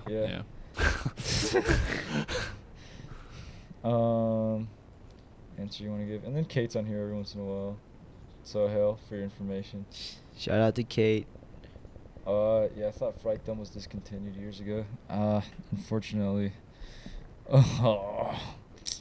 I really Wow. I need to go to a haunted house though before Halloween. I love haunted houses. I want to go to one where you get tased. I don't want that. Fucking. There's this one that I went to with Ben actually, and he said there's this one part of it. There's actually several parts where you get like electrocuted, not like Yeah. tased, but like like it shocks you. Like there's some railings where if you grab it, like it shocks you. There's one part where you're going through like a hallway, and this fence, like it's metal fence, falls on you. And so like it doesn't crush you. It doesn't crush you. It like hits the wall above you, but like it presses you against the wall. So you have to touch it as you're like moving by, and the whole thing is like shocking you. Is it the Gates of Hell? I forget. It's which one was it? I think it was the witch one. It was the one where at the start. So Elijah was in a similar haunted house where Coven of 13? Covenant 13, yeah. Oh. The one where the seats. Yeah. So there's the way it starts out. You enter into this first room in this haunted house, and all of you sit down in the seat, and there's like a person dressed up like a witch. There's 5 of you. There's 5 of you. Yeah. Yeah. There's a person dressed up like a witch, and they're like saying some shit like, "I want to tell you your fortune," whatever the fuck. One of you is gonna disappear, and I remember in that moment my chair flipped all the way around, and I was in like a totally separate hallway room, and I was just like, in that. Oh, do you want to tell you what was in that? What was in there? Yeah, what was in there? So it's just a purple hallway, like it's really dark and purple lighting, and there's just like a dude with like I forget, it wasn't a chainsaw, but it was like a weapon, and he's like trying to scare me. But I was like, I'm the dude who got picked in the chair. And then he's like, all right. He doesn't say anything, but his energy's like, all right, come over here. And he just puts me in this small ass room, and I'm just locked in there. And I try to grab the handle to like exit, and you can't. Like it shocks you, and it's also locked from that side. Oh, fuck. So this shit feels like Left 4 Dead. I don't know. The only way to get out is like to have people outside like get you out. So I remember when I heard them, I was like fucking banging, like, get me out, let me out. And Left 4 Dead, when you revive some people, you have to open a door to get them out, and they're like that. It said I would give Monster House 31.5 bubbles.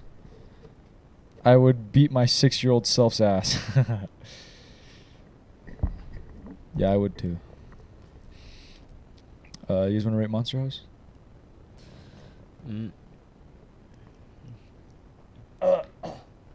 I guess I'll give this a rating in terms of like the way.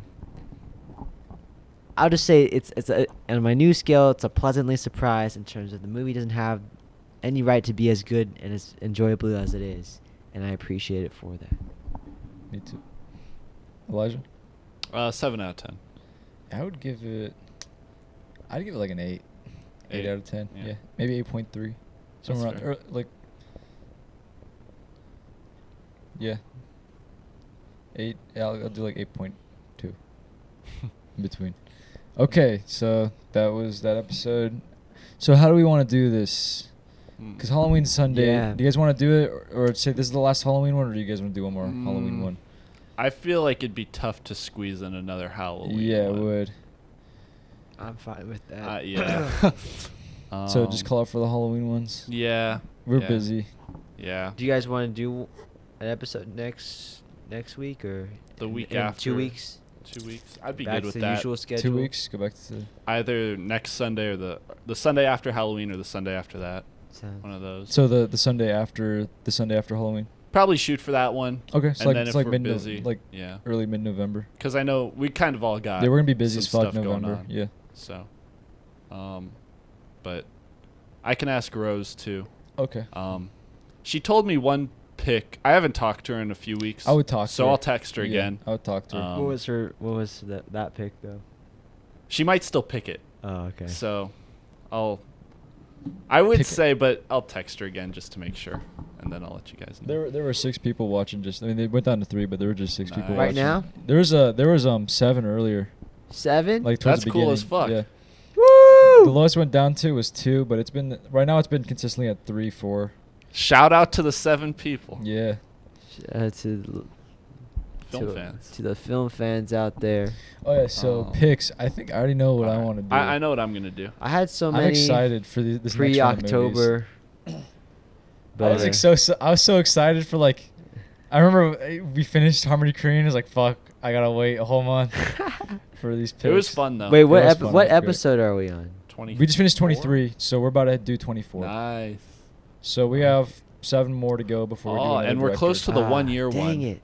We're getting close to the 1 year one. Yeah. I thought of something where I want to rank. All the ones we we've could do that. watched. I could just like go through them on the computer and like we'll just talk. Or we'll like just talk- you come with a list. Or Yeah. do you Kind of. know? Do you know like the S through like F tier Oh, thing? yeah, we And could just do put all the Yeah, movies? that's a cool idea. That's a cool idea. Do we want to do each our own like or like a consensus? Each our own, maybe. I think each our own Or- will probably yeah. be shorter. I know what I want to. If you want me to go first, though, or not unless. Did I go first last I went time? first last time. Are you up first? Ah, I think I- I think okay. because Anthony wasn't here last time. I'll let Anthony go Okay, first yeah, then. that's fair. I would give me 2 seconds, everybody. And he's the one who decided right. Yeah. Well, I have a few things. Oh, John sent something in the group chat. he sent like a request. He said, "Oh, really?" No, I'm just kidding. Oh. But it'd be funny if you did. Yeah, recommendation. Yeah. Where the fuck am I? Oh, there it is. Well, let me see if I could find a good link to this movie. And if I can't, then I'll do another one. Gotcha. Are you still there, Elwood? You texted me about Lou Reed. Yeah, it's sad.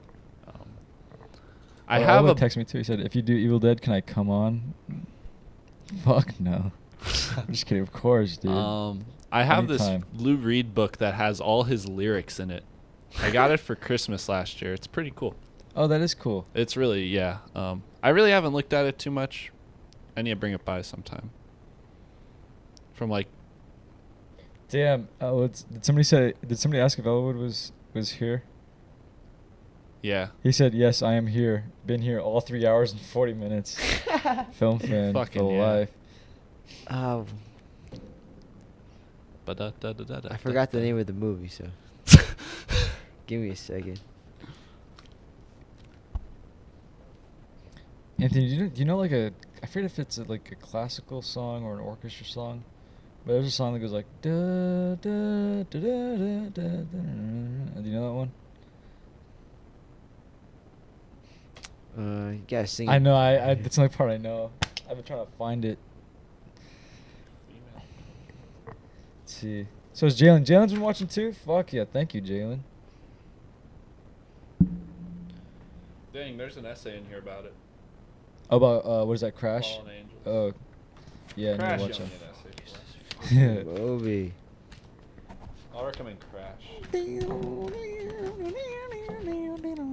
When you watch Crash, though, we should Ritual. talk about it. For sure. I might watch it again. Is that Ellis? Okay.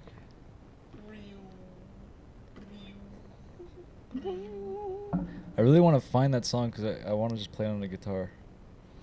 The song you're It's like it's an orchestra song, but I like that way that I think that part sounds cool on guitar.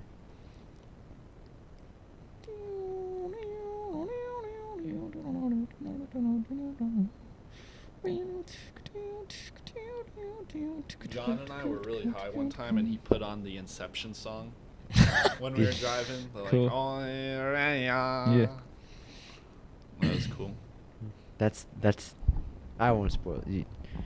I'll talk about it after you guys watch a certain movie. Okay. Aw. And then, yeah. Sorry, it's hard to find on. Oh, you're all good. I need to update my letterbox. Well, it's hard to find on there, so we won't do that one at the moment. I found a link to it, but then I started watching it, and I watched it with Deja. She did.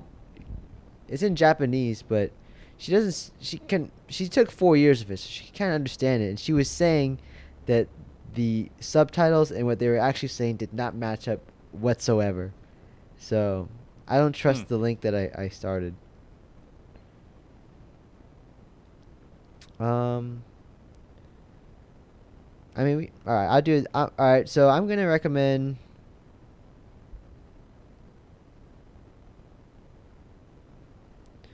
A film I've just been meaning to just talk about and digest and decompress with you guys. I know you guys haven't seen it. Speaking of Eyes Wide Open and Stanley Kubrick and all that, and what was coming afterwards, it was Oh. Speed Racer. I almost forgot. I gotta give Elwood a heads up, or he wants a head start before everybody on my pick. Fucking So keep the drum roll going.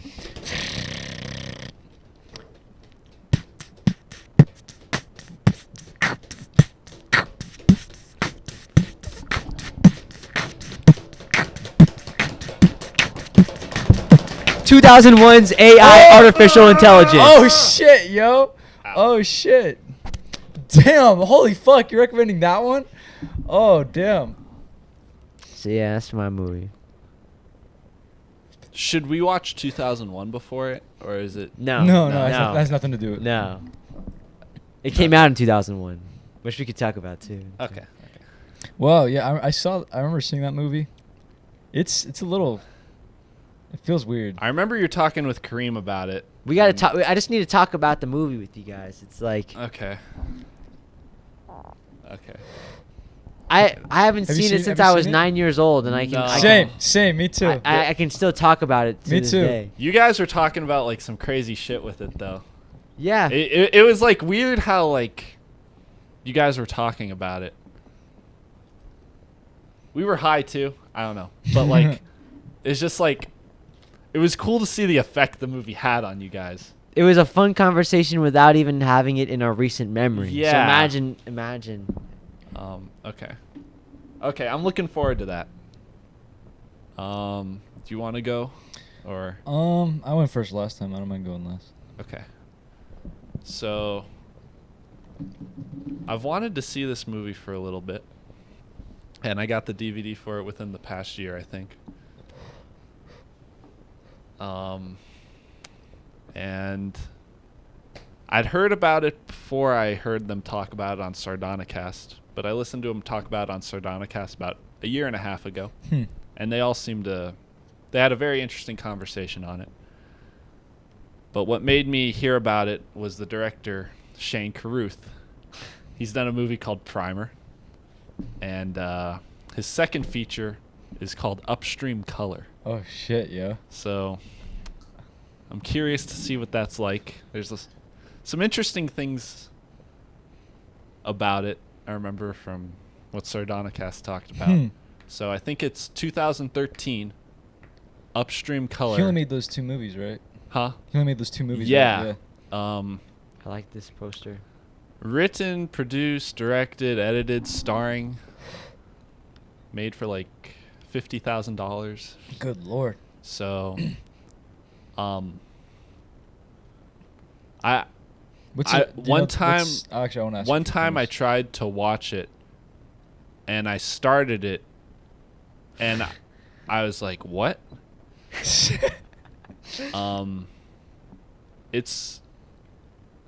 It took me back at first, kind of just with like the way it might have been, Mhm. how the pace of Bro, it. dude, just So. this log line alone. It's a bit of a trip. Can I see the log line? Yeah. What's the log line? Here, read it to us, Elijah. All right. Or this is the letterbox log line. Probably A different. man and woman are drawn together, entangled in the life cycle of an ageless organism. Identity What? becomes an illusion as they struggle to assemble the loose fragments of wrecked lives. Huh. So, Oh yeah, it'll be interesting. if nothing else, it'll make for an interesting Yeah. conversation. Roger Avery, the co-writer of Pulp Fiction, gave it a 3.5 out of 5 on Okay. Letterbox. Also, if you didn't Yeah. know, Roger Avery's on Letterbox. That was cool. What said about your? I think about your pick, Anthony. Chris Rock is in it. Yeah, he is. What? I saw the movie 1 year ago. Sober. Sober. Elwood's always sober. All right, so we got AI, artificial intelligence, upstream color, and All right, so I really wanted to for these next. I want to explain it. For these next few episodes, I really want to show you guys some of my favorite animated movies. Fuck yeah. So like just like all animated movies that. Okay. Because I know, like, I heard you say Fantastic Planet was your favorite animated movie, and I was like, I gotta show Elijah some really good animated movies. So I want to start this run of animated movies off with like one of the most impressive like visual, like I think it's one of the last like main hand drawn movies, and oh man, so this is the movie that really put I think it was Madhouse Studio. It really put them like to bankrupt, but they didn't give a shit. They're like, we're just gonna go balls to the wall. Like we don't give a fuck anymore. We're gonna make like one of the best looking animated movies ever made. And so it's a movie called Redline. Redline. Redline. Have you heard of it? I haven't even heard of I it. heard of it. What I've never year is seen it? it though. I think like just before 2010. Oh, So around the okay. late 2000s. Redline. Redline. It's, oh dude, visually, holy fuck, dude. It's crazy. They were just like, fuck it. They're just like, fuck it, just make it look fucking awesome. Yeah, there's the animation in that is fucking insane. If you want to watch that stone, holy fuck. From 2012? Yeah, I think it is 2012. Is What country did it? It's Japanese, Okay. but I don't think I've seen a single animation quite as like dense as that one. Redline. Mm-hmm. Whoa. I've never even heard of that. It's pretty fucking insane, dude. Can't find it yet. It's on. I think it's on Amazon. Let me double check. If anything, I know it's on YouTube. I was just looking on Letterboxd. I like to put it in my list. Redline. I found it on IMDb though. 2009. Whoa. The 2009, most okay. popular racing event in the galaxy. Whoa. That's a cool poster. Oh, this would be fun. Yeah. I think we all got some. Jeez. I think these are picks we've all kind of been holding on to. Yeah, dude, I've been fucking yeah. waiting. Yeah, I made me a whole. too. I made a whole list of animated yeah. movies that I just really want to. I've had the DVD for quite a minute. Jeez. I don't know how to describe the way that looks. Redline. Yeah. What pictures are you looking at? I just like went on IMDb and just scrolled Yeah. through a few, and it pops. Yeah, Yeah. dude, wait till you see it, man. It's Alrighty. fucking like. Oh, this guy also did the Animatrix Yeah, he did. I think he helped with. and fuck, Afro I forget Samurai. which one he did. I don't mean to cut it short, OMG. but Yeah. I probably should be leaving soon. Let's see. Elwood said next episode is going to be a very interesting time. I hope to see you all here 2 Sundays from now. I hope I hope that as you You most will. definitely will. All right, I'll call it right there. Thank you guys for being on for another Thanks. episode, another fun episode. Thanks, film fans. Thanks for the support. That was our Halloween run. Hopefully we'll Our first annual Halloween Yeah. special. Yeah. I think our next Halloween should be. Well, we'll be prepped. Yeah, we'll be prepped for sure. All right. So yeah, stay safe. Stay busy. Hasta luego. Anthony, say your trademark. What's my trademark? Oh, peace out, film fans. And that's it. Bye-bye. I'm gonna get some more water. This is bad country.